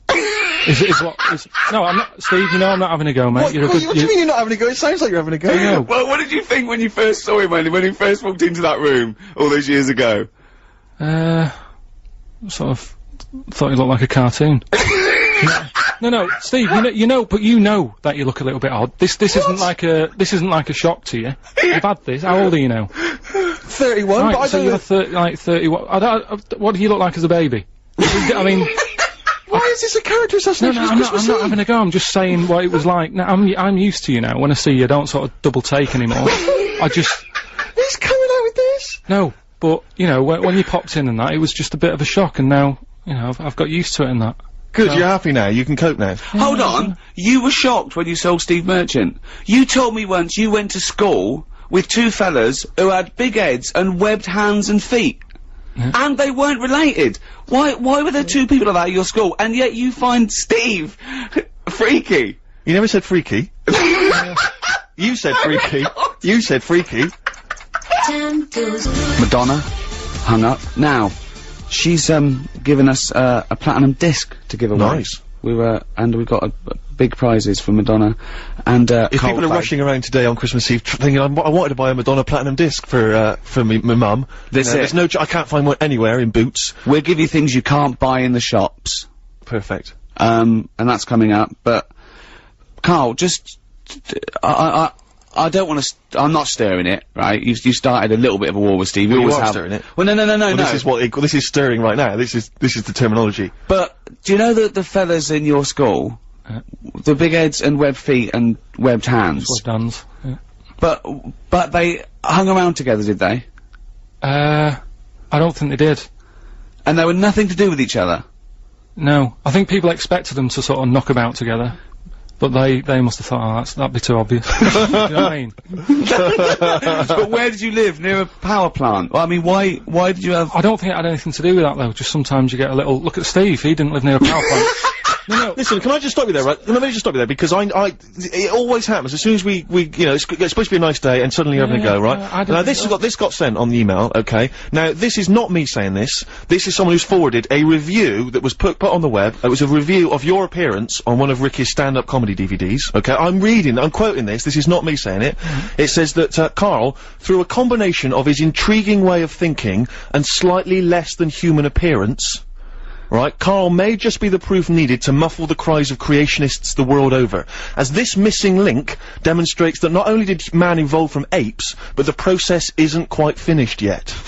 Okay, now that's someone else, an external person's opinion of you. But Are you having a go at the me? terrible thing about that is, Carl's feelings aren't hurt because he didn't understand a word of that. I said the word creationist, that lost him. That's it. You've got to remember that Carl, you know when people say they're talking to their cat and they go, oh look at him, look at it, it's like he can understand what we're saying. Well, Carl's got that look, but you know he can't understand what you're saying. Alright, Carl?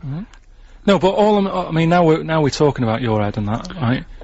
When you go back to, say, your mum and dad, it's Christmas time, right? There's a lot of people travelling up and down the country, going back seeing their mum and dad, they probably haven't seen them all year, right? When you go back, is it a shock to them again? No, do you know, like, how you get used to how someone, like I say, I'm used to you, I see you a few times a week, I don't do the double take. But what I mean is, when you go back, do they sort of go, oh, here he is. Do you know what I mean? Play a record, Let's leave it then, let's move on then, because I'm gonna get angry, and we haven't even got, it's not even 25 past it. Christmas! A little bit of Simon and Garfunkel. Yeah, oh, this is beautiful. Simon and Garfunkel. April Come She Will. Looking forward to spring already. Yeah, it's a bit premature, but fine. Well, I thought it'd be nice. You know, it's like, if it's a bit Let's cold. get Christmas over first, alright? Christmas over. I love that. My mum used to go, oh, that's not over for another year. Yeah, like Used it to was a look chore. forward to it all year. You know, buy things out of the catalogue, pay for it for the next 12 months, and they go, oh, that's not over now. Like, you know, 5 o'clock Christmas Day, that was it. When is Christmas over? I would say Christmas is over once you've seen the Vicar of Dibley Christmas special. Really? Yeah. See, I think it was that earlier Christmas than is that. over I then. think it was when the elderly ones fall asleep at about 3:30. They Really? wake up because the kid's playing with something noisy. Yeah. A game that goes something like that. Yeah. That's when Christmas is over. You know what you're getting this year then. Exactly. I do. All right. I was shopping with Carl. Don't give anything away that I bought, right? Because you know. But I've got to tell you something. We went into this one shop. I didn't get anything from it, so I can talk about this. For looking for a present for my girlfriend Jane, and it was a beautiful shop in St James's.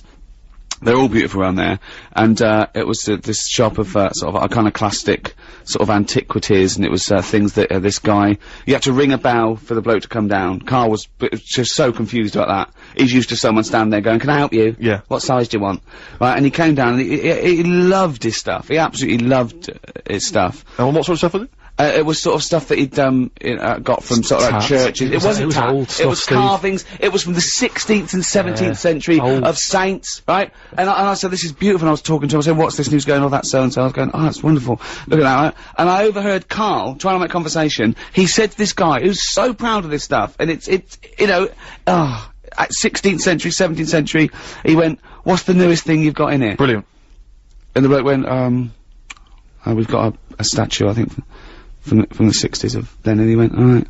He went, "When was the last time you got something in?" Bloke went, we get something in every day. And afterwards I said, why were you asking those questions? He was going, it always confused me with antiques. What happens when they sell that out? They're not making any more. I just thought it was a sort of good business to get into, that's all. Do you know what I mean? Why? There'll always be antiques, Well, you said it yourself. The place wasn't buzzing, was it? He had to pop down. He couldn't even be bothered sort of sat in the shop waiting for a customer, because probably days go by and nothing's happening. Doesn't it? For you to ring the bell to wake him up to say, oh, I'll come and look at this old stuff. Forget it. You know what I mean? So you've got all your Christmas shopping then, Carl? You're bang up to date, you don't? Yeah, I've sorted, you know, most stuff out. But here's one for you, right? Here's a little question. Go on. Right, I've finished a job, right, where I've been working somewhere for like about 10 years. You can say it. No, XFM, I've been working where there. we met. It was a good little place to work and everything, but I've had enough. You know what I mean, after 10 years. You're moving on. We've gone up in the world. Move on, haven't you? You've got to, you know, try. We're on Radio 2. Yeah, no, it's good. Right, so you're moving on, yeah? Right, and so they gave me a present, right? They sort of said to me, "What do you want?" Yeah. You've done 10 years. Tell us what gift you want, and we'll sort you out. Right? So I said, "Oh, brilliant, yeah." So I knew Suzanne, my girlfriend, wanted a camera. No. Right. So okay. they got me a camera. They wrapped it up, and they, you know, like me leaving day, they said, "Open it." And I go, "No, I don't want to open it." No, what's going on? So, well, I'm going to give it to Suzanne for Christmas. No. Now, why that's is a disgrace. But why is it though? You can't, because it's... It doesn't matter, because I could have had a gift for myself, and I didn't. I decided... You can't... No. That's second hand. It's not second hand. It hasn't been used. I haven't even opened it. But surely the point about buying a gift for your girlfriend is that you've gone in the shop and done it. There's a sentimental attachment. It's not about that. It is though. It is about that. No, it is about... It's about them getting what they want. So if you're walking down the street and you saw a camera and it was brand new and you went, "Oh yeah, Suzanne, Happy Christmas." So are you going to tell her it was a gift? Well, no, she's at work today, so she doesn't need to know. So you're not even going to tell her? No. So you've got deceit as well as meanness. Doesn't matter, does it? She's got what she wanted. That's disgraceful. Okay, I want to get the people on the text. Do you think that Carl's in the right? 882921, 882921. Should Carl be giving a gift to his girlfriend, which he's passing off she's getting as anyway. his own present? Wait a minute, right? It doesn't matter what the... You cannot... The thing is, it would be okay if you were giving it to a mate or something, but I'd still tell them. I'd even say, "Look, I didn't pay for this, but I know you wanted a camera." But you're not going to tell her, so she's going to think you spent 700 quid or something on it. 250. He's not even a £700 free camera. She'll never think that I spent 700 quid on her. That is brilliant. Well, it's an improvement on last year. Do you remember what you got last year? I'd rather he told us. Come on. What did you get? What did you get? Your partner, your life partner, your lover, your last year for Christmas. How long have you been with her first? 11 years. 11 years. What did you get her last year for Christmas? Some condoms. I mean, that's unbelievable. Bang up 2 packets. Yeah, no, you bought her a big bumper packet of condoms from Boots or something, and you got 1 packet free. Yeah, and they've all been used.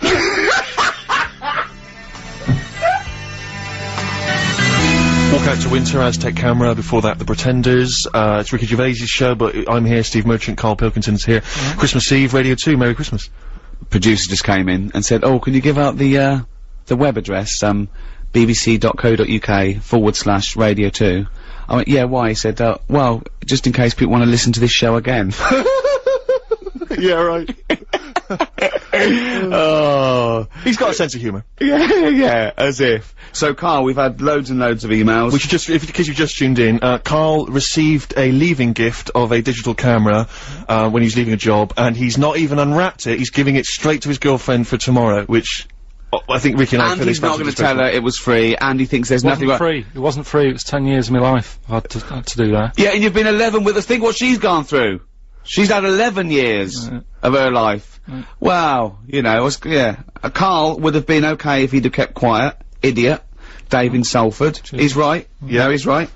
It's a disgrace. He has dishonoured his former employer and his girlfriend from Graham and Lane. That's a good point. It's an insult to the people that work there. They got you something they thought they really liked. They really went out and thought about it. They wrapped it up. You didn't even unwrap it in fact. Because you couldn't be bothered to wrap it again even. You could have unwrapped it. Do you know what, I really hope's happened? That before they gave it to you, they took pictures of their genitals in the toilet as a little load away. So your girlfriend's gonna get that and get loads and loads and loads of pictures of offal from people who work at XFM. That would be the best Christmas gift for me. What if there's a note or something inside that they've all written and signed to Karl? Look, he's thinking about that. Look, that is the first time he's ever thought of that. Look at his head.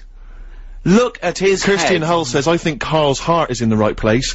Don't know about his brain, though. Good point. A fair point. There's one here. I once got a frozen box of fish my husband found whilst working in a chip shop. Karl's girlfriend should be grateful. Yeah, I suppose so. But it's staggering. It's one from Jane. It says, better his girlfriend has the camera, as it looks like he hasn't got opposable thumbs.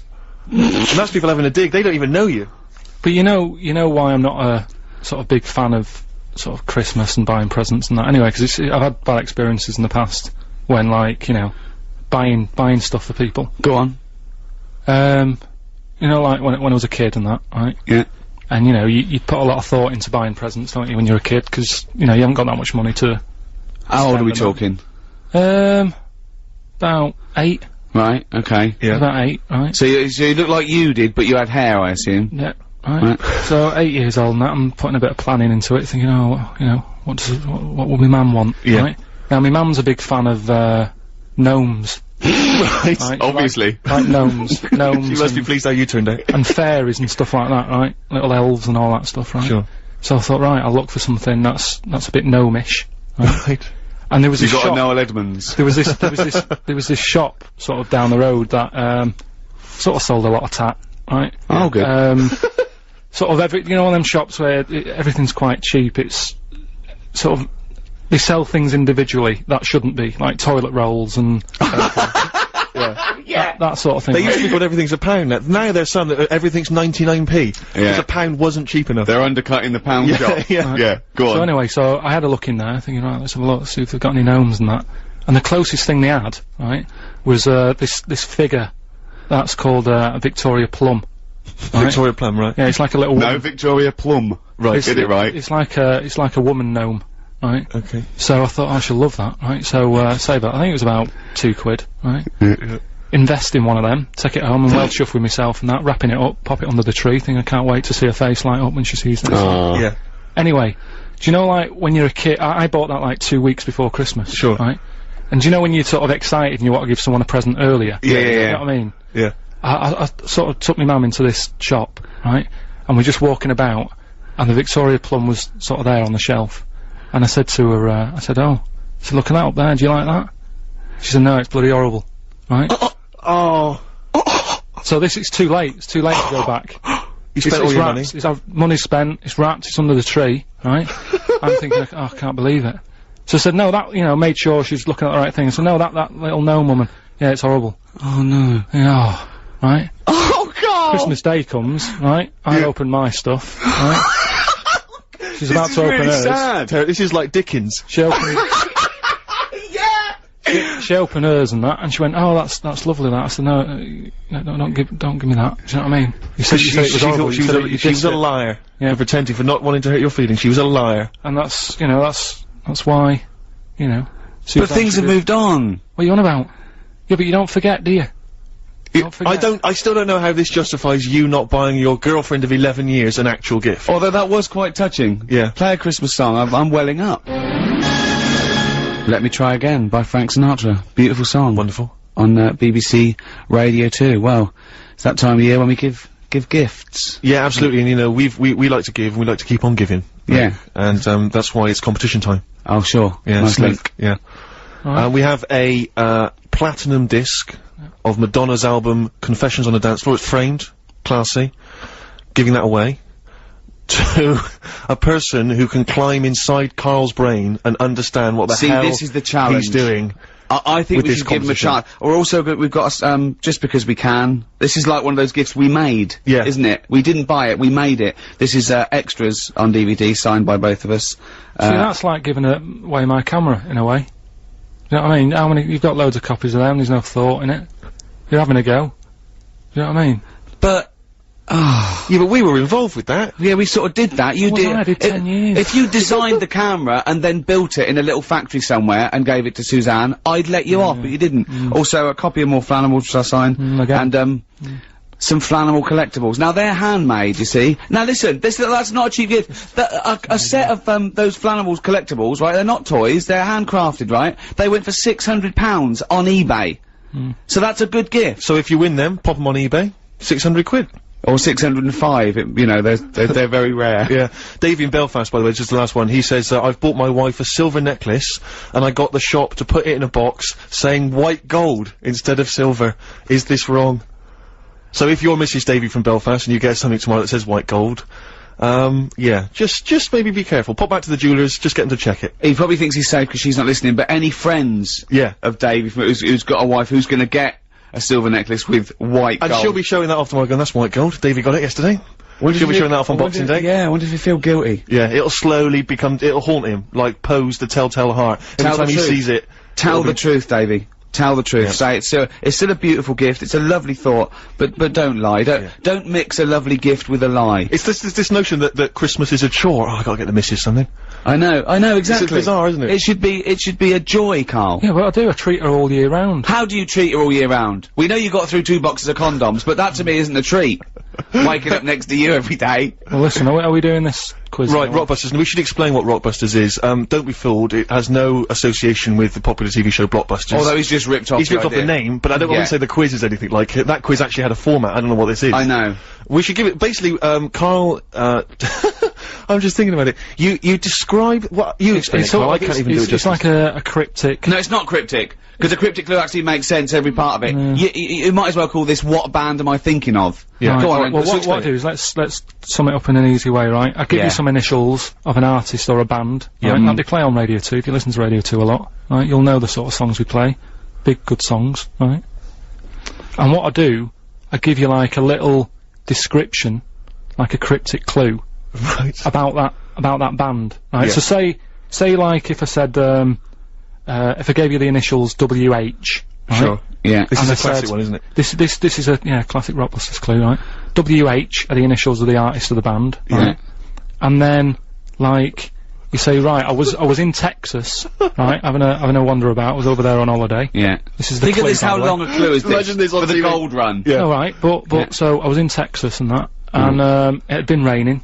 I fell over, right? Landed sort of landed on me leg, right? Yeah.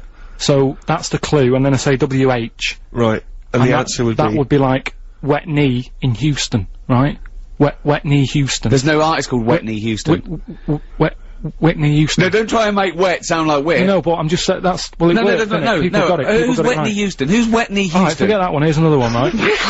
This is what you're dealing with, people. This is extraordinary. This is what you're dealing with. No, right. Here's another one then, but easier, right? Right. The initials. Well, no, don't make it easier. Make it work. Right. Okay, come on. The initials ND, right?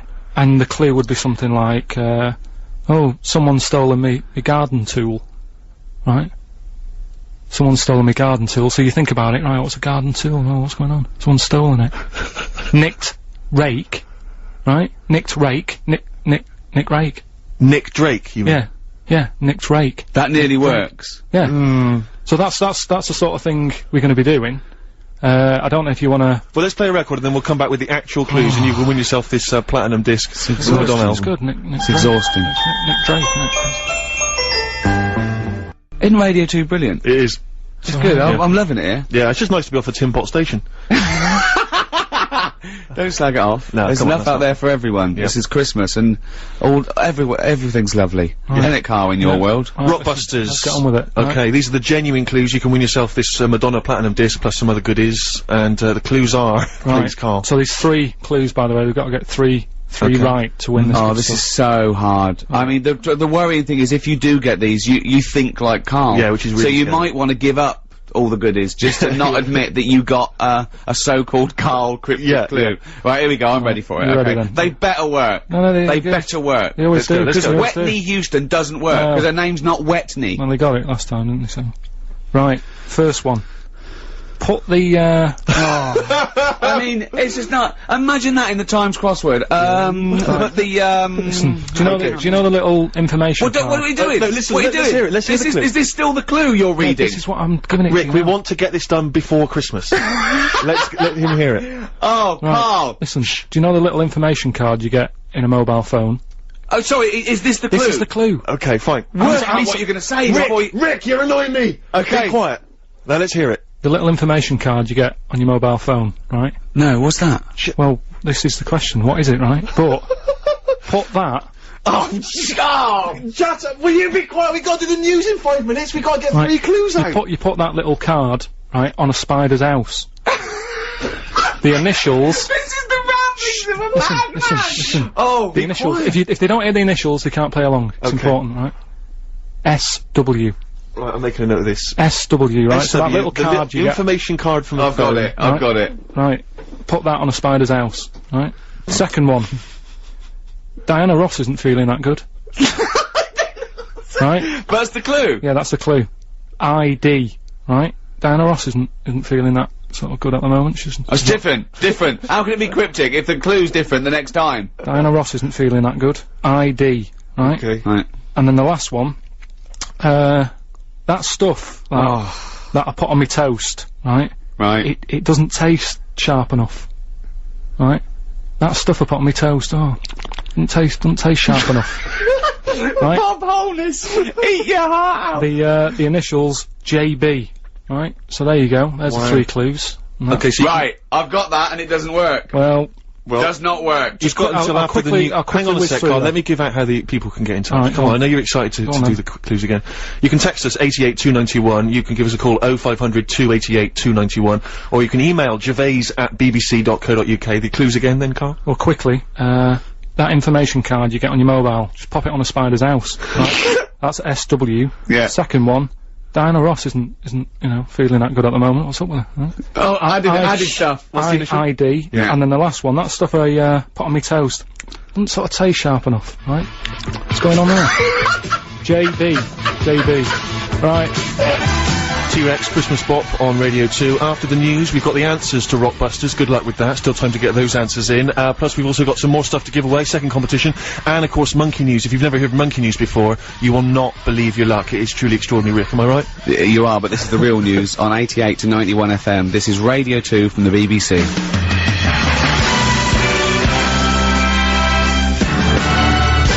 Talk by Coldplay. We've got some Coldplay stuff to give away in the second hour. Coming up soon, some collectibles and some signed stuff and albums and everything. But this is the Madonna one we're playing for. The Madonna gold disc plus Platinum disc. Platinum disc. Is that better or better than work? That's better, yeah. Is it better? More yeah, sales? yeah. Well, it's a gold one, but I just got the shop to put right platinum Sure. on it. Yeah. So it's a wonderful gift. So whoever wins this is sort it out, and we got some other stuff that me and Steve have made for you as well. So Carl, give us the clues again and the answers. So we're doing it now. This is it, Carl. This is it. This is the final moment where we actually get to see how your mind works. And you've got a winner and everything. We're ready winner's to here. go, right? Right. First one was, you know that little card you get Yeah. in your mobile, right? Yeah. You put that Yeah. Okay. on a spider's house. Yeah. Okay. Right. So I got that one. The initials were SW. Yeah. So it's web. It's sim on web. Sim on Web. Yeah. Sim on web. I've never Simon heard of Webb. him. I've never heard of Sim on Is web. that a French artist? So Simon Webb, isn't it? Oh, you said that sim though, mate. No, but it still works. No, it doesn't work, mate. No, it does. Doesn't, mate, because you said sim on web, mate. Doesn't work, Well, they got mate. it. We've got a winner, so don't Yeah, it worry doesn't about work, don't right, worry mate. yourself, Next, right? let's see if the Second next one works, because that one doesn't work. Right. Sim on web. Right. From the pop band Blah. Right. Diana Ross. Right. She's not looking that good. There's something wrong with her. What's That's up with her? changed. Right. That's completely All right. changed. Diana Ross isn't feeling that good. Right. Right. That was a clue. The initials were ID. I've no idea. Right. That was, you know, ill. She's a diva. Ill diva. Ill divo. Right. That sort of opera type. I honestly, I'm speechless. Again, they got it. So don't worry yourself It's about it. absolute nonsense. Diva and Devo are two different words. You're an idiot. Right. You really are a stupid idiot. So well done if you got that and that. Last one. That stuff I put on my toast. Yeah. Right, sort of doesn't taste right. It's not sort of sharp enough. No, well, I got it to be blunt, and I got jam. Jam blunt. But there's no artist called Jam. There's no right? jam, no, there's an artist called The Jam. No, but look like Jam's Blunt. Jam's Blunt. I James- don't know anyone called Jam's Blunt, though, mate. So there's your answer. No, what's the answer? James Blunt. No, you said Jam's Blunt, mate. Jam's Blunt. So Doesn't the- work. So who's the winner, It doesn't Steve? work. It's not a cryptic clue. It doesn't work. Steve, who got them right? You're such an idiot. I don't know what to say to this guy. I mean, as soon as Christmas is over, pop in somewhere, get yourself checked out. Steve, I don't know how you pronounce his surname, Steve Toes or Steve Toze. He says, admittedly, this is the worst quiz ever. It is the worst quiz ever. He's It still really got the is. answers. Nice one. And he also says, say hello to my Mrs. Amy, who's up the duff for Christmas. Lovely, a wonderful poetic image. That's lovely, isn't it? Appropriate as well, you know, baby Jesus born this year in something or other. Don't be going into that. Why?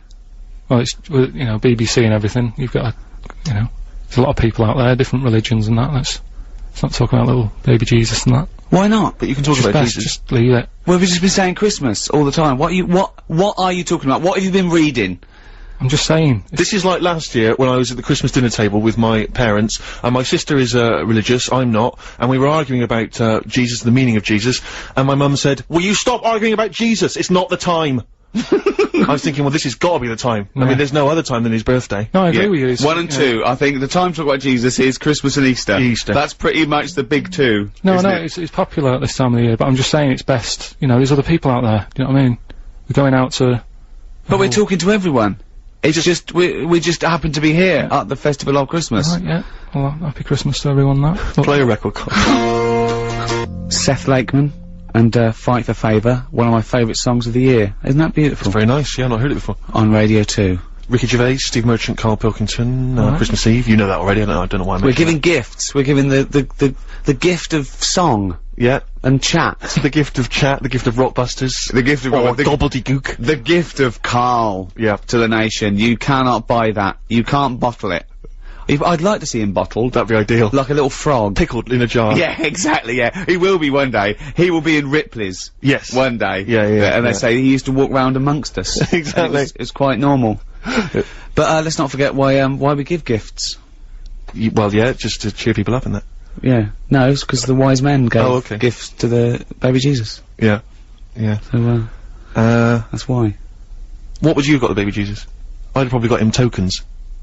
And let him decide, because he's very, you know what I mean, you don't want to get anything, you know, and then he doesn't like it, wants to take it back. Well, I'll tell you, in a recent poll Waterstones did, the favourite gift for children was Flanimals. Still available. That's so outrageous.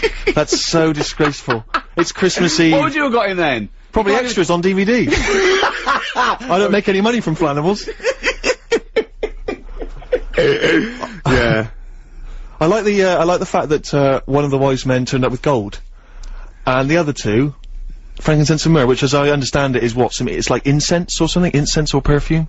I don't know. I believe that's what it is. But I just love the idea that one of them, they've all got together, they've gone, okay, now guys, we're not gonna spend more than 50 quid each this year, alright? Definitely not. Definitely not. So what have you all got? Before we go in and see him, what have you all got? I spent a bit more than 50. What are you talking about, man? We just said we weren't spending, we were just gonna whip around something cheap, like a token. No, I got him some gold. Can't believe it, what? Well, I'm trying to make an impression, he's the son of God. I didn't know, but we only got I got frankincense. And what did the other fella get? He got myrrh, and I don't even know what that is, and I'm a wise man. Surely one of them must have been furious. Is myrrh still popular? Gold still very popular. I hope so, because this is what my grand's getting this year. Really? Yeah, lovely. Right, that's why we give gifts. Do you know, like, how he got them gifts? Right? Yeah. Little baby Jesus. Yeah. Were they for Christmas or his birthday? I don't know.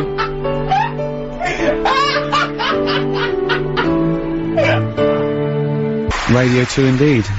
You heard the Pogues, Fairy Tale of New York. One of the best Christmas songs ever. I think the best Christmas song ever, and one of the best songs ever. Absolutely. No, there's no question about it. It's brilliant. Do you like that, Karl? It's alright, yeah. It's good. Yeah. Enjoying yourself, Karl? What, being here? Yeah. Yeah, it's alright. I mean, we're getting looked after and that. I can't believe, like, you know, the amount of food and that we've got here. It's mental. Yeah, mince pies, fruit, it's all going on. Just like a little harvest festival going on. Yeah. Where you take the pineapple chunks for an old lady. Yeah. But yeah, it's going alright. I mean, I've been sort of listening to Radio 2, you know, the last few weeks. Sure. Enjoying it and that, and sort of, you know, making sure we get the show right. Yeah. You know what I mean? We want it to fit into everybody else's shows and that. Oh so, yeah. This fits into everyone else's show. I've been thinking. Oh yeah, this is great, this show. This is perfect. Listen again, of course, on bbc.co.uk/Radio 2. But something that Wogan does, right, on breakfast, Terry Wogan, right? He does this little thing called Thought of the Day. Yeah. And I thought we could carry it on. I've like a little... What, you're gonna do it? Just have a little thought. Well, if you ever have a little thought, please tell us and we'll put it up on the website. Oh. You want to do thought for the day? Yeah. It's a big feature, isn't it? He does it in Have you got one? Have you got a thought that you want to do, or are you just gonna, when I put, Well, Alright, well, okay, well, no, alright, well, let's have a This little is gonna be jingle. good. Have a little jingle. okay, and- I don't know what the jingle is, I No, don't- but just make something okay. up. Listen to Radio 2, the Ricky Gervais Show, with Thought for the Day, with Karl Pilkington. right. Well, thanks for allowing me. Right. Brilliant. Just like to say, you know, it's Christmas time. Just, you know, cheer someone up, have a laugh with them, make the day and that. So, happy Christmas. That's it. That's Well, your just, thought for the day. you don't need to mess about, you know what I mean? Just, if you can do that today, yeah, I'll add that. If you can do that today, cheer someone up. Right? I mean, this is quite sweet. Karl is quite sweet. You know, Yeah. I think I give him, I don't know, not child rights, because children are a lot more intelligent than Karl. I don't know, sort of, I suppose animal rights? No, no. Because they're No, sort but of- it's Well, I mean, see, the thing is, Wogan normally has on a priest or a rabbi or a thinker, not normally the modern equivalent of, you know, Frankenstein's monster. yeah, so, no, but I've been busy, haven't I haven't got time to. They sort of drag it out. They have like a fable or something, don't they? Cut out all that, right? Because you know they've got a lot of time on their hands when they're Vickers. yeah, just you know when they're in their house. Well, not Christmas. It's their busy time as well, I would have thought. Christmas, Vickers. Do you think they only work Sundays? Well, yeah, again, you know, I'm always a bit worried because I don't want to have a go and that, but, you know, they do alright for themselves, they get given that house to live in and that.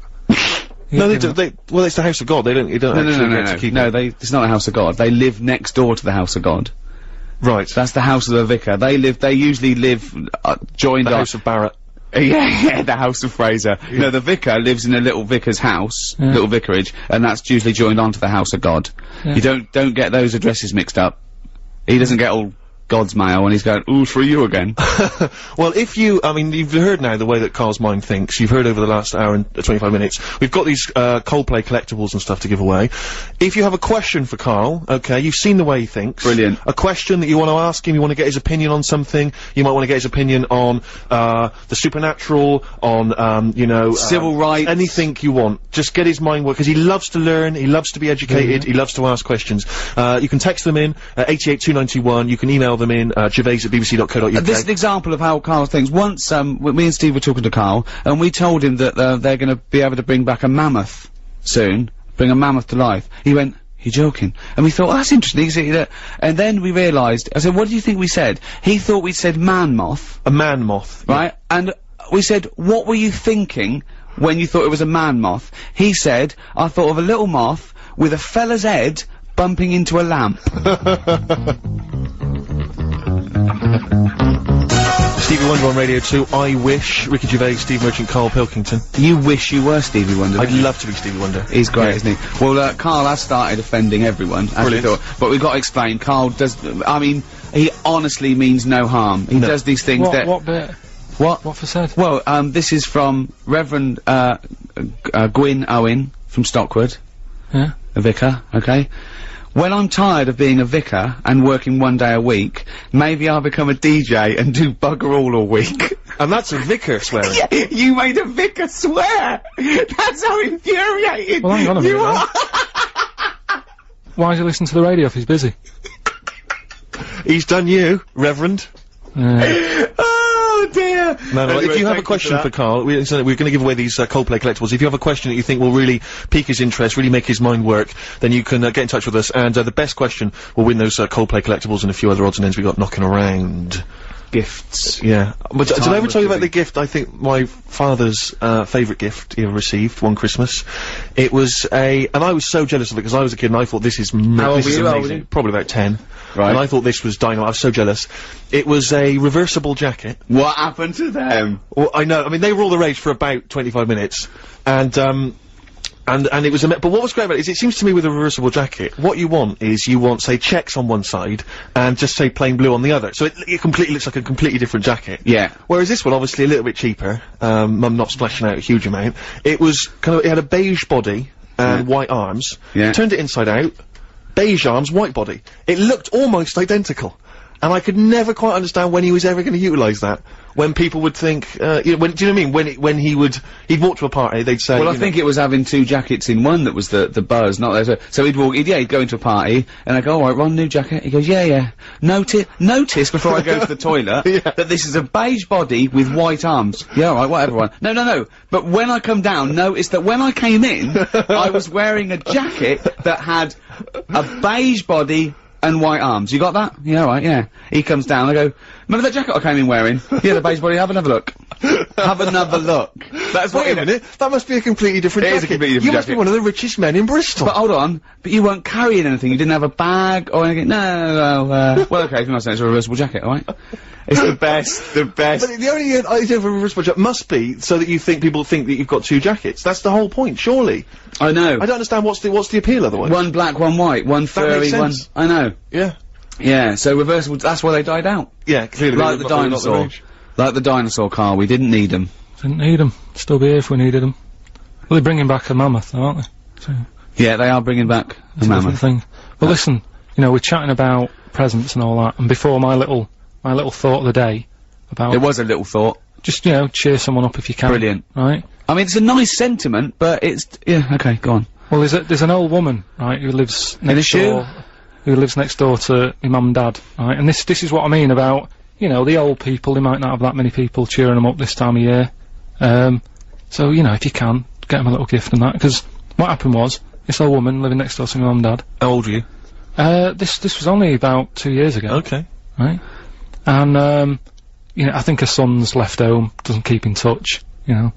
Doesn't even phone her, I don't think, and that, right? Quite sad. And, I thought I'll give her a bit of my time, have a chat with her, try and cheer her up and stuff. And, I said, alright, how's it going? She said, yeah, not bad, I need a new, you know, dishwasher. Right? I was going, yeah, and she was saying, but I don't get a chance to get out these days, you know, I can't get about like I did. And all that, I'm going, yeah, it's bad that. Anyway, I go to, like, one of those big superstores where they sell all electrical stuff and that, right?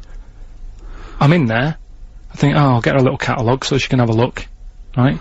Got back, gave her that, I said, there you go, whilst I was in the superstore, get you a little catalogue so you can have a look at dishwashers and that. She's over the moon, she still goes on about it. It was years ago. What, that you got her a catalogue? I got her a catalogue. I thought you said you were going to buy her a dishwasher. No, just a catalogue and that. Oh, but your life is sort of like, just bittersweet tragedy. That's what I'm saying. It's like something from Shameless. I know, but it is though, because you've got in the street, and there's people knocking around with, big heads and webbed hands and webbed feet. I mean, that must have been... Well, she's pretty weird, anyway, this old woman, because she was And that's coming from you. No, well, after I got her the catalogue and that, she opened up a bit, and she was saying how, you know, she's a bit odd anyway, because she woke up one morning with blood sort of falling on her head from a dead rabbit hanging over her. So, I mean, she's a nice... What are you talking about? No, that's what she went on to. She sort of opened up a bit and said, What street were you born in? Where is this place? Is it Elm Street that you live on? She just said a man was a witch or something, so it was like... Oh, like normal, like you said, like it's normal. Just a bit odd, isn't it? But, you know. I mean, but talking about, like, where I live and all that, right? One story that I've told you before and everyone's always like, that didn't happen, right? Just a couple of houses sort of down from where I lived. There was this family who, had a horse in their house. They what? They had like a horse in their house. I'd been out with my dad, right? And I drove back into the, my dad was driving, he went back into the avenue, sort of went down to the bottom to turn round, to get back to our house. Just via the OK Corral? Just sort of did a little glance and I saw this horse being led in. He had a horse in there and stuff. Well, have you been back to visit your street? Don't really, there's no... Why did they have a horse in the house? I don't understand. I don't know, I think they must have nicked it or something like that. It was a council estate in Manchester and, you know, I've told that story. They've just been doing a bit of wrestling. Yeah, they made the horse go in with a hoodie, and they said, don't cause suspicion. Yeah. Just like, you know, we'll just pretend it's our long-lost brother. Just pretend we're rehearsing a panto. Yeah, it's two blokes. It's just two blokes in this horse. Wow. That's amazing. The little old lady who gave her a catalogue. That's very sweet. You see that? And it's just a little thought. That's your thought for the day, isn't it? Just cheer someone up. So nip down to Argos. There's free ones stacked up. Go and hand them out to the elderly. They love it. The Jayhawks on Radio 2, Bad Time, is it? I think it's called Bad Time. So we were so distracted by all the questions that come in. These are great. Thank you so much for emailing and texting. They're brilliant. Here's one from Reverend Rachel Harrison. I'm also a vicar, and I'm making mince pies. We know our demographic now. We got a load of vicars listening. Yeah, well, you know, they're good at spreading the word and that, aren't they? You know, tell people about the show and stuff. And also mincemeat, clearly. So, yeah, all vicars listening, spread the word. Tell them about Karl. And have a great time tomorrow. It's your special day. Although doesn't Karl sort of... Does Karl go against creationism or for it? I don't know. What do you mean? Would he have evolved or did something make it? All I'll say to it, would God have bothered to... Is that in God's image? I mean, that's surely the most blasphemous thing you could say. No, Bod made him in his image. Yeah. He's made in the image of Bod. Is he the one who sort of decided... Who? God? Are you talking about God or Bod? God and that. Okay. Is he the one who decided that, you know, we should move out of the water and walk on land? Did he decide that, or once he made the little egg, did he sort of go run free? I don't know where we are. I don't know what part of the... Could I just say, if there are any vicars out there, could Karl come and do a sermon one day? I mean, we do a big donation to your roof, but can Karl just talk to 5 minutes to a really sort of like an upper middle class educated parish somewhere, and Karl just comes and talks for 10 minutes. The only time that a congregation anywhere has heckled the person doing it. Get off! Yeah, then they're chasing to the castle, carrying pickaxe handles. Torches. Yeah. So we've got some questions for Karl. These are amazing questions. Okay. And just give your immediate response to them, Karl. Not too much thinking time. Yeah, okay. Right. What would happen if insects were bigger than us? Who's that from? Vicky of Milton Keynes, maybe. I don't know, it ran out. So, I don't think there is a place called Milto. It's from Vicky. Karl, what would happen if insects were bigger than us? She's going into the possible winner file there. Would David Attenborough still like his job? Do you know what I mean? Would he start worrying? Because I've got that point, just because, you know, insects and that, he's always messing about with them, but would he be that keen to, like, 8 foot?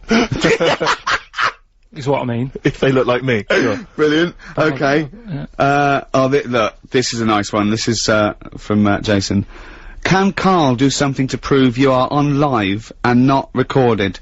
I'm sure that will tax his little bald head to bursting point. What's his name? Jason. How can you prove that we're live on air? Come on, how could you prove that we're live on air? Happy Christmas Eve, Jason. No, we could have recorded this a week ago. Yeah, but then it wouldn't be Christmas Eve. No, but... Happy Christmas Eve, isn't it? No, but we'd have recorded Karl, it and think! Alright, it's nearly 11:45. Yeah, but we could have started with the clock knowing that we were gonna record it as live. We could have done this last Wednesday. Alright, it's Radio 2, it's a nice day out there, sun's out. Well, that's a guess. And do you think... Oh, it is sunny. Yeah, it is sunny, yeah. Generally, but hold on, wait a minute. We're in London. Someone listening in Manchester, it might be raining. It probably is raining. Look, he can't work out how to make sure it's live. Look at him looking up in the sky. Look at him. His head is gonna burst. There's a little bit of blood coming from his ear. How can we prove we're live? My mum's budgie died last night. Don't laugh about it. Don't laugh. Only your mum that can confirm that. Yeah. No one knows whether your budgie died or not. Was he pictured holding a copy of today's paper? What are you talking about, Karl? I can't prove anything then. You're so right. Next question. Oh, that's amazing. Oh God, Karl. Where would you go if you had a time machine? That's Bob from Manchester. Where would I go? I can go to any time. Yeah. And now once I get there... Oh. Yeah. No, but I'm just saying, what am I doing? Am I staying in the little box and just looking out of a window? Or am I... Let's assume you can wander around. Okay, we'll do both. First of all, you're wandering round. I'm just and I've typed in the year. Oh. To be honest, I'm not that good at history, so I don't know what happened when. So I'd be better off just sort of letting someone else have a go and asking them when they get back, just so Karl, where would you go? What do you fancy? Just think. Would you like to see dinosaurs? Would you like to see, the Roman Empire? Would you like to see the 1960s? Would you like to go back and see your nan as a kid? Shouldn't really mess with time though, should you? No, you're not. It's not actually gonna happen. No one's actually invented one yet. What period of history are you interested in? Probably I mean, I sort of like the 60s. But we still sort of, you know, we don't really... Next question. Unbelievable. Everyone's got an answer to that. Everyone wants to know where they can go back in time, Well, except where do you go back in time to? I go back to religious times. I go back to the birth of Jesus, see what was going on. Really? Yeah. See how the frankincense and myrrh went down. There was this thing started I saw it in the paper about 15 years ago. A guy put an advert in a local paper, I think it was in Sheffield, saying, I've been reincarnated. I was a cow at the birth of Jesus. Is anyone else out there that was reincarnated? It was the birth of Jesus. Fella got in touch, said I was a cow too, and they started a society called Cattle for Christ. Just the two of them. I don't know where they held their annual general meetings. I mean, I wonder if that's still going. I don't know. But imagine if you were at the birth of Christ and they're going, oh, do you remember it? He goes, yeah, but I couldn't quite see. There was just a bit of wood in it. I didn't really see that. I remember the men, they were arguing over spending. All I could see was your backside. I know, yeah. So, think of that, Carl. Okay, final question. Right, okay. Carl, if you could, travel back in time to ancient Rome and take one modern invention with you to set yourself up as a god king, what would it be? What would you take back? That's from Amy. Sorry, Arvy in London. Going back to Roman times. Yeah, so what would you take back to make sure that you were king? You know, would it be a weapon? Would it be, you know? Yeah, a weapon. It's pretty violent times, wasn't it? Yeah, I'll have a weapon if that's Well, what though? Gun. Have a gun, take that. And what would you do with it once you were there? Well, I'd probably, I mean, I don't like killing animals and that, but they used to use tigers a lot, so shoot one of them in the head. No, because there's no explanation why. No explanation for it. Just do it. I love him. Okay, look, we've got to give this, I think can Carl do something to prove you're alive? Yeah, you completely foxed him. There was nothing he could think of in his tiny little brain to prove that this is live. So, I think little Jason wins the Coldplay collectibles and, some other stuff. So, well done. He still can't prove it. He still can't prove it. Play a tune, then we'll have some, You could have just said, you could have just picked up today's paper and read the headline. Think! Monkey news after this.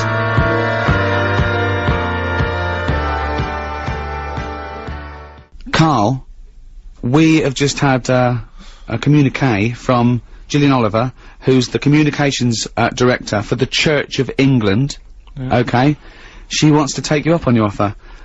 She would like to take, you, to Manchester and let you give a sermon. About what? Well, don't you think that's she's in charge of the press and communications for the Church of England, and you've got to do this, Carl, for my sake. I'll go to church if you do this. I've been, I didn't really like it. I had to go once to church. It was years ago when I was a kid, and I swore, right? My mate Jamie said, right, if you don't come with me to church, because he was Catholic, he had to go. Right? So if you don't come with me now, I'm gonna tell your mum that you swore and that. That's like to get people into church. So I went, right? Didn't enjoy it. I sort of got kicked out in the end because I was bouncing my tennis ball in the aisle and it rolled down. Well, I better tell Gillian Oliver that may happen again. Yes. That's if you don't take your yo-yo or your Ninja, you've got to do it. I'm gonna make sure, we want a campaign. Please, email us if you want, Carl to do a sermon. And, I mean, I'm sure we can film this and put it on the web for you to see. Oh, please do a religious sermon. Listen, we've barely got any time now for Monkey News. Now, a lot of people are probably, unfamiliar with Monkey News, because it's the first time we've been on radio too. Rick, how would you summarise Monkey News? I mean, obviously Carl is fascinated by monkeys. Carl believes everything he reads. He goes on websites that don't get verified at all. It's mostly nonsense, but he believes it because it's about monkeys doing incredible things, and Carl thinks that you know, monkeys can one day talk. He wants to live in the Planet of the Apes, basically. That's his dream. He thinks the Flintstones is a documentary, and Carl, let's do Monkey News. Right, the jingle? Do the jingle live. Oh, chimpanzee that! Monkey News. Right, well, I thought we'd go for sort of a Christmas feel, right? So, this one, it happened in Stockholm, right? A couple of years ago, around the Christmas time. There's this little grotto, right? Everything he says is funny, isn't it? A little grotto was set up and stuff, right? And, it was getting busier and busier, right? This little grotto, there was only one in Stockholm, right? The queue was massive and stuff. Well, that's not true. And this, that's not true. There's no, not but one. fine, just listen. But that's not true. A couple of years ago, if you just said 1,000 years ago. Yeah, it was busy in that. And there was this bloke who had a kid, and the kid was saying, Dad, you know, can I go and see, you know, Father Christmas in the grotto? Yeah. And he was like, oh, I don't want to join that queue, it's too big, right? And loads of the Father Christmases who was in the booth, they kept jacking it in because the queue was that big. What do you mean loads of Father Christmas in the booth? What because booth? they got through loads in the grotto, the Father Christmas and that, right? They couldn't act the pressure of the queues. The queues were massive for this grotto. This is rubbish! Right, so they kept getting through, like, loads of Father Christmases. They just kept walking different on. people, they kept saying, I can't handle this, you'll have to get a new one in, right? Right, okay. Anyway, so this fella, right, the kid kept asking every day, can we go in there? He said, no, look, the queue's big. Anyway, one day, the queue was suddenly a lot shorter, right? Because they got a new little Father Christmas fella. Right. In the Right, grotto. Carl, if this Father Christmas turns out to be about So- 3'6" and hairy, So anyway, right, so he's going, come on then, we'll join the queue, right? So he joins the queue, and he's you know, the queue's going down really fast, people are going in and out really quick. And he's going, how are they managing to do this, right? And he sort of looks through the curtain, he can just see a little slight thing, and he can see the bloke who's, like, dressed up as Father Christmas. He's handing them out with his hands and his feet and that, right? So they're going, no, look, if you don't... I'm going to die! Anyway, so... Please don't interrupt the news, Rick. I want to hear the news. So he's queuing up, right, and he's going, oh, he's good on him, you know, he's got a new method of handing out the presents and that. Whilst he's queuing there, there's a little fella selling, chestnuts. So he thinks, oh, I'll buy some of them, and, you know, something to munch on whilst I'm in the queue and stuff. Yeah. And, so anyway, he's queuing up, he's eating the chestnuts, comes to his turn, right? It's he absolute goes, rubbish. What are you on about? It's absolute rubbish. So So, cut a long story short, you reckon that they hired a chimp to hand out presents for Father Christmas? and so he brought the chestnuts in, and the monkey attacked him. Well, and he went off, right? And he's going, why is it all going mad? And You're that? And there's a little you're fella, talking there's rubbish. a little fella that sat there with like a little beard on and that. Yeah, you're And, talking rubbish. You're talking rubbish. Well, it's not worth me carrying on then. No, it's not worth it, you carrying on, forget it. because again, it's absolute rubbish. That didn't happen. There's no way they'd hire a chimp, and there's no way people go, they'd say it was a chimp! Forget it. They'd say it was, absolute Forget it. rubbish. If you wanna, find out more about Carl, what's the website address, Carl? bbc.co.uk. And I've drawn a little picture that you can win of Carl, and it really sums him up. Alright. See you later then. Right. Next week, innit? Same Yeah. time. Alright. On Radio 2, I'm Ricky Gervais. With me, Stephen Merchant. Hello there. Happy New Year. Happy New Year indeed, and across from us, the little fellow who presses the buttons because, to be honest, we can't be bothered. Yep.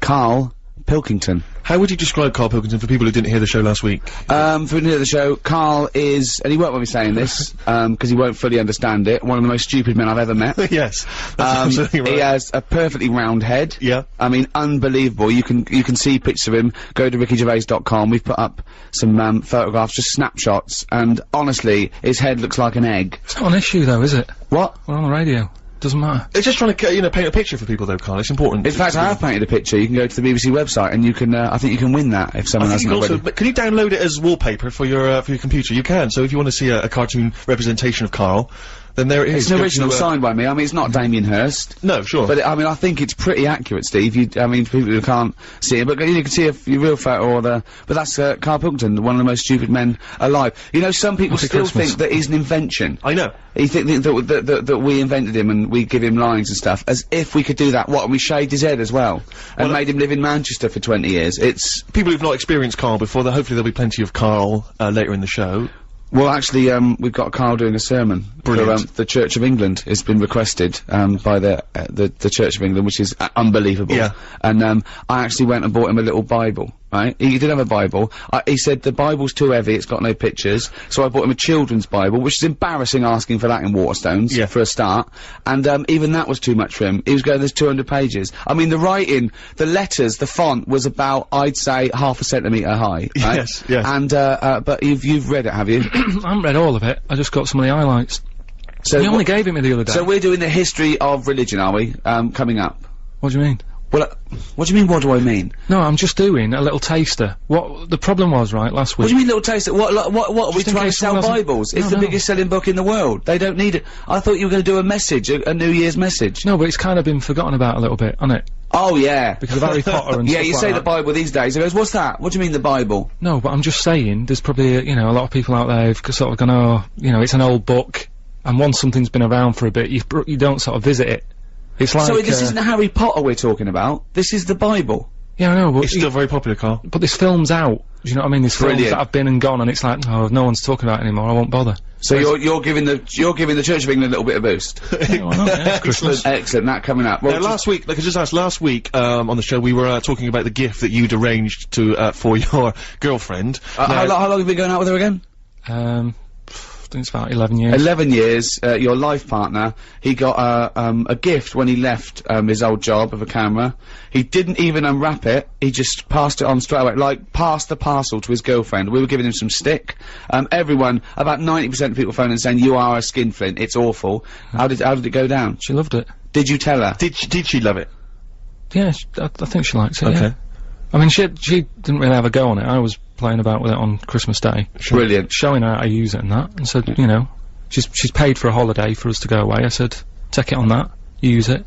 She's loving it. Did you tell her before you gave it to her that you'd got it as a leaving gift for your previous job? Yeah, just before. I mean, I wasn't going to, but because of last Saturday, you sort of put a bit of pressure on and stuff, and I went off and bought her a watch. Nice. 'Cause I thought a little extra. One of those ones with a little present. calculator on? From a Texaco? No, it's alright. It's like a little square Art Deco, the fella said it was. It is nice. I've seen it. Oh, yeah, okay. no. So But she- And how did you tell her when you came in with the big news? What that, about the that you camera? hadn't bought the gift? I just I said, oh, you said you wanted a camera, didn't you? And here's one I got from work. Anyway, here's another one. Right. So I just sort of told Fudged her, it. but moved on quick. Brilliant. fine. And also, you gave us the devastating news last week that just before Christmas, your mum's budgie died. How was Christmas in your household? Was it? Little bit down. Little bit down, you know, with any death, it's always sad, innit, no matter what it is. Yeah. Yeah. Particularly budgie. Well, I mean, how long she had it?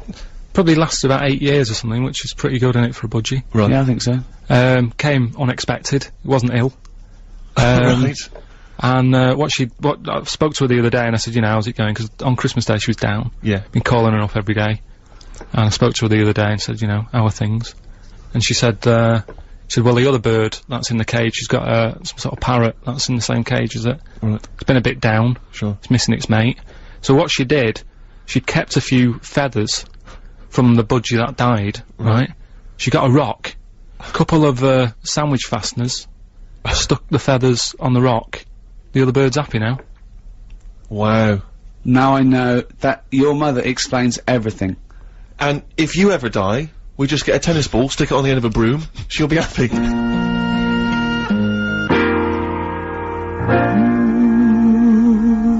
Handbags and Glad Rags by Rod Stewart. That would make a good theme tune. Brilliant. Wouldn't And it? then it would work really well, perhaps on a DVD. presumably that would still be available in the shops.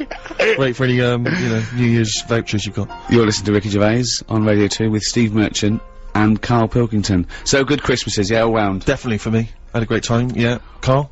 It's alright. How does it rate with, what did Suzanne get you? She got me, you see, you were having a go at me about giving her, a camera, right?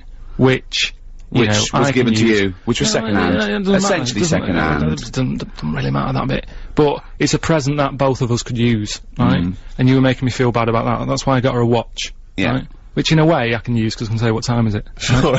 But It's Chico time, isn't it? but the thing is, right? She got Not me anymore. No. she got me a little printer. Oh, yeah, Brilliant. that's good, yeah. Well, What, you mean a little fella who works in a print shop? just a little printer to go with a computer and that. But for me, again, that's a present that you know we can all be using. You are so ungrateful. It's not that. It's just that you know when it's good when you're a kid, isn't it? When you Christmas is all about like your presents. What did you want when you were a kid? What's your best present you ever had? There's a few things. I mean, one that I always remember one Christmas, right? It was the year when computers first came out, Right. And there was one called the Sinclair Spectrum that I wanted, right? What year are we talking? 80? Must be 80, 83, 84, Right, yeah. yeah. And, anyway, I think my mum and dad's got me one. It's, you know, it's under the tree in a big box. I'm thinking, yeah, that's about right. Yeah. About the size of a computer. Brilliant. Anyway, Christmas Day comes, you know, I couldn't sleep and all that, excited like you are as a kid. Yeah. Get up, open it. It's not the one I wanted, right? Really? It's not the Spectrum, it was a ZX81, Okay. right? So I thought, well, I'd best not show that I'm disappointed in that. You know, even as a kid you have sort of, you know, that thing of You've saying- lost that. Now you say, oh, it's not what I wanted, Suzanne, but go on. yeah, but, you know, so I sort of, you know, pretended I liked it and that. I thought, oh, just play some games on it, I'll just get on with it, right? Anyway, I try and load Sure, up. even as a kid he had the weight of the world. I know. His parents have saved up for it. Look at his frown lines. Look, he's frowned since he was about 4. Yeah. Look at those lines. Right. So, yeah, but this is why. You'll understand in a minute when I tell you the end of this story. Go on. So, I load up a computer game, which used to take about 10 minutes. Was right, it on cassette? You had to load- oh, yeah. Yeah, it sounds like a fax machine, doesn't it? Yeah. Right? Anyway, it wouldn't load. I was thinking, what's up with this? Is it broke? Right? And I kept trying it, and my dad sort of... my mum used to get up early to open the presents with me. My dad got up at about midday, he couldn't be bothered. Right? Anyway, he comes down, I'm so still... telling. This I is know, the picture he paints is so heartbreaking. It's like Alan Bennett or something. Or Dickens. Yeah, or some of those kind of 60s back, like Kathy Come Home, sort of, you know, really sync dramas. So anyway, so I'm there, right, frown growing and that. Yeah. Trying to read this book, thinking, why isn't it working? So my dad has a look, and he goes, oh, you're missing a bit. I said, what? He goes, you need a RAM pack, right? Which is a bit that you put in the back of it that gives it extra memory. Yeah. So I'm like, what do you need mean? one of them. I'm like, what do you mean? It's Christmas Day, right? And we're talking about the days when, like, Tandy wasn't open. Sure. It wasn't open for days. Yeah. Do you know what I mean? It's like now, by lunchtime Christmas Day, everything's open again. Yeah, sure, right? yeah. Then, you had to wait about 2 weeks. Everyone, like, had a big holiday and everything. Yeah. So I'm like, oh, God. I actually started to be sick, right, with frustration. Oh no! What? How old were you? How old were you? Do you know what? How old were you? Well, like I say, I don't know, it must have been about 8 or something. Oh. But that thing of like, what, it's Christmas Day and I can't play with it, and I had to wait for like 2 weeks and what have you, sat over the kitchen sink, sort of going, stressing out.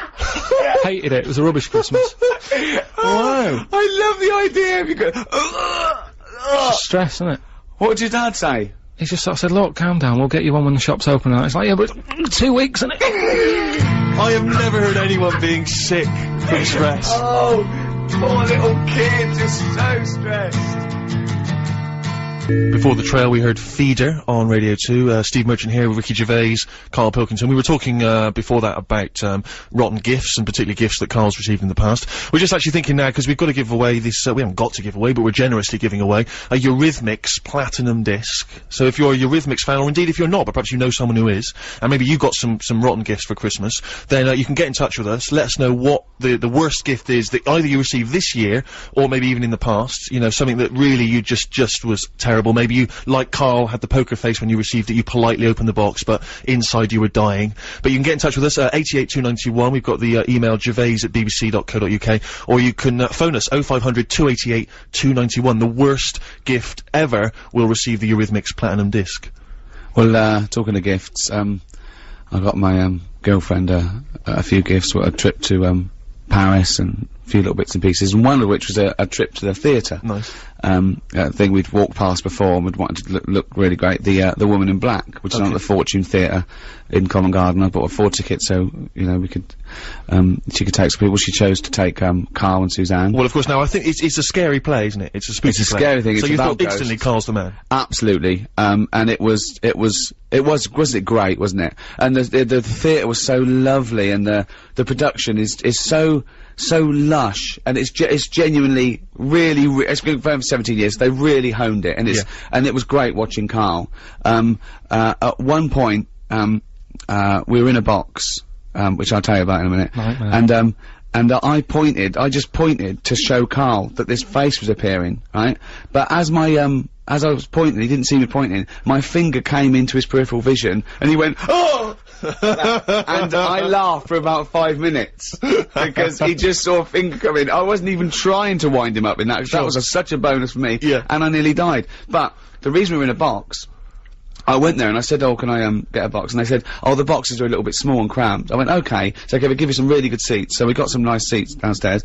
And, do people go to the theatre these days to clear their throat? Yeah. And their nose? Yeah. Because I was surrounded by people going, which I find absolutely disgusting. That even annoyed me doing it, and I apologise for people at home listening. And, coughing and eating sweets. Yeah. Chatting about things. Yeah. Right? And I was getting a bad neck. You know what I'm like? Yeah. Anything. I just wanted it to be silent, right? So, in the interval, I said, I went up to the manager, I said, oh, can we wear the box? They went, oh yeah, fine, yeah. It was free, they didn't sell it. So we went up there, and they let us go in one. The first one, we had to go past some people in the interval, treading past, sorry. All, I'm a celebrity, I get a box. yeah, that's exactly, yeah. So they probably think, oh, they've given it to him for a special treatment. I was gonna buy it, it's no extra money, but they just didn't sell it, because it's, you know. Another reason to hate you. Yeah, exactly, yeah. But we went in there was only 3 chairs. So I went, this is, the other box has got 4 chairs. Carl went, I'm not going out there again. Right, so we said, I'll sit on the floor. Imagine him sitting on the floor. Were you sat on the floor with your little head peeking over the edge of the box? No, this is it. So I went, let's go. We went out, he was so embarrassed. Of course, everyone's going, oh, look. Walking past people again, went in the box. Everyone's looking at the box now. Yeah.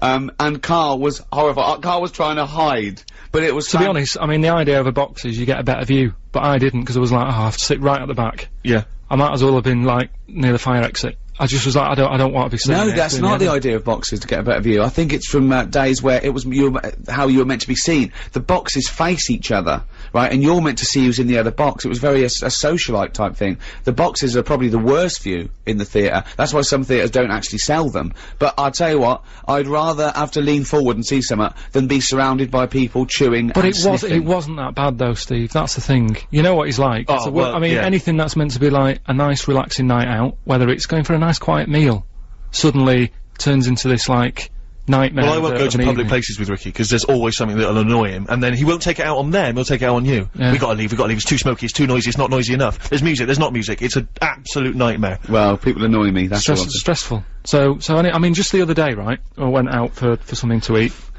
Nice, quiet, you know, Italian place. I walk in, there's about 6 people in there, having a nice, quiet meal, you know, quiet. I thought, that's good, he's not gonna complain about the noise and that. Sit down, I have some arrabbiata, which is nice and that. Alright. Anyway, he starts sort of normal chat, saying how he'd like to put my head in a vice. Sorry, he'd like to put your head in a vice? In a vice, yeah. Not really. Sort of normal, sort of. Yeah? Yeah, and I was just thinking that it would be lovely to put him in one, you know those vice that are sort of attached to workbenches? Yeah. Just so, not to, just put it in there so he's caught there, and then I can sort of do paint his head or something, or feel it squeezing. And I just imagined sort of squeezing it too tight, didn't I? So he's saying all this, right? Which, I'm getting the sort of picture enough, without sounds. Right. But then he thinks, well, why not add sounds? It's quiet in here, right? Start sort of going, so your head's in the vice, tighten it, and you're sort of going, right? So he's sat in a chair, quiet restaurant, doing that. It's like the scene out of When Harry Met Sally. Yeah. Right? All these, like, tourists and that sat there sort of going, oh, Ricky Gervais over there. And then suddenly, like, from a look of like, oh, that's good, it's Ricky Gervais, to what the hell is going on? But I just imagine this little head, because what he did, I just imagine him tighten, I go, Is there any other radio show that's ever been on Radio 2 that has had this discussion? Well, no. Does Johnny Walker, OBE, ever say, I'd love to put Terry Wogan's head in a vice and see what happens? Oh dear. Eurythmics, Here Comes the Rain Again on Radio 2. We've got a Eurythmics Platinum disc to give away, and we'll get to that shortly. You gotta keep your worst Christmas gifts ever coming in. You're talking about, Rick, about the, you know, nightmarish people you find now in any kind of, you know, theatre and the cinemas, because I love the cinemas, you know, and I'm a big movie buff. And for me, I feel that when I go into the cinema, it should be the red carpet treatment. I go all the time, you know, I'm a big cinema fan. I shouldn't have to sit with, for want of a better word, the scum of the world. Do you know what I mean? By scum you mean anyone who isn't you? Anyone who isn't me. Yeah. But sometimes, you know, you end up going to the cinema, you know, on a Friday or Saturday evening because you want to be, you know, you don't want to be a sad loner who goes on the Wednesday afternoon. So sometimes you're forced to sort of see these people. And I went to cinema once to see, remember that film Crouching Tiger, Hidden Dragon? Yeah. And I sat there, I thought, this is great. I was a nice big seat, it was fine. And this woman comes trundling in. She was huge. I mean, properly mammoth, like the marshmallow monster at the end of Ghostbusters. Do you know what I mean? Kind of waddling in like that, with this tiny little flake of a husband. And she had everything. She had nachos, hot dogs, big soft drink cartons. You know what I mean? It's like, you know, those people who, they've gone out to eat, and they pop into the cinema, and if a film happens to be showing there, they'll go and watch that. Brilliant. Basically, they've gone for a picnic. They've come to, yeah, they've there's come a film to on. raise. Yeah. And, so they've arbitrarily chosen this film, so she's in there, the trailers come on, and it's not only is she greedy, but you can tell she's stupid. This trailer comes on for AI, remember that film, Spielberg film, AI? Yeah. And the trailer is something like, Jimmy is a 12-year-old boy, he feels like a human, he experiences emotion like a human, but he's not a human, he's a robot. Right, and everyone goes quiet, and she went to her husband, how old was he again? Oh. So already I'm on my backside, do you know what I mean? Crouching Tiger, Hidden Dragon comes on, right? It comes up, and you know it's in Mandarin, I think it's an Asian film. And it comes up, Crouching Tiger, Hidden Dragon. She says, bear in mind she's paid the money to come in, she says, funny name for a film. Which is pretty weird. So, it comes up, it says Mandarin subtitles, she goes, not subtitles. It comes on, right, they're all speaking in Mandarin. She, to her husband, turns to him, she starts going, ching chang chong chong chang chang chong. No. Ching chang chong chong chang chang ching. Like, during the film. I mean, it's the film started and she's doing that. She's going funny language, wing wing chang wing ching chang chong chong, and they start both doing it, right? Oh, God. So I get up, I'm so angry, I want to make, but again, of course, not too polite to actually say anything, so I think I'll make it clear what my feelings are. So I get up, hoping that the seat will flip back loudly and I can storm off. Knock her popcorn all over him. Over his stupid face. But, sadly the seats didn't flip up, so I just kind of huffily climbed over a few seats, sat down, brilliant, next to a teenage girl on her mobile phone. Oh. And she's on there, she's chatting away, no, I'll meet you after, And I wanted to grab the phone for her and say, I'll be honest with you, you're 14, and unless this is your broker in Hong Kong saying the big deal's about to go through, which I suspect it's not, I suspect it's Gavin saying, can we meet behind the bike sheds later? Put the phone down. People who are on the phone in the cinema. I know. It drives, I know, I cannot believe it. I cannot believe it. See, you're like But me. people always say, why'd you get so angry? Your New Year's resolution should be calm down, chill out, you know. But how can you chill out when this stuff's going on? What's your New Year's resolution, no, just Carl? with that though, I mean, surely people are allowed to, like, have a chat if a film's got subtitles. Why? Because you can read it, it doesn't matter about the noise. That is the most stupid thing I have ever heard in my life. No, I'm I just mean, saying, that really is the most stupid thing I've ever... So go along with your iPod on. Yeah, take a ghetto blaster. Well, yeah, you could if you can multitask. I mean, that would do my head in, having music, and I don't know what to sort of concentrate on. But if you, it's only like reading a book when you're on a train, innit? You've got noise around you. What are you talking about? These films cost millions of dollars. Everything's perfect. The music, the sound effects, the whole montage, this mixed and someone comes along and goes, oh, I might as well talk to Gavin on my phone when I was reading it anywhere. You're an idiot. You're an idiot, Carl. I think your New Year's resolution should be less stupid. No, I'm doing, I'm gonna try and learn something new every day through 2006. What have you learned today? Well, I did a lot yesterday, so I'm having a day off today. but no, you know, just well, I did, didn't I? I did the Bible stuff and that. So I'm gonna. Oh yeah, we've got that coming up. What's your New Year's resolution? To be less annoyed. I suppose I should be more tolerant of others. Do you know what Ricky said his is going to be? What? It's going to be more annoying.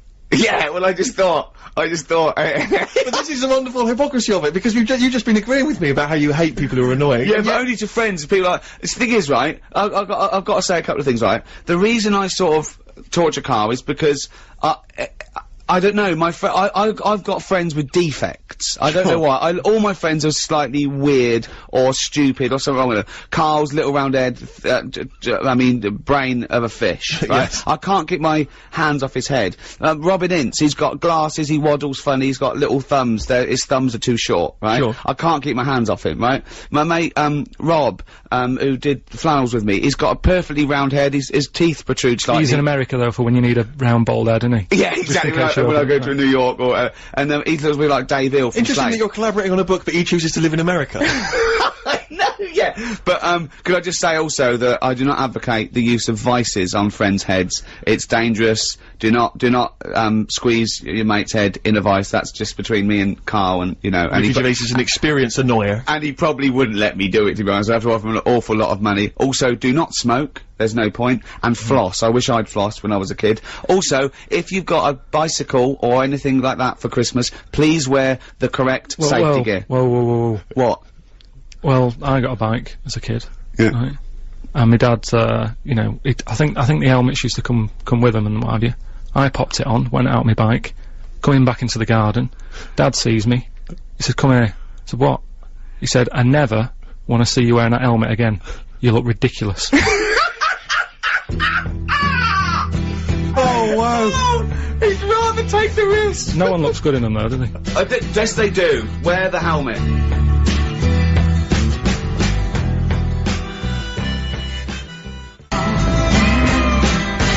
Neil Young and Heart of Gold on BBC Radio 2 with me, Ricky Gervais, Steve Merchant, hello, and Karl Pilkington. Alright.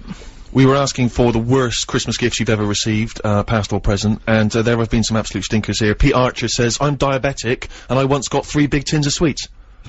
I mean, that's just rubbing it in. Cheska says, I once got a Christmas tree for my brother on Christmas Day. Well, that's... Long-term present, isn't it? Yeah. Well, it depends. What do you mean? Was it a plastic one or a real one? We need more information. I got a fly mode from my 85-year-old gran, which was nice, but for the fact that I live in a flat. Well, you could do the carpet. There's one here, it says, Sid from Leeds, he says, I once received a PlayStation 2, which I really wanted. I didn't open it for a few hours while we had lunch, and I was looking forward to playing the game, a bit like you with your ZX Spectrum. Yeah. I opened up the box, and much to everyone else's enjoyment, there was 2 oranges and a pair of socks. That's cruel. But that's like, I mean, that's what kind of a family's that? I mean, in Carl's case, he actually forgot to buy the Or, pack. Harvest Festival, the vicar's got a PlayStation 2. Yeah. It's just the wrong label, isn't it? Yeah, he couldn't believe his luck. Coming up, actually, talking of vicars, a lot of vicars listening, apparently. I don't know how many that is. I don't know how many there are. But, Carl's gonna do a sermon. You remember, last week, he insulted vicars, saying they only work 1 day a week. He made a vicar swear. Yeah. Who said, maybe if I, give up my 1 day a week, I can become a DJ and do bugger all week. You made a vicar swear. Yeah, but I didn't mean to, I just... No, Gillian Oliver's phoned in, and she's the press, officer for the Church of England, and invited Carl to do a sermon. We've risen to the challenge. Carl's gonna do a bit of a sermon. We just say, that's when we've picked on. We're open to all religions here. Yeah. Maybe, in the future, Carl can do a sermon, for another denomination. I don't know, you know. Well, it just depends, though, how sort of thick the book is. Right. So you want a religion with a smaller book? Just a smaller book, and... I just say I view all religions equally, because I am an atheist. So I truly do view all religious beliefs equally. But, you know, just because I don't believe in it, a lot of people do, and Carl is gonna basically sum up the Bible. That's what we're doing today, Should isn't we it? play a record and then come back with the first part of Carl's sermon? I cannot, I mean, honestly can't wait. I feel like squeezing his head during this Do it, record. Stones, Waiting on a Friend. Great track. Amazing tune. So, Carl, you've studied the Bible over the last couple of days, Well... and you're gonna give us basically the Bible abridged, is that right? Just, condensed? just that, you know, it's that time of the year when religion, well, no let's matter save who it. you are, Let's do a sermon. Everyone settle down at home. Turn the radio up. This is Reverend Karl Pilkington with the history of the Bible. Alright, thank you very much. Right, well, thanks for coming. Starting off, you know, I mean, I started off at the beginning of the book, what have you. The Bible, we'll call it for the sake of argument. Right. There's quite a bit missing. It doesn't say about how sort of God was already about, so it doesn't go right back to the beginning. Right, okay. God's already knocking about and that. Yep. Anyway, he made the world, right? He did all that, right? Yeah. He sorted out sort of sun for in the day and that, so everything's light and you can see yourself about. Right. He did the stars and the moon for at night, right? I was thinking about that. If I was him, I probably would have just let it be day all the time rather than having 2 systems. We're not criticising. No, I'm not Okay. having a go, I'm just saying. I mean, it's easy now, isn't it, in hindsight, to sort of say, do you know what? It's easy to really criticise him, but he was working... He sort of loosened the top. You just got it off. Yeah, sure. Yeah, he did a lot of the work. Yeah, cheers. No, I'm just saying though, like, they mess about with the clocks and that because of farmers getting up in the dark and that. If it was day all the time, less crime and that. I'm just saying it might have been worth an idea. He missed the trick there, is what you're saying. But he moves in mysterious ways, so you don't know why he's done that. He might be thinking something that your small brain can't really. Fair enough. I'm not having a go, like I say, I'm just reading it and thinking about it. That's what it's all about, innit? Yeah, Education, get yourself Absolutely, thinking. yeah, go on. Anyway, so he did all that. He made the sun and that, and then he said, "Oh, make some creatures and stuff." He made a load of birds, loads of different birds, creatures, animals, and that. Because with the world being so big, it's like if you buy a big house, you need more furniture, don't you? Right. So he made this, and he was like, "Oh, God, what am I going to fill it with?" So this is why he did all these. Right. That's animals. not actually in the Bible. You speculated there on the mind of God. Well, I'm sort of just treating it like it's his big house, Right. isn't it? So, and he's filling it, he's making it look nice, different birds and what have you. Right? It's just my opinion. Like It's making it sound like the Playboy Mansion. Yeah. So anyway, right, so he does all that, and he thinks, right, I'll make a little man and a woman, Sure. who we all know as, like, Adam and Eve. Yeah. Everyone knows their names, but at no point is their surname mentioned. Right? Well, he's not going to have trouble with a post, is he? So anyway, right, Adam and Eve are knocking about, the God says to him, look, just enjoy yourselves and that, right?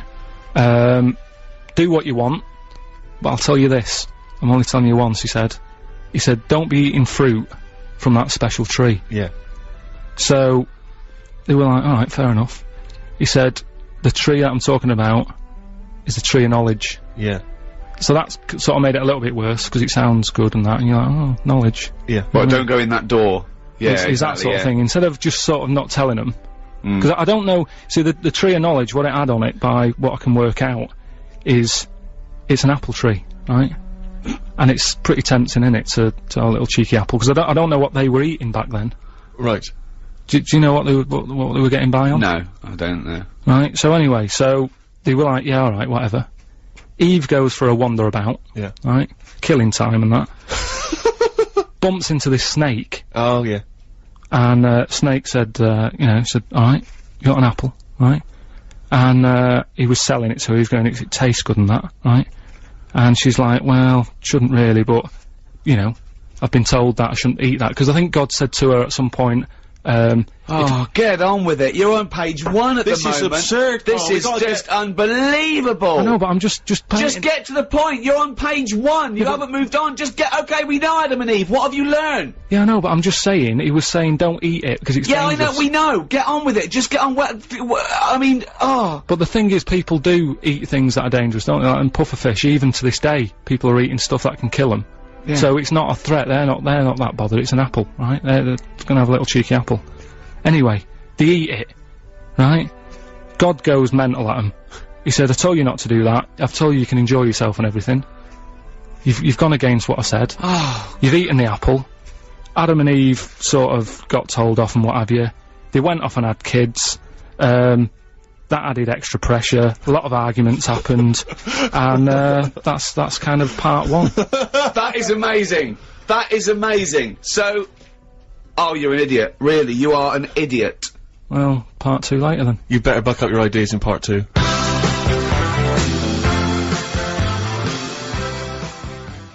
On 88 to 91 FM, this is Radio 2 from the BBC.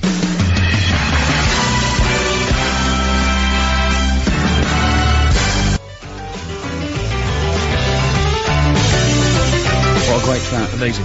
Lynyrd Skynyrd. Sweet Home Alabama. On BBC Radio 2 with me, Steve Merchant. And me, Ricky Gervais. And over there, both of us. Yeah. Karl Pilkington. Alright. Still to come, we should also point out we've got Rockbusters on the way. It's the quiz that's not sweeping the nation. No one cares. Oh no, that's not fair. Well. No, look at him. Look, he's probably been sweating over that. He's been reading the children's Bible. Yeah. But, I mean, and that's all he came up with. The first people were Adam and Eve. Yeah. I mean, And we don't know what their surname is. unbelievable. What an idiot you are. Also in the third hour, Monkey News. Which I think we're all looking forward to. It's sort of like Darwinism versus creation, isn't it? Monkey News, Adam and Eve. Yeah. It's a bit of everything. Which do you like? Do you like Monkey News or do you like Adam and Eve? Also, it's probably worth kind of digesting some of the year's big events, Rick. So maybe we should just cast our eyes back on some of the big I news think stories of the people year. are waiting to see our three opinions on the review of the year. Yeah. I should just give away this Eurythmics platinum disc that we offered up in the first hour. And we were asking for the worst Christmas gifts you've ever received. And I want to give it to this guy because well, it's not like, you know, I'm sure it's fine, but it's just something about it which really amused me. It's from Toby in London. He says, when I was younger, I got a book about crude oil. I'd never expressed an interest in oil, and certainly not crude oil. But what I love is the parents, is thinking of that gift. They were shopping, they were going, what oil is it that Toby likes? Yeah. I don't even, does he like It's oil? olive oil, probably, I don't know. No, he thinks olive oil's sissy. What's that one he loves the spouting out the ground one? Crude oil? Get him the book on crude oil, Mary. Unbelievable. So, Toby in London, you get the Eurythmics Platinum disc. Well done to you. Also in this hour, we've got some Kylie collectibles to give away. So we'll probably do Rockbusters, and the lucky winner of that gets those. But I was just looking through the papers, of course, and it's the New Year's Honours list today, and I imagine you're very excited about that, Carl. New Year's honours and all that. Yeah, you're familiar with that, when people get knighthoods and OBEs? I've heard about it. Sir Tom Jones, you got to call him Sir Tom now. You pleased with that? Do you think Tom Jones deserved it? Well, they sort of chuck him out to anyone now, don't they? So if he wants one, let him have one. Well, it's just, I mean, the way I saw it was, like, you know, the Queen used to give them out to people who, you know, did like big things like killing dragons and all that. Yeah, that was a while ago, but yeah. Now it's, you know, from dragon killers to sort of Joe Pasquale. Yeah, I see what you mean, yeah. You went in the jungle with Ant and Dec. is an OBE. Some people actually send, famously, some rock stars and big names. They sometimes give their awards back, or they refuse to accept the knighthood. If it was offered to you, Rick, would you accept it? Your OBE or your? See, I don't know, because one, I know it's sort of like not a cool thing, and I don't know if you should align yourself with that sort of thing or whatever, and whether you're a monarchist or not, which I'm sort of indifferent, really. But I would feel rude. Yes, I know what you mean. It's you know, after we won the Golden Globes, an interviewer said, "Do you think you'll get a knighthood?" And I went, "Oh, I don't want a knighthood." And they said, "Why not?" I said, "You can't do anything with it." I said, "In olden days, you could ride a white horse along and have a big sword. Nowadays, you can just put it on your headed notepaper." Yeah, so, yeah. And I said something like, "I'd rather have a name like Don Gervais." And the headline was, "Ricky wants to join the mafia," which I think is a bit harsh. I've been invited to the palace a couple of times. I think about. Whoa, hang on. What do you mean? I've been invited to the palace about 3 times. Why? Can I just point out for people who don't know who I am, I collaborate with Ricky on everything except his stand-up comedy, which I suspect was not the reason you were getting invited to the palace. No. It's a little bit bawdy, a little bit blue. For my work on Flanimals. Yeah, for your children. Please get him along. I love the mung unga. I love that mung unga. So I should just point out that I've co-written both The Office and Extras, and yeah, I've never had an invite from the palace. Yeah, but I think the Queen knows who's the main one, who's the driving force. You know. Anyway, right, so I get this thing through. The first time, I thought, I can't go. Why couldn't you go? Well, I don't know. The second time I came through, and I said to Jane, it was like 6 o'clock, right? And I said, "Oh, shall we go?" And it was very exciting, but I felt a bit funny just going along to the palace, right? And I said, sorry, who was it? Could just be you and Jane and Prince Philip and the Queen? Was it? Well, no, there was about, I don't know, I think it was about 8. There was about 8 people, right? So you needed some extra people for Pictionary. Me, the usual, me, Salman Rushdie, Yeah. David Bowie, Yeah. right? Sure. Oh yeah, you're aligning yourself in the company of geniuses, I noticed there. No, I'll tell you something about Salman Rushdie later.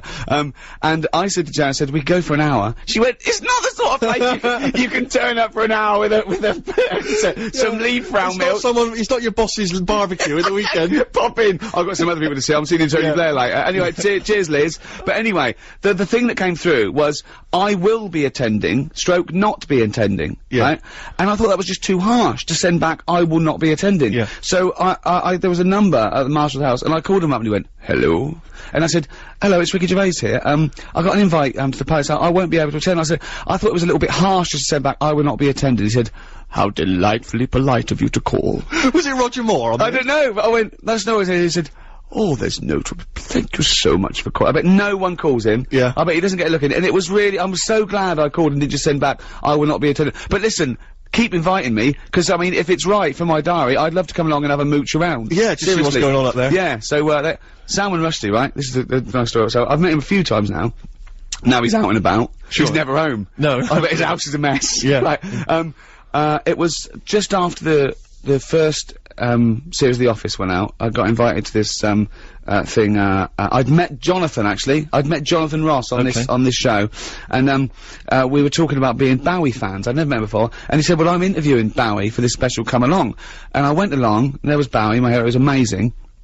A couple of big celebrities in the audience, one of which was Salman Rushdie. And, Greg Dyke, who was, head of the BBC then, said to me, he said, "I'm a Bowie fan, do you want to go and meet him?" And I went, okay, right? So we went down, so it's me, Greg Dyke, right, and Salman Rushdie, going on chat to Bowie. I went to the pub the next day with my mate, and he said, "What did you do last night?" And I said, "Nothing." 'Cause I couldn't say, I was hanging out with David Bowie, Greg Dyke and Salman Rushdie. Why? What did you do? And I just said, "Nothing." If you can name every celebrity that Ricky has mentioned in the last link, who he spent time with, then you can win yourself a prize. Perhaps a signed copy of Extras, for which he got invited to the palace, and I didn't. 88291. If you can name every name, Rick, as you know, I absolutely love a good cover version. I think that cover version, if it's done really well, can not only match the original, it can sometimes even better it. I totally agree. And I think that that's Ryan Adams' version of Wonderwall. And I think, you know, much as I love Wonderwall, it almost reinvests it with a new beauty and a new majesty that perhaps we'd forgotten about because the other song is so well played. Taking it away from Noel. Oh, not at all. But it's almost kind of reinvented it. It's beautiful, absolutely beautiful. Great song anyway, isn't it? That's what's weird, really, because you've done that, and that's kind of what I've done with Rockbusters. Right. I've taken something. Well, you've taken Blockbusters and changed one word. Sort of made it better. No, not really, because those are real clues that work. Yours are the ramblings of a madman. He doesn't really understand what the word cryptic means. A little bit It's stronger. more, this should be called What Am I Thinking? Well, What am I thinking? we should just introduce the idea of Rockbusters to people who didn't hear it last week. Now, I'm trying to think of some classic ones. Do you remember there was now what was it? The Jamaican Jamaican fella spinning a fish round his head. That was De Trout Spinners. Did And he trout tried spinners. to make it sound, I mean, it doesn't work. You have to speak in a Jamaican accent and say the way they the say, trout spinners. Well, they wouldn't say Trout, they'd say Detroit. Trout spinners. So it doesn't work there. So that's the stupid Wet Knee Houston. Yeah. No one called Wet Knee Houston. Yeah. So you need to basically crawl inside Carl's head and figure out what's going on in there if you want to win these. We've got some Kylie collectibles for Rockbusters. the good thing about crawling into Carl's head is there is a lot of room. There's plenty of room. It's It's very much like when God created the Earth. You can just fill it up with anything. Yeah. Birds.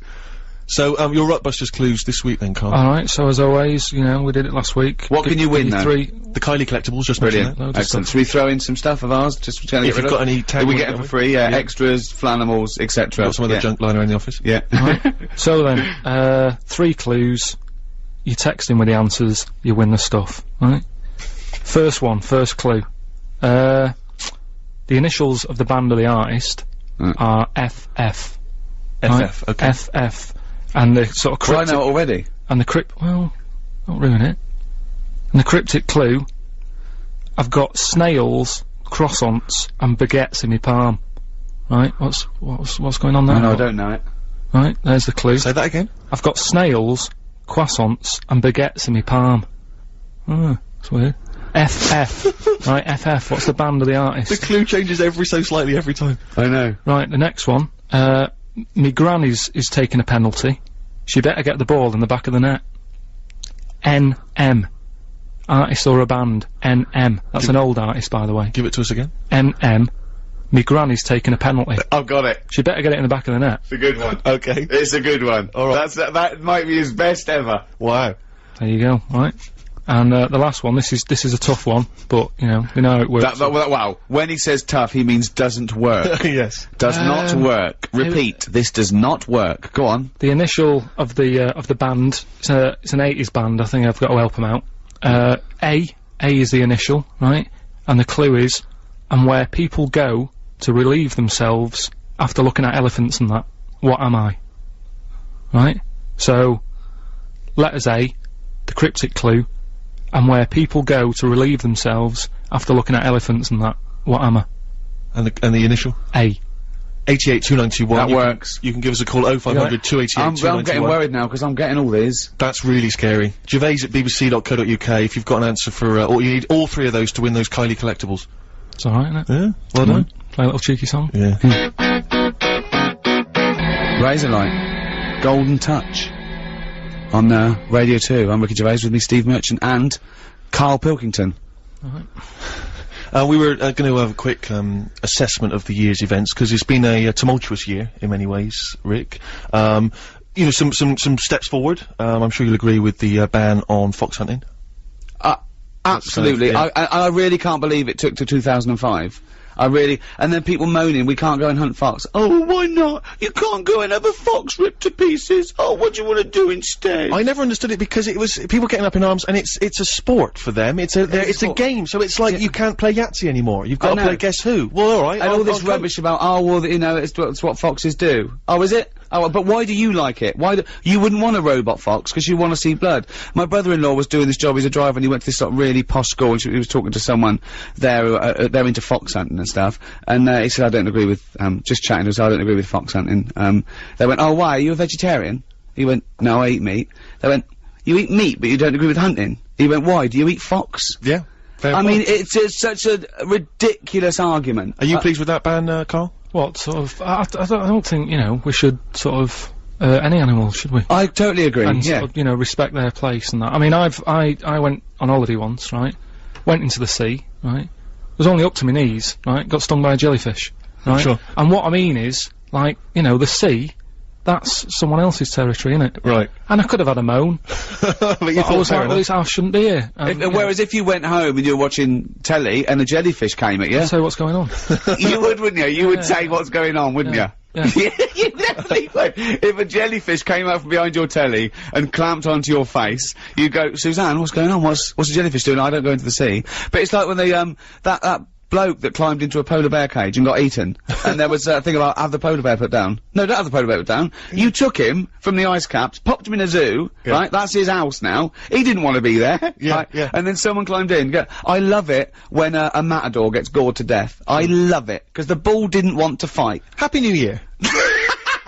But also this year, of course, we've had the gay civil marriages, or the civil ceremonies. I'm not entirely sure yet what this is. Do we loosely call it gay marriage, just for the sake of ease? No, well, it's just it's officially a civil marriage, isn't it? They're not saying it's a marriage as such, because I don't know if the church acknowledge it or not, I'm not sure.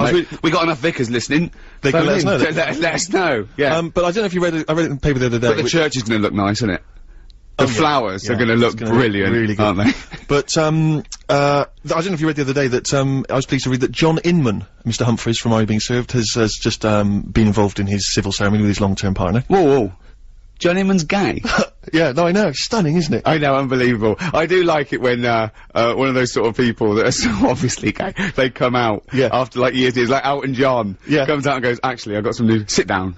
Mate, just sit down, I've got some news for you. Oh, hello, Alan. Like your new pink tracksuit, by the way. That's what I want to talk to you about. I'm actually gay. And they all have to go, you're joking. Yeah, they gotta fake it. No way. Like when someone knows there's a surprise party for them, they gotta pretend that they, oh my god, I can't believe it.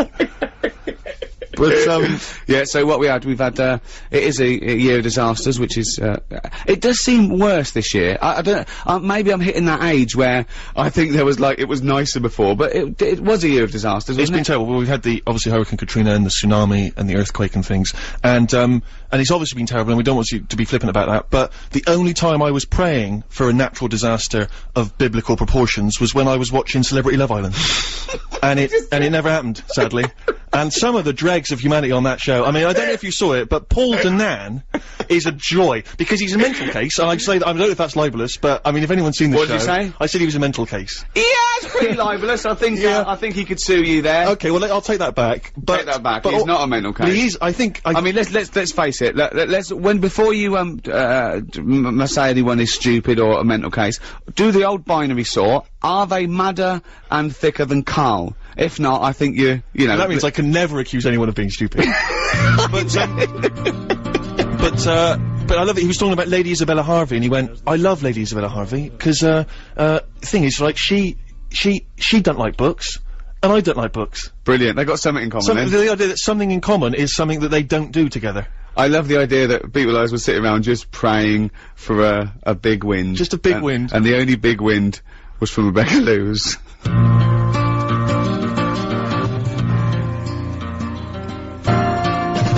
In the Ghetto by Elvis. That's one of the 10 songs that Karl likes. Yes. I mean, I've never met anyone who is, I don't know, so underwhelmed by music and the plethora of No, I tunes. do like it. But he was saying about when I first got my iPod, which I absolutely love, okay, and I was downloading, I said it's got 10,000 songs. He went, what's need that many for?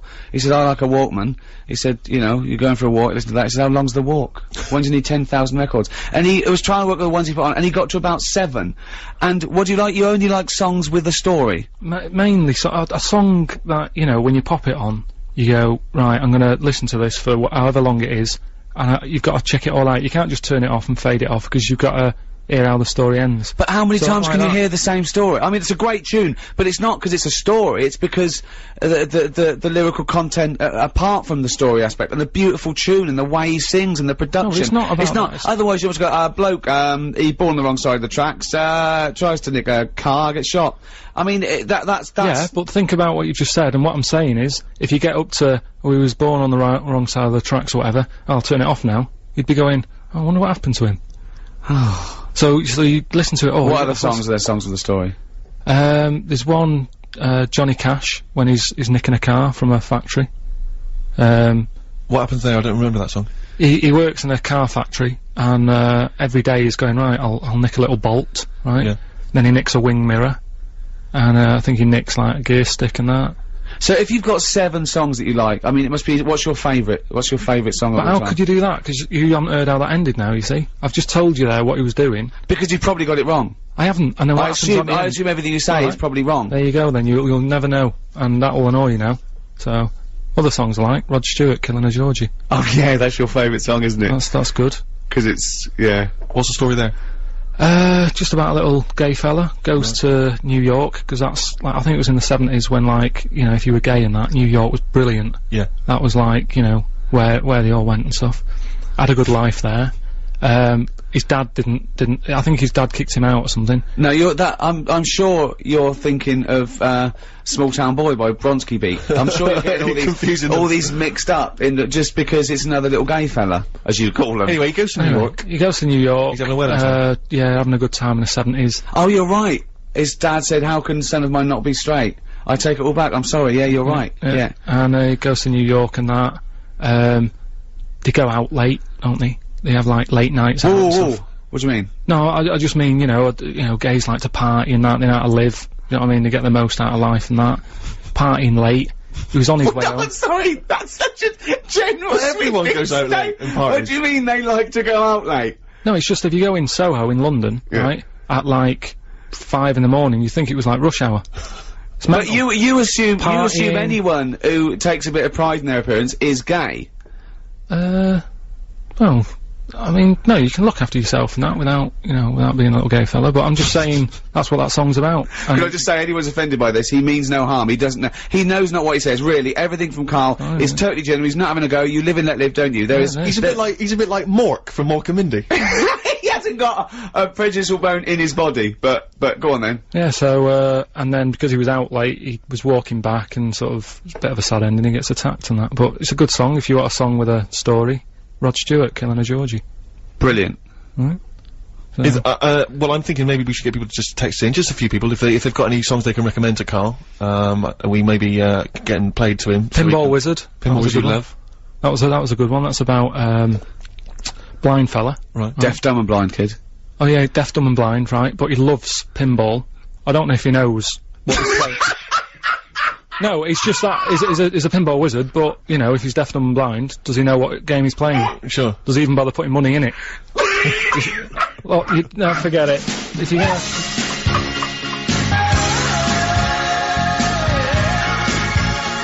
Hungry Heart from The Boss on Radio 2, Steve Merchant, Karl Pilkington, and of course Ricky Gervais. We don't mean The Boss on Radio 2, we don't mean Leslie Douglas. That was Bruce Springsteen. I don't think anyone was having that confusion. Oh, sorry, okay. Just you. Just in case, Yeah. okay. We were doing, about 20 minutes ago, Rockbusters, special New Year's Rockbusters, 3 clues, 3 bands or artists. We've had a number of responses. It really worries me when people get this right. Well, I was worried that I got it right. Well, I don't know what it says about our audience. It's like, why are we bothering? We may as well just shoot off. They'll be happy just watching the tumble dryer going round. I know. Well, Karl, come on then. What are the clues again? Here we go. Right then, so, there's 3 clues. First one, the initials were, FF, right? And that was, if I've got snails and croissants and baguettes in my palm, right? That's like the clue. What band or artist is that? Think about it, right? Go on then. The initials were FF, that's, Franz Ferdinand, right? So like, Whoa! Franz Ferdinand, it's kind Franz Ferdinand. France, cause it's like, oh, that's what they eat over there. Should be French, really. There's no, you can't say France food, can you? So French food in hand. French food in hand. I've never heard of a band called French Food in Hand. Well, a lot of people got it as well. I know, but French Food in Hand, what are they? What label are they on? What label are they on?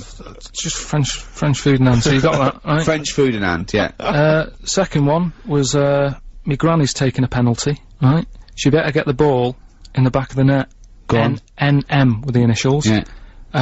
Try and work it out. Your gran, that's your nan. Ball in the back of the net. That's Nana must score it, right? Nana must score it, right? Nana must score it. Okay, I'll give you that one. And who is it? Nana Muscori. Nana Muscori. Yeah. So Nana Muscori. right, so that works. And then no, it doesn't work. Then But it's close enough. It's close enough. The final one was the initial was A, right? And the clue was, and where people go to relieve themselves after looking at elephants and giraffes and all that sort of stuff. What am I? Right? That's a well, I'm a Zulu. I'm a Zulu. No, I got it. I'm a Zulu. I'm a Zulu. So that works as well, doesn't it? Yeah, no.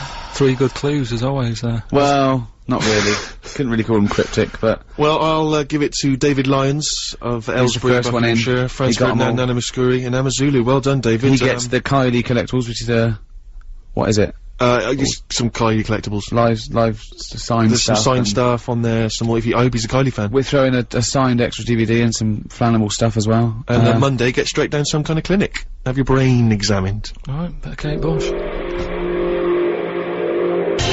Kate Bush, King of the Mountain. Must be a song about the Tour de France or something. Yep. Wear a helmet. Always wear a helmet. Good advice. Now, as you mentioned earlier, Rick, last week we had a spokesperson from the Church of England who was offering a spot at some kind of Manchester church for Karl to do a sermon, educate the kids on the Bible and all things religious. We've preempted that. We're first instalment in the first hour, and it was very slow. You've got to do it quicker. If this is a Brit, I mean, that was nearly longer than the real thing.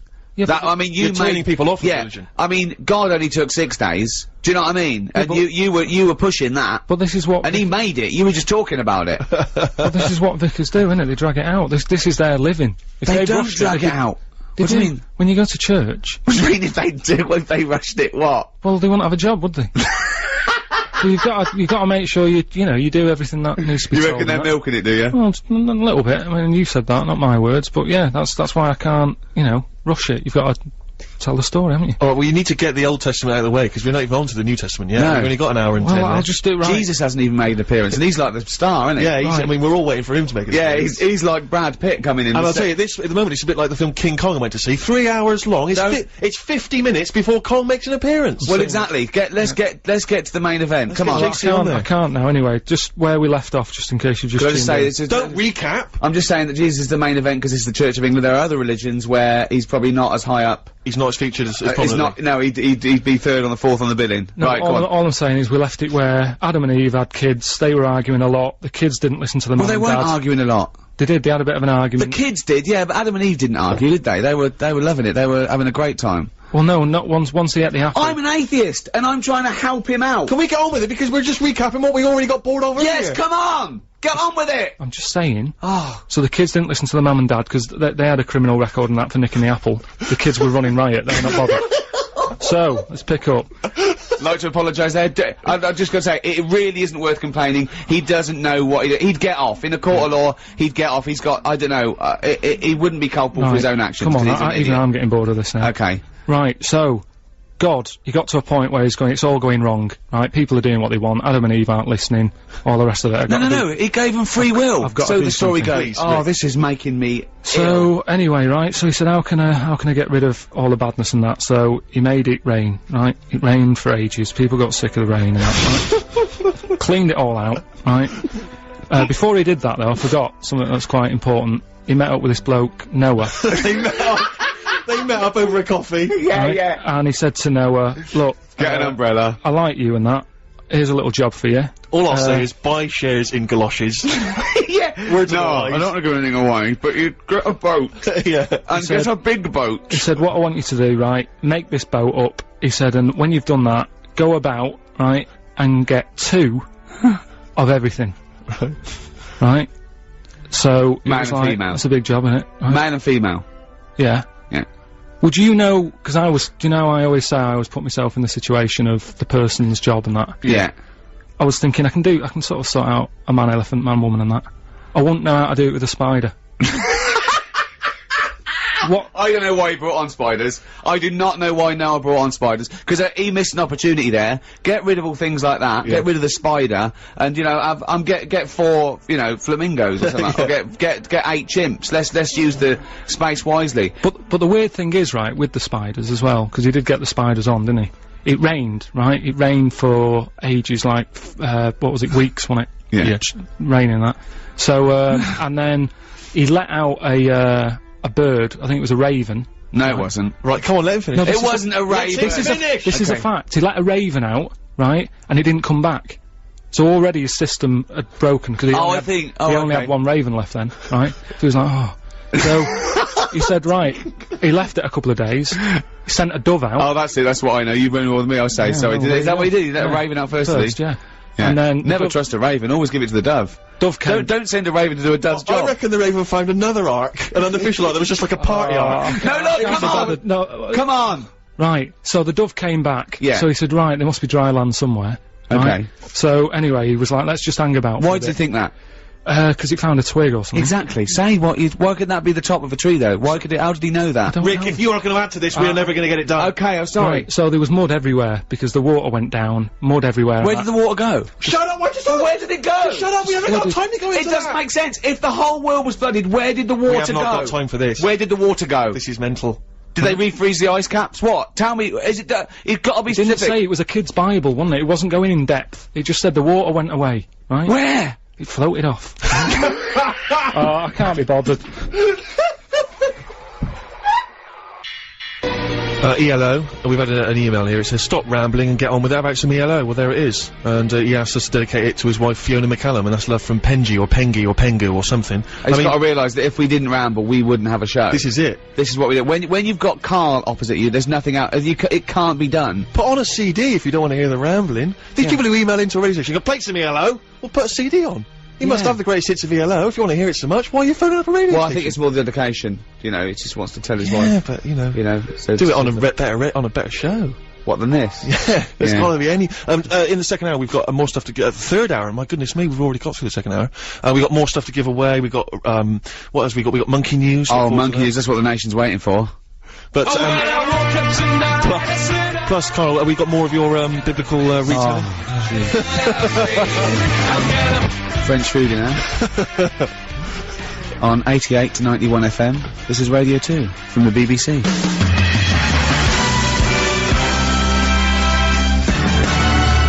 Californication by Red Hot Chili Peppers. Now we've got some Red Hot Chili Peppers stuff to give away as well. We've got a Red Hot Chili Peppers platinum disc. Brilliant. Only platinum on this show. Yeah. None of your gold, muck. Absolutely.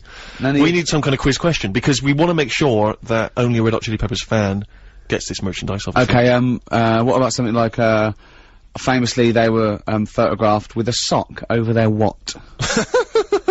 Anyone can get that. That's too easy, isn't it? Notice that I was all coy, I didn't want to say that. Why didn't I just say, oh no, because I was asking the question. Yeah. Wouldn't I? Yeah. What would people phone in, do you think? They'd have to say, oh, that's no good. It was there. We know what it was over there. What would I say? On Radio 2? John Thomas? John Thomas, over there. They think that's probably a member of the band. Yeah. What do you say when you go to the doctor with your trouble? Look, okay, I know what we're talking about. We're talking about a man's parts downstairs. That's what they popped us Well, if I off went to the doctor, I'd be honest. I'd just say, excuse me, doctor, I've got a problem with my penis. Wouldn't that make you laugh, saying that? Even to a doctor, even though it's an official term. Wouldn't you be... Well... It's funny, isn't it, going to saying... Because you never use that term. No, do it's you? because it's formal, I suppose. It's like you're trying to sort of like put on airs and graces because Yeah. you're in the company of a doctor. What would you say? What, if I had a problem? Yeah. I had to go to the doctor. With your... I probably wouldn't go. What do you mean? I'd show it to Suzanne and say, is that normal? No, I haven't. I mean, I'm 32, Why right? should I've she never. know necessarily? No, just, you know, they She's sort not of- a doctor, and there's nothing about you that's normal. So I can only imagine... No, but you know what I'm like, I have, you know, Suzanne, my girlfriend, wants me to go to that well-man clinic. I've said, oh, no way. Oh, yeah, Unless I'm really ill. Well, you should. You should get everything checked out. I know, The but... finger up the... I know, So I what's don't your, check. what's the quiz question? What's the funniest term for it? No. What do women call it when they go? Because that's even worse, isn't it? I don't know. What does your mum call her? She's never sort of brought it up with me. What do you mean, what does she call it? Even when I was a kid, she didn't give it a name. It's just, even now. What did she call yours then when if you had, mummy, I got She didn't. a... What, you never discussed? Why- If you had a why- pain? No, just get on with it and that. What did you say for if you want to go to the toilet when you Just were go, little? I'll just say, oh, I'm just nipping to the toilet. No, when you were 3, you didn't say, alright, mum, I'm just nipping to the toilet, get me fags ready when I come out, I'm dying for it. What do you... I never gave it a name. What do you mean? You never said... What, so how did you let your mum know I wanted to go to the toilet? I think, well, we hadn't moved, we lived in the same house for ages, so I knew where the toilet was and stuff, and I just went Not myself. when you were 2! Well, I honestly, well, I can't remember then, if I did have a Spend name. a penny? What do you say now? Well, I don't have to announce it, I know where the toilet is. I don't what's the quiz understand the question. I don't know. What's the quick... oh, this is difficult, isn't it? We haven't planned this show.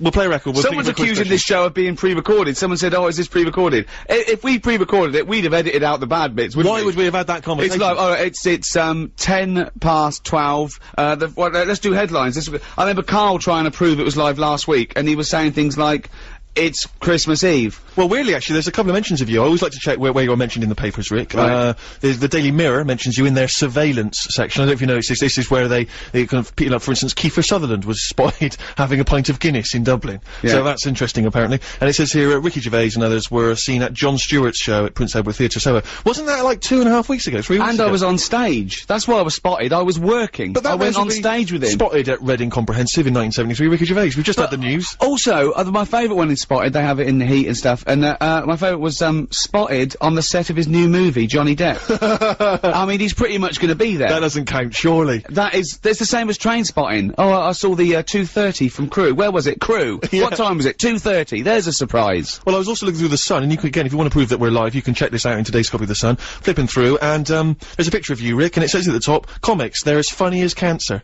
I thought that's a bit harsh. And I mean, most people agree, and it turns out they don't mean that you're as hellish as that. It means that actually, you're apparently star sign Cancer. Is that true? That's right, yeah. Well, apparently, so is, Jennifer Saunders and, Peter Kay, Mira Sayao, and apparently that's the funniest of all the star signs.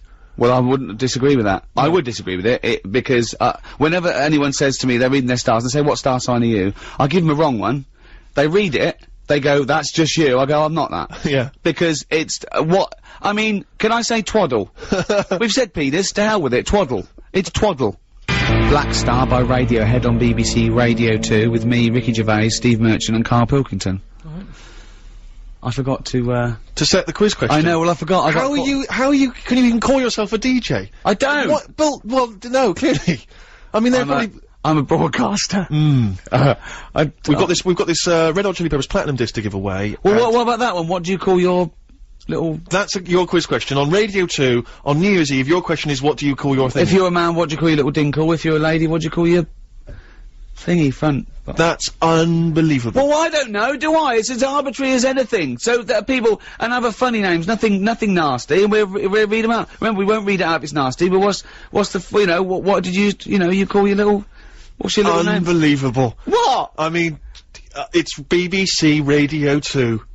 So, have you seen the dregs they put on these shows? I mean, people who couldn't get a job anywhere else. What are you talking about? It's top caliber broadcasters on this station. Who? I can't name off the top of my head.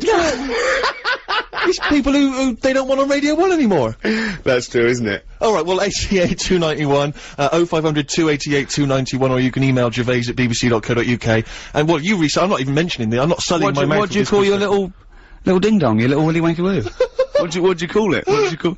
Unbelievable. Well, but there's we learned something. And yeah. And we'll give away this platinum disc to, whoever's got the most droll, the most amusing, the most charming. After What Do You Call Yours, another Bible reading.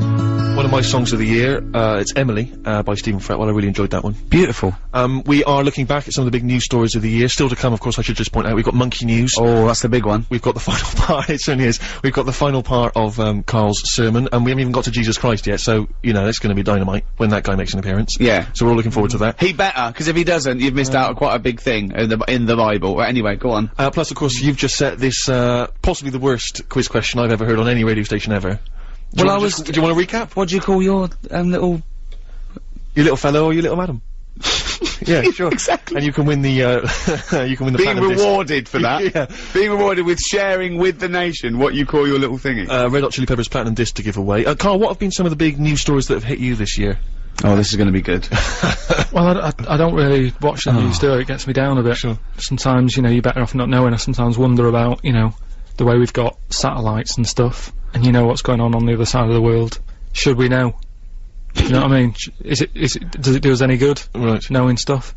So, I mean, you've mentioned... That is brilliant coming from Karl. Yeah. I mean, that's an amazing quote, isn't it? I mean, it's not "we will fight them on the beaches," but, does it do you any good knowing stuff? It's pretty much what sums you up. I thought your New Year's resolution was to learn one thing a day. All I'm saying is, normally, when you see people who are brainy, they never look like they're that happy. Like who? Einstein, Hawking. They all look a bit, like, fed up and that. They've got loads of knowledge. Let's leave Hawking aside, with the way he looks, please. Look at You're Einstein. such an idiot, Carl. You're such an idiot. Look at Einstein, then. Well, yeah, yeah. Then look at me. I'm happy. Right? You have no reason to be, though. Anyway, And Einstein was happy.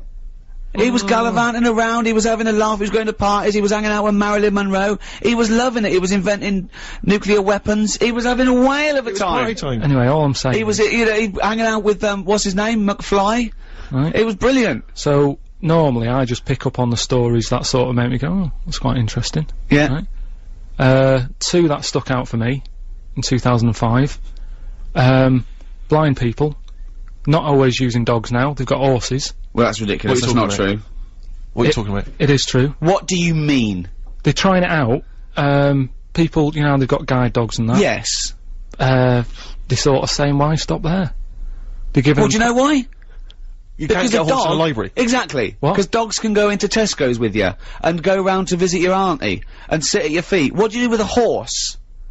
No, well, it just cuts out the middleman. If the horse knows where it's going, person gets on the back, off it goes. Oh, don't talk rubbish. Where did you True read story. this? Where'd you read this? I've got it printed off, I can show it to you. Oh, It's so in it was your the bag. internet. Of course it was the internet. Yeah. I mean, when will you learn? But why is that such a mad idea? Because you haven't got the whole idea. I bet it is something. I bet there's a grain of truth to it, right? But there's no way that they're going to be used like guide dogs. I mean, just think. I'll look at the news story during the next song and we'll get to the What bottom else? of it. What else? Well, there must be another news story that's got that. Yeah, it's another one. Go on. Chickens and that. Go on. A fella had a problem with a chicken, wasn't laying enough eggs and that. He got an axe, put it next to its little house that he was living in, panicked it a bit, laid loads of eggs. I don't. How is that a major news story? No, it's not major, but it's interesting, isn't it? What? Well, Frightening a chicken into laying an egg? Yeah. And they're sort of the 2 things that... That's the only 2 news stories That's of the year that amazing. caught your attention. I mean, that's plus monkey news. Obviously, every week you keep up to date with monkey news. But what do you think about when you hear about that chicken? What? I don't think anything of it because it came from you, so you probably got something wrong. Or it was a little fluff piece in a tabloid that just someone, they had a slow news day that day. There was... Rick, am I right in saying that Karl himself made the news this year? Because wasn't it right that, a friend of your girlfriend's had read about him, apparently you were slagging off Cornwall somewhere? Yeah, my girlfriend's sister live in Cornwall, and you were the front, sort of story on, something like the Western something or other edition, slagging off Cornwall. What are you on about? What have you been up to? What have you said? What have you said about Cornwall? I haven't said anything. I like Cornwall. Yeah, but you must have said something, or they wouldn't have a... They mentioned Karl Pilkington. You've been slagging off, apparently. I love Cornwall. I love going there. What have you ever said anything about it negatively? What was that thing? Oh, didn't you slag someone off in Mevagissey? You went into a pub in Mevagissey. Yeah, and he was airy. That's that one fella. There was a sort of... I went in there, and they're really friendly and everything in Cornwall. Yeah. If you're listening, that Don't creep. No, but I like it. If I wanted to retire and that early, that's where I'd go and live. I wouldn't now. But I went there, right, in this little place called Mevagissey, and went into a pub, and the woman behind the bar was all friendly and going, it was around Christmas time, and she said, oh, what we normally do is, like, have a fancy dress and stuff. She said, yeah, I'll show you some pictures, right? And she was going through, and there was a picture of someone there, and I said, God, what's he come as? Look at him, he's well airy. And she said, oh, he just works behind the bar, he wasn't dressed as anything. And he came out round the corner, airy fella. But there's no way that made the paper. Have you said anything else negative about it? When was the last time you were in Cornwall? It was... We took someone for a wedding present, we took someone on holiday there for a week. There was a fella on the beach who, he worked in one of them huts, you know how they sell deck chairs and stuff. Oh, yeah. And I think that's a pretty nice job, especially in the summer, innit? The sun's out, you sat there, all you've got to do is talk to people, say, what do you want, 2 deck chairs, there you go, no problem, see you later. But this fella, right, I went in there, got the chairs, took 'em back, he was being really moody, he said, so you got a lot of sand on 'em. I said, well, there's loads of it out there. It's not a surprise that he stuck on, and he had a bit of a moan at me. And I don't know if I've ever mentioned that, sort of. Well, maybe openly. he recognised you. But that isn't a diss, that's one person, isn't it? If you're from Cornwall and you've got any reason to But there's dislike not many people live in Cornwall, it's a very small community. I mean, no wonder they don't want to be part of us, with people like you slagging them off. I love Cornwall, got nothing So do I, against I it. think Cornwall's beautiful. You're an idiot. Don't, anyone in Cornwall, do not judge the rest of the nation by Karl Pilkington. It's not fair. I sometimes wonder imagine if he's the one that archaeologists dig up in a million years' time. Yeah. And find some of his notes, and they measure the head and everything, and then some of the ramblings that he did. Do you know Or what if I mean? an alien comes down, it would just be him that they'd bump into. That would be just our luck, wouldn't I'll it? tell you what though, talking of like education and that, I know I'm sort of not the brightest bloke knocking about and that, right? But I treat myself the other day to a new mobile, right? And you know, going through it, getting used to it, getting used to how to send text and all that. And do you know the predictive text? Yeah. So if you send a text, you type it in, Yeah. and that sort of guesses what you're going to write out, Yeah. right? And it's new, so it doesn't really know me yet, right? And I was sending a text to someone to say something like, I ain't got a clue or something, right? Wrote ain't, right? A-I-N-T. Looked up at the screen to make sure that he'd written it right. That had written up biotechnology. What? What? That had predicted that I was going to use the word biotechnology. I am never going to use that word. Ever. What? I ain't got a clue. No, ain't. A-I-N-T. Yeah. I wrote that, just A-I-N-T on the phone. Looked up. I love the fact that you've got a cleverer phone than you. People have been wondering whether the show is live or if it's pre-recorded. Well, if it weren't live, then how could Grace email in telling us how much she hates the show? Brilliant. She says, she says, Dear Ricky, I think you are a prat. She's got my attention already. She opens with that, comes in straight away. That's her opening gambit. But she doesn't just leave it there, she qualifies it. She says, all you do is slag people off on your show and think it's funny. I disagree. We've slagged off Karl, Yeah. but he's pretty much the only one. But Karl, all I've said is you are stupid, and, I mean, by your own admission, you must know you're stupid, don't you? You know, I'll get by on that, but yeah. Yeah, but, I mean, it's a fair comment, isn't it? And the other people we slagged off are people who like to see foxes ripped to pieces, so which I stand by. Yeah. Okay, what else? I'm sick of listening to you be rude about the world and certain people. Rude about the world? Are we being rude about the world?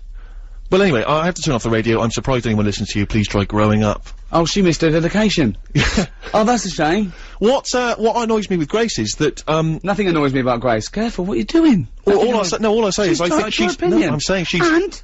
I'm saying, Rick, she should have criticised us for the obvious problems. We're incompetent. We're not very We're good not at all. entertaining. We Yeah. drone on too much. Yeah, but we We're don't not slag off the amusing, world. but We love the slag off world. the world. We love the world and Karl. In fact, the thing is about the world and Karl is that he's the same shape as the world, and that's why I like him, because that's all you need there, a little round... I can't help but think the pot calling the kettle black there, Rick. What? My body's round, my head is sort of fat and square. So how dare you? Just quickly before we move on to the final bit of the sermon, we just thinking back to some of the other highlights of the year. One of mine, Rick, I'm sure one of yours, Live 8. Live 8 was great Magnificent. fun. Not only was it a great day, but obviously, you know, it made its message very much clear and open to the world. Did you enjoy Live 8, Karl? Yeah, it was alright. It's, you know, quite a good thing. I mean, has it sorted the problems out, or...? Well, it's more about raising awareness, isn't it, and bringing that to the world's attention. I'm aware of it, so yeah, it's sort of done the job on that. But I read something about, Unbelievable. do you know, but, you know, because Live 8 was all about money and stuff, wasn't it, giving money and No, it wasn't really. Well... It was about awareness, but it was about, the G8... Dropping the debt. Cancelling the debt to I think the 20th poorest nations or something, which I think... Yeah. Well, then I was reading up on that, and there was something about, do you know Bill Gates? Yeah. Who did, the computer stuff, didn't he? Yeah. I think he's the Microsoft. Yeah. wealthiest man in the world or something. Absolutely, I think the first 100 billionaire. Wow.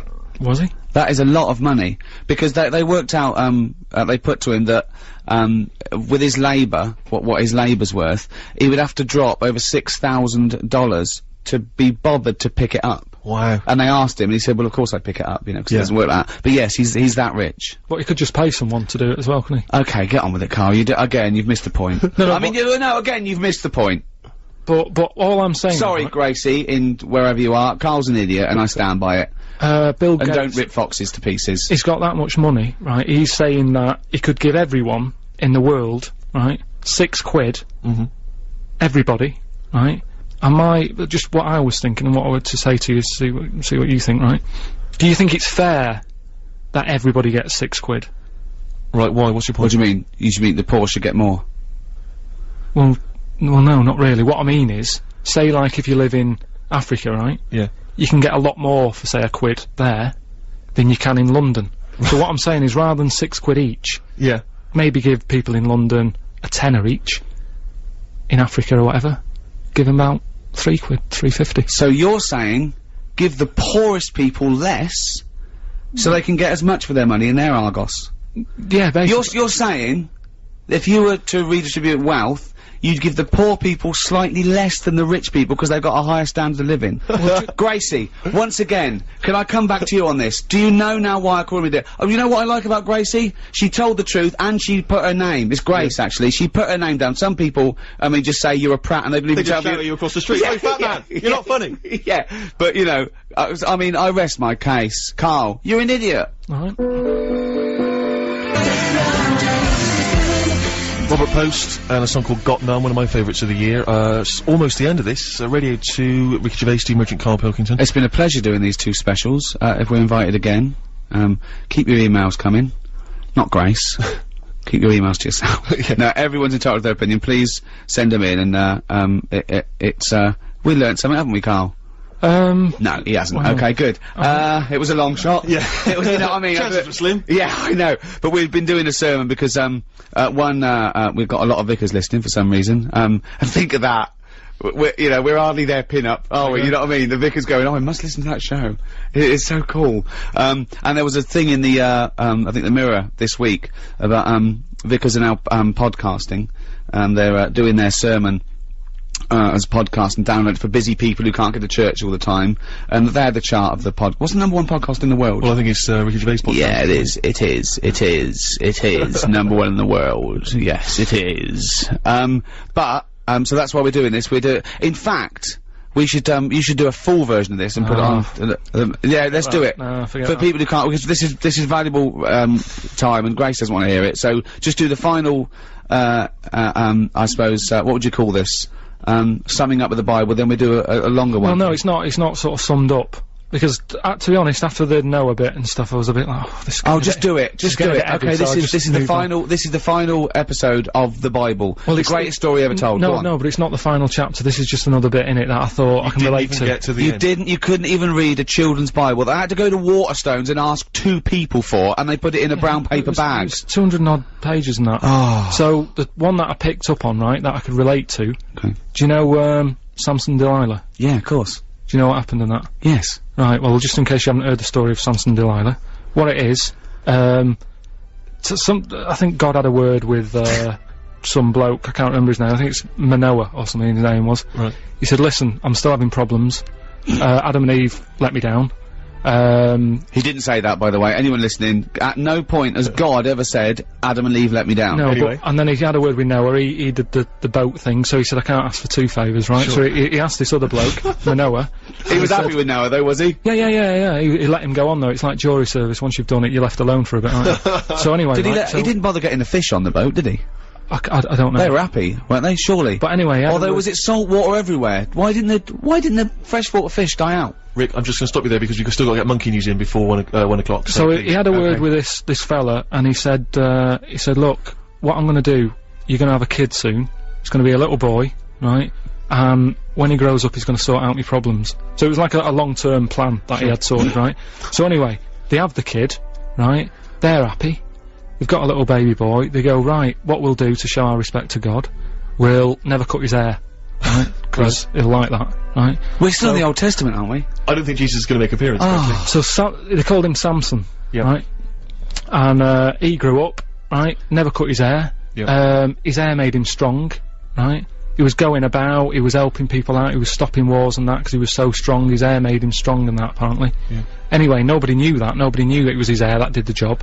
So, this is right so far, isn't it? I don't know the ins and outs. So anyway, what happened is, women are loving him all of a sudden. He's got nice long hair and that, he looks the part, he's stopping problems. Women are going, he's a good fellow, isn't he, this Samson bloke? Like Stringfellow. Anyway. That's the power of pulling, is in Stringfellow's hair. Yeah. That's why he never cuts it. Exactly. Whatever the decade, Peter Stringfellow never cuts his hair, because that's where the power lies. Anyway, he didn't realise he had this power until one day, he got up, right, did his hair and that, went out, a lion jumped out. Oh.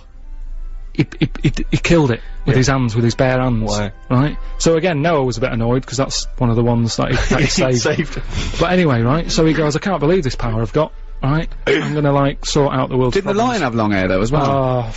Well, no, we'll just what? No, but you're always picking on the to be honest though, that's as far as I got anyway. So That's it. So if you were interested by those, you can buy the Bible in all good bookshops and read the rest. Is that what you're saying? Or any religious book. Yes, we don't remember the Torah, the Quran. Somewhere Only We Know by Keane on BBC Radio 2. Right, it's that time again. It's what the nation's been waiting for. Yeah. Oh, chimpanzee, that monkey news. Right, this is something that I do know about. All right, monkeys have been up to anything in the world. This is what I'm on. Do you know? This is Yeah, what I'm on top of this. This one, it's pretty recent. Monkey was knocking about New York. Oh yeah. He got locked up for like nicking stuff and all the rest of it. Right. Anyway, that's the past. I don't know where I'd point this. Well, hang on, Steve, does that? But you know look what I like mean? If that's the opening gambit, if I don't come in there, when do I come in? Right, Do you know what I mean? listen. If I don't pick him up on that, when do I come in? Steve, I can show you the original. Nicking stuff. Anyway, so he worked on a plan to escape. Oh, shut up. Right, and he'd worked it all out. He saw the bloke with the keys and that. How sort do of we like- know this? How do we know this? This isn't even the main bit of the story. I wouldn't even worry about it. Because Rick, please. no, because he's embellished and it's. So anyway, I've said this before, I'm going to say it now. You do not interrupt the news. It's the news. So anyway, right, so the monkey gets out, he's roaming about free, word gets out that he's escaped and that, right?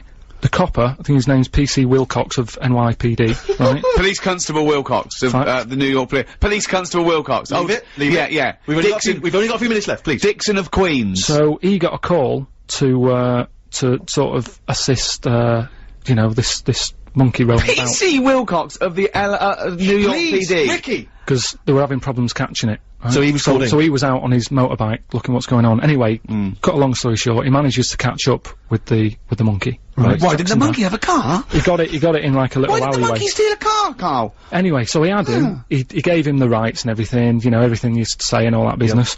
He said, Whoa, Steve. Monkeys don't talk. So Carl, Steve. Carl, monkey, he didn't need to say anything you say, maybe take it down. So anyway, Carl, look Steve, at me right? as well. No, Carl, I'm just telling Steve because he's listening. But Carl, think It's what you're easy to put saying. stuff down. So anyway, cop, you know, the monkey's like fair cop, right? He's on the back of the motorbike being taken back to the station. Yeah. Oh God! Anyway, Wilcox gets a call on PC Wilcox, on the radio, Sure. saying, you know, listen, there's been another problem, Oh no. right? Will you? There was a diversion, there was a gang. There was a gang. Right? Oh. So he said, can you go and sort it out? And he's like, well, I've got a monkey on my back. He said, well, take it with you. Was he on right? drugs? So anyway, Isn't that what junkies say?